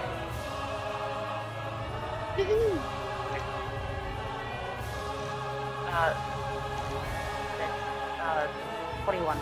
21? Okay. You save. Let me go ahead and do a thingy.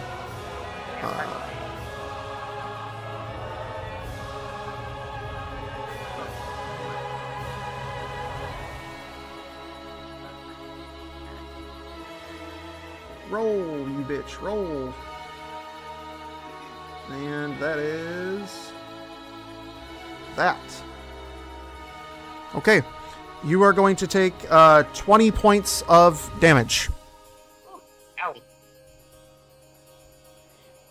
This dragonflesh golem rears up and breathes out a steady stream of fire directly at you. But it is accompanied by sparks of lightning.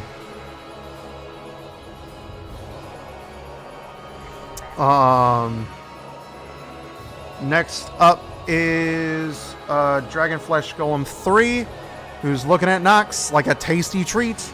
And he is going... This is physical damage, so I have to have this. If he hits. Which is a possibility if he doesn't roll like shit. Which he didn't roll like shit. So... both of those are going to hit. How do you know? Because your AC is 18, you told me? No, my AC is 17, and because I'm raging, I have a tail. So I have to roll to see if you miss. Oh. Because my AC is now 25. Oh. Your AC is 25 with your tail? Yep. Okay. Every time I take a physical attack, I get a chance to deflect it with my tail and add 1d8 to my AC for the potential for it to miss. Oh, so you have to do it every time, though. Yep. So there's 2 attacks, so roll your d8 and see if you manage. I don't So think you it'll be will, but... It's 25 for the first one, and it is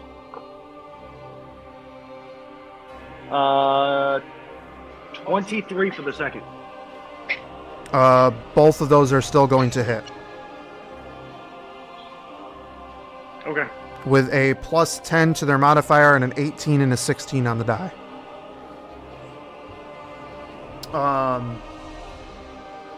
3d6, but it's going to be halved either way. So that is 9, 10.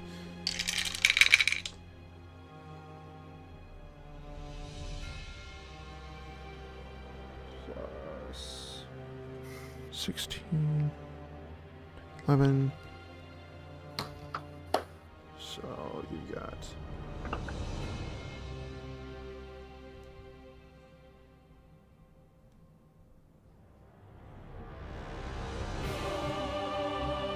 that, and then that divided in half is that. You are going to take 17 points of damage. And then lastly, I need you to make me a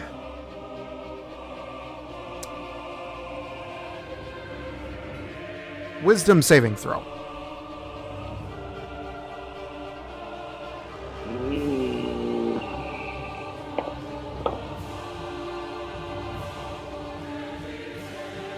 That would be a 22. Okay, you pass. Nothing happens to you.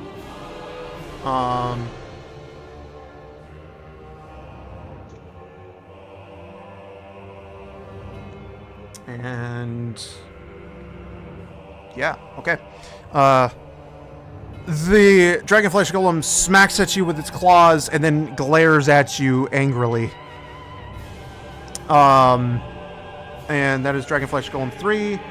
Next up is Dreris, who is fiending after Dragonflesh Golem 1. He is going to first use his longsword, and he's going to attack twice. Oh no! With the most incredible shit that I have seen tonight. With a natural 20 on one die and a natural 1 on the other. He is going to fail miserably on one, and I have to roll severity to see what happens. Well, that is... Oh, not too bad. That's only a 21. So, Dreris goes to swing his sword, and with a natural 20 is going to do... Where's my D10?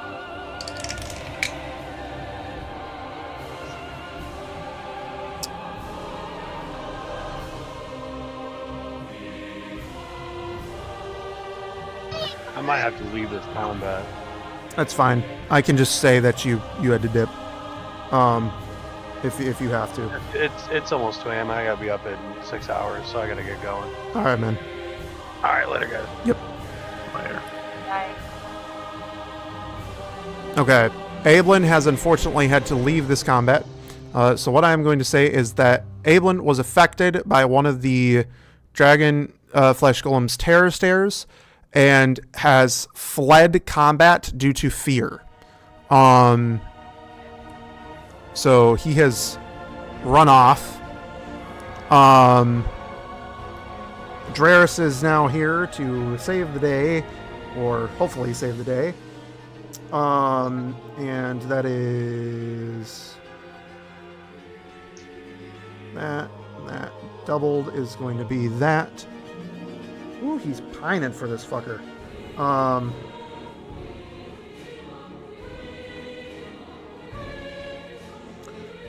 Darius is going to smack this bitch-ass dragon golem with all of his might, doing 24 damage.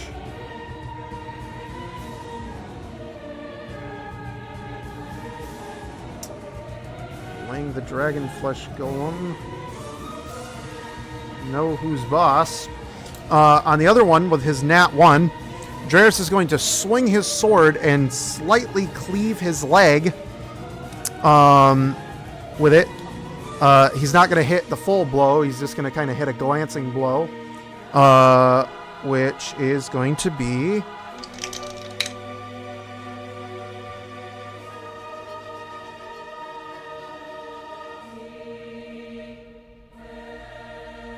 12 damage to himself.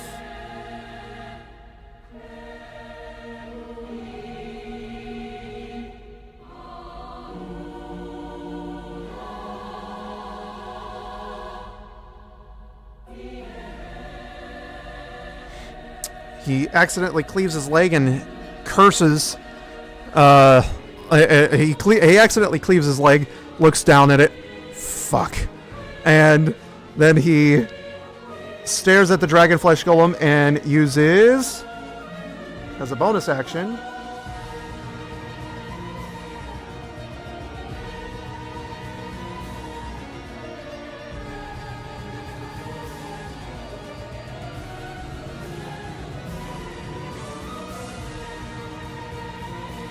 Blood Curse of Bloated Agony.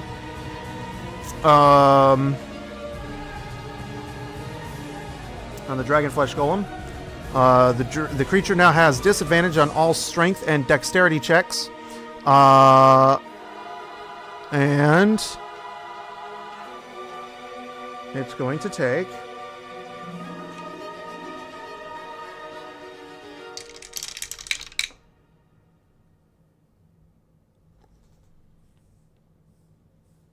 10 points of additional damage.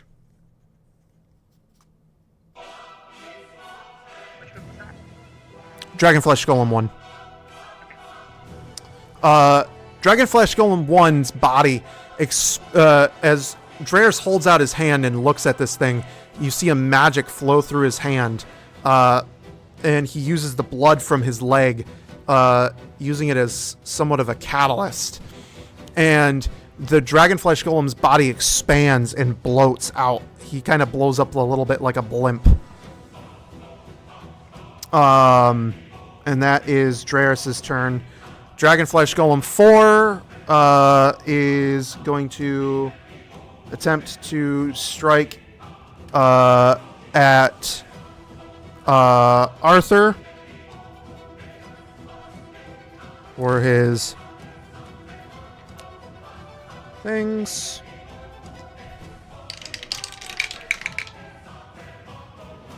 What's your AC?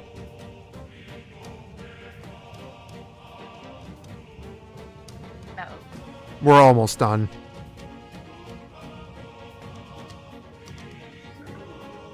Taylor. Taylor. 19. 19. Okay. Both of those are going to hit with a 12 and an 11 on the die and a plus 10 to the modifier. That is going to be...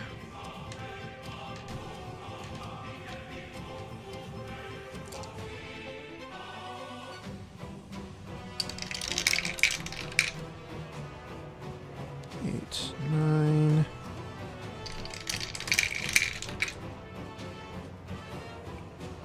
11, 13, 14.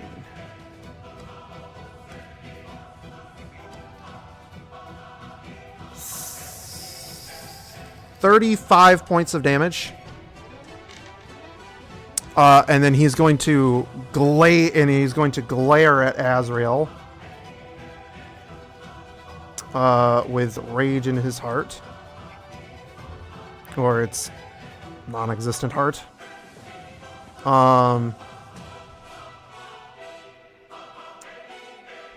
Which Azrael needs to make that. Which he probably will. Considering the fact that he's... Oh, never mind.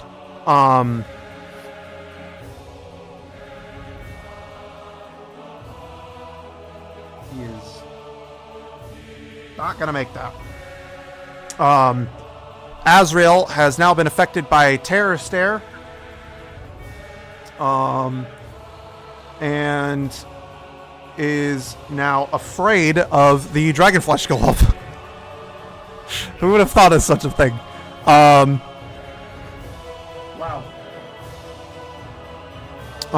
Okay.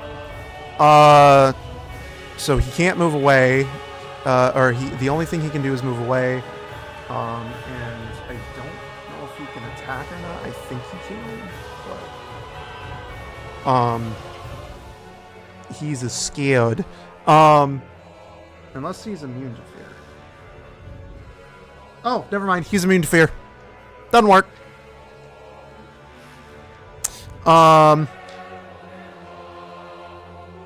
So in that case, you just took the damage, Arthur. Nothing else happens to Azrael. In fact, he's quite upset that this fucking thing would dare to try to do it. Such a horrible, such a fucking like dishonorable thing to him. So Azrael's gonna attack now, and most likely going to kill this thing.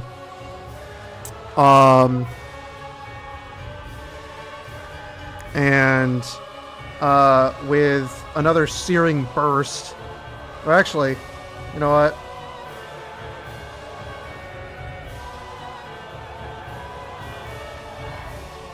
Yeah, he's gonna use Searing Burst. Can the Dragonflesh Golem make it? Probably fucking not. No, he cannot! With a natural fucking 1. God damn. They're flying all over the table tonight. And with severity... Wow, this Dragonflesh Golem is fucked. So Azrael simply holds out his hand again and Searing Bursts this fucking Dragonflesh Golem. You see a bright, brilliant, radiant light light up around the Dragonflesh Golem's body, and he explodes into a million fucking pieces. Blood and guts everywhere. And that Dragonflesh Golem is now dead.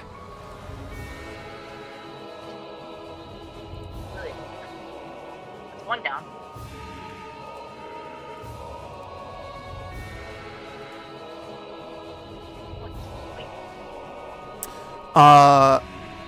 Next up is Nox.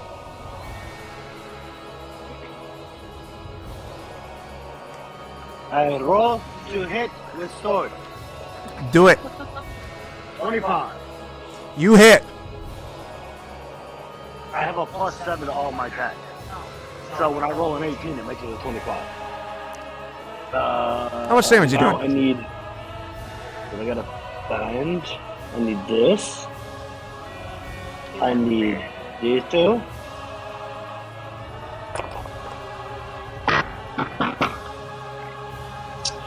That will be 18 points of damage. 18.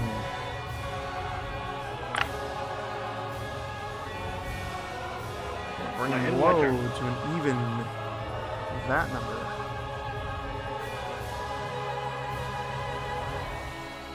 Okay. You struck him good. That your turn? That's all I can do. Okay, Sin, you're up. Yep. I'm gonna try to move this along a little as fast as we can because I don't want everybody to be up till 2:30. Alright. I'm quick spelling Eldritch Blast, and I'm gonna aim for Dragon Golem 1 is still up, right? Yep, Dragon Golem 1 is the one that Draris is on. Okay. So Eldritch Blast his way. Can you call me? Well, shit. Alright, I'll hit him with the first blast. Ooh, that was close. That was a 3, by the way. A 17 hits him? A 17? Yeah. No, you miss. Oh, okay.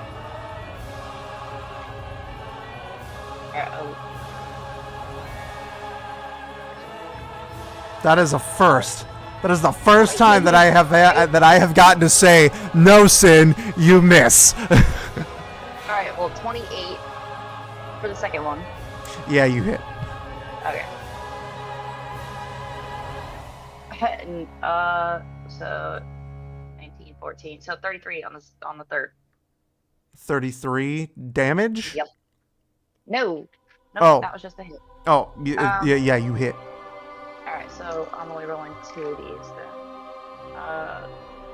So 7 plus 5 is 12.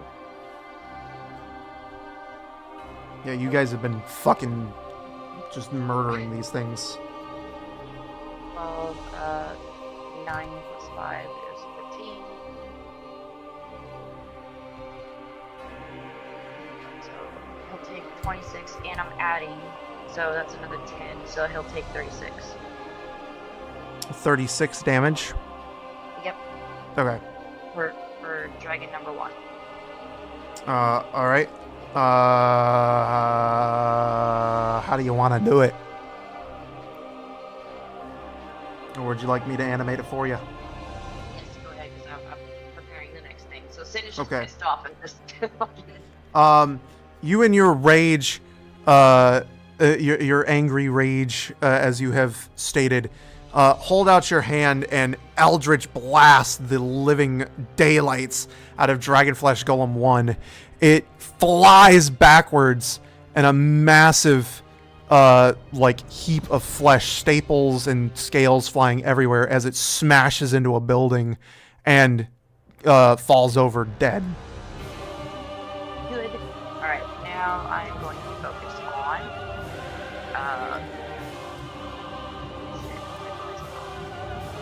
only 2 or 3 are left, right? Yep, Yeah. 2 Dragonflesh Golems are left. Alright, so I'm just gonna turn around and focus on them, and so I'm twin spelling Toll the Dead. They both have to make a wisdom saving throw. Wisdom saving throw. Yep. I don't think these things are very smart. Hopefully not.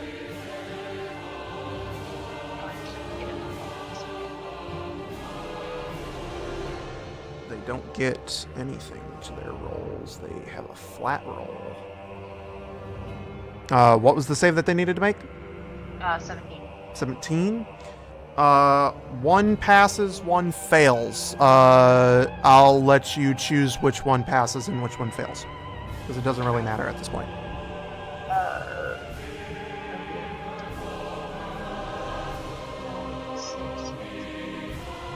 25. So we'll say that dragon number 2 failed. Dragon number 2 fails. Okay. Yeah. So he'll take 35. 35. Yes.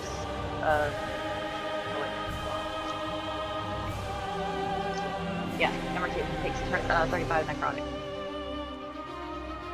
Okay.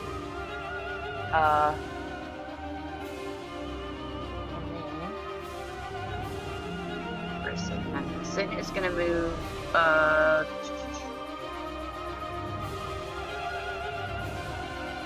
I'm gonna move towards Arthur. Okay. Where are you moving exactly, and how many feet?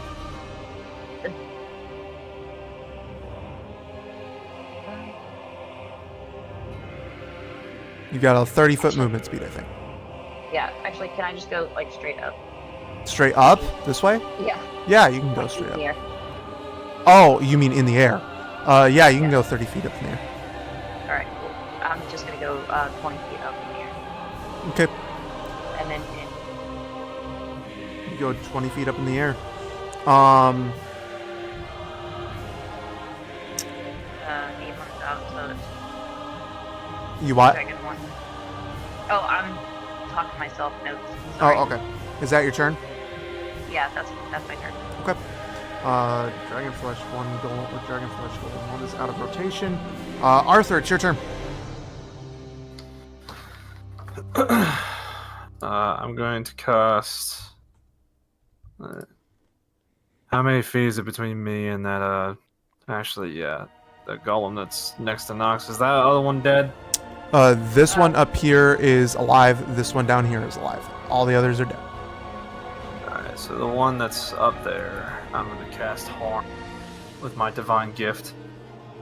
You're casting what? Harm. Harm? What does it do? Must cast violent disease on a creature, 60 feet, instantaneous. You gotta make a con save. If you fail, take 14 d6 necrotic damage, or half as much. Instead of 14? 14 d6 necrotic damage. Oh. I'm, for, the save. 19. You gotta beat a 19. 19? And it's, what kind of Con. save? Con? Unfortunately for you, that is their good stat, other than strength, and he passes with a modified 20. Mm-hmm. That's what I expected. Con is like their only good save other than strength. Everything else is minuses in saves. Well, except for wisdom. Wisdom is a flat.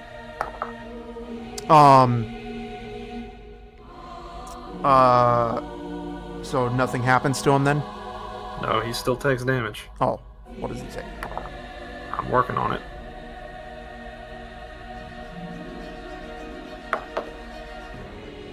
Is it over 8?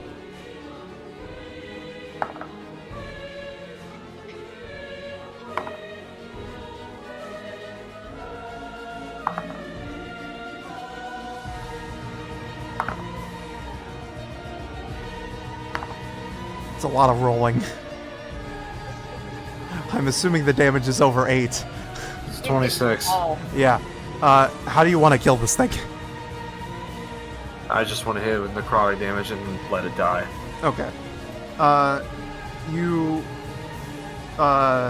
use your divine gift to cast this spell, and you fling a necrotic wave at this thing, and its skin begins to melt off of its hulky body, and you see dragon bones and things of the like as it dies before you. Oops, that is the wrong one. It is now dragon flesh soup on the ground. And then with the last of my movement, I'm going to fly towards the Nox. okay. How much movement do you have? 30 feet. oh, which one did you hit, Arthur? He Whatever. killed dragon flesh golem too. 2. Okay. All that's left is 3. Which 3 is the one that you guys have done the least amount of damage to, but Nox has kept him occupied this entire time. So Noab doing his job. yeah. So it is now Dragonflesh Golem 3's turn, because Dragonflesh Golem 2 is no longer in rotation. Dragonflesh Golem 3, having Nox in front of him, is going to attempt to attack. Oh my, oh me, oh my. With a 16 and a natural 20. Silvery bar. I hate silvery barbs. I only use it when I have to. He got another. Do you want to use it again? Are you gonna let me? No, if you can't do it twice in the same turn. Hold on, let me see.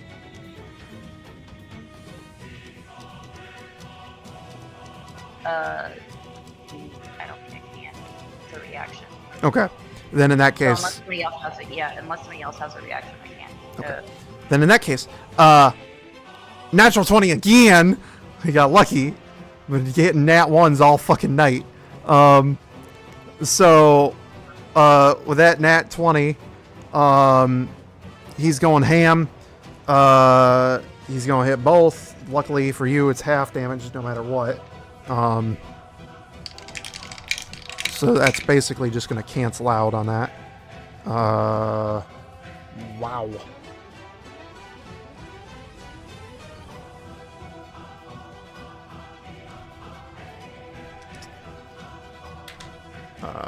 Okay, and then that is halved already because thank you for that. And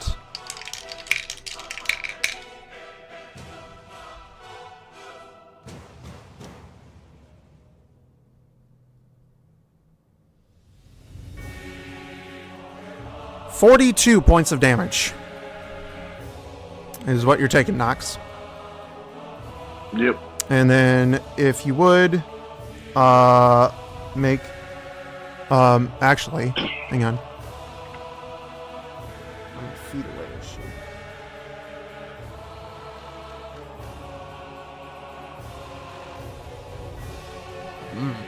Sin, Yes. make me a wisdom saving throw.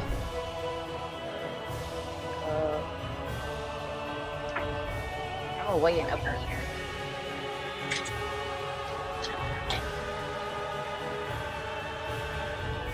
It was 18.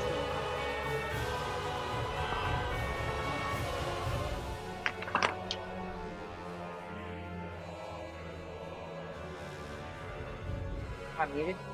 Ooh, what'd you say? Maybe. Oh, 18. I said 18. 18. You passed. Lucky you. Nothing happens to you. Next up is Gerasnitz' turn. And with a 45-foot movement speed, this motherfucker is going to book his ass all the way down here. And he says enough. He is going to attack with his longsword.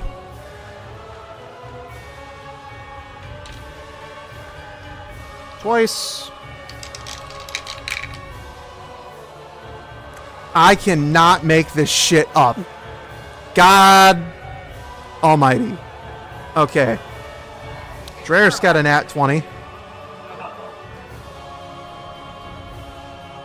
Oh, he has a parachute. Huh? I cannot hear you. My headphones are fucking up. Never mind. It's fine. Go ahead. Okay. So he is gonna do some hefty damage here.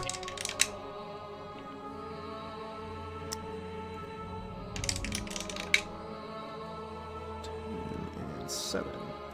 So that is 10 times. Oh, I'm sorry. That's 10 plus that times 2. Just that. And then 7.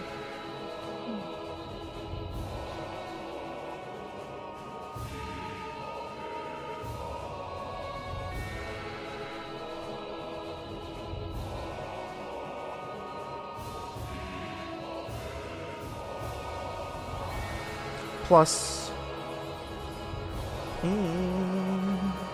Where the fuck is it? Where the fuck is it? What the fuck? Screw it. D&D Beyond, help me. Oh.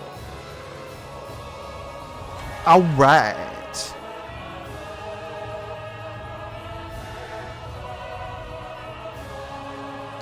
With a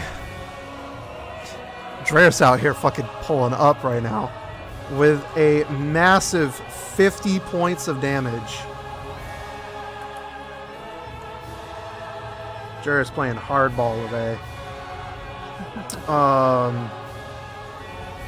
drops that to there, and then he's going to use hybrid form predatory strike, strength. He hits, and if he rolls a number, he's gonna wow. Okay. and with hybrid form predatory strike, Draris leaps on top of the dragon flesh golem and sinks his teeth into the side of its fleshy, scaly neck and rips its head off with all of his might. And just like that,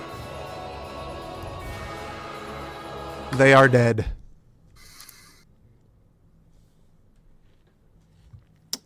And I will say that we are going to go ahead and call it there, and we'll pick up next time. Okay. Because it is late, and we have gone way past what we were supposed to, which sucks because I was hoping to get further, but that just means that we will have two more sessions maybe instead of the one. So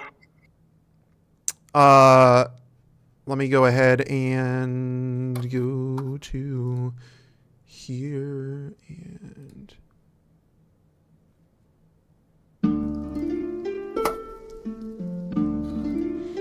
thank you all so much for coming out and watching. If you guys like what you saw here today, please make sure that you hit that like button, smash the subscribe button, and as always, if you want notifications for whenever we go live or put out new videos, make sure that you ring that little bell icon on your screen. Once again, thank you all so much for coming out. We will see you all in the next episode. Deuces.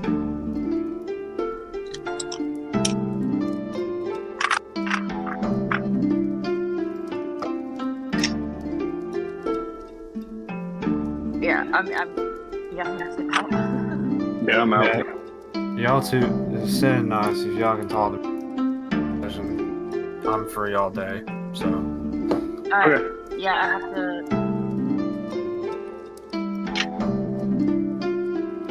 It's either gonna start at 6 or 7. Okay. Okay. So, let's see y'all all there. Have a good night. Night, y'all. Night, guys.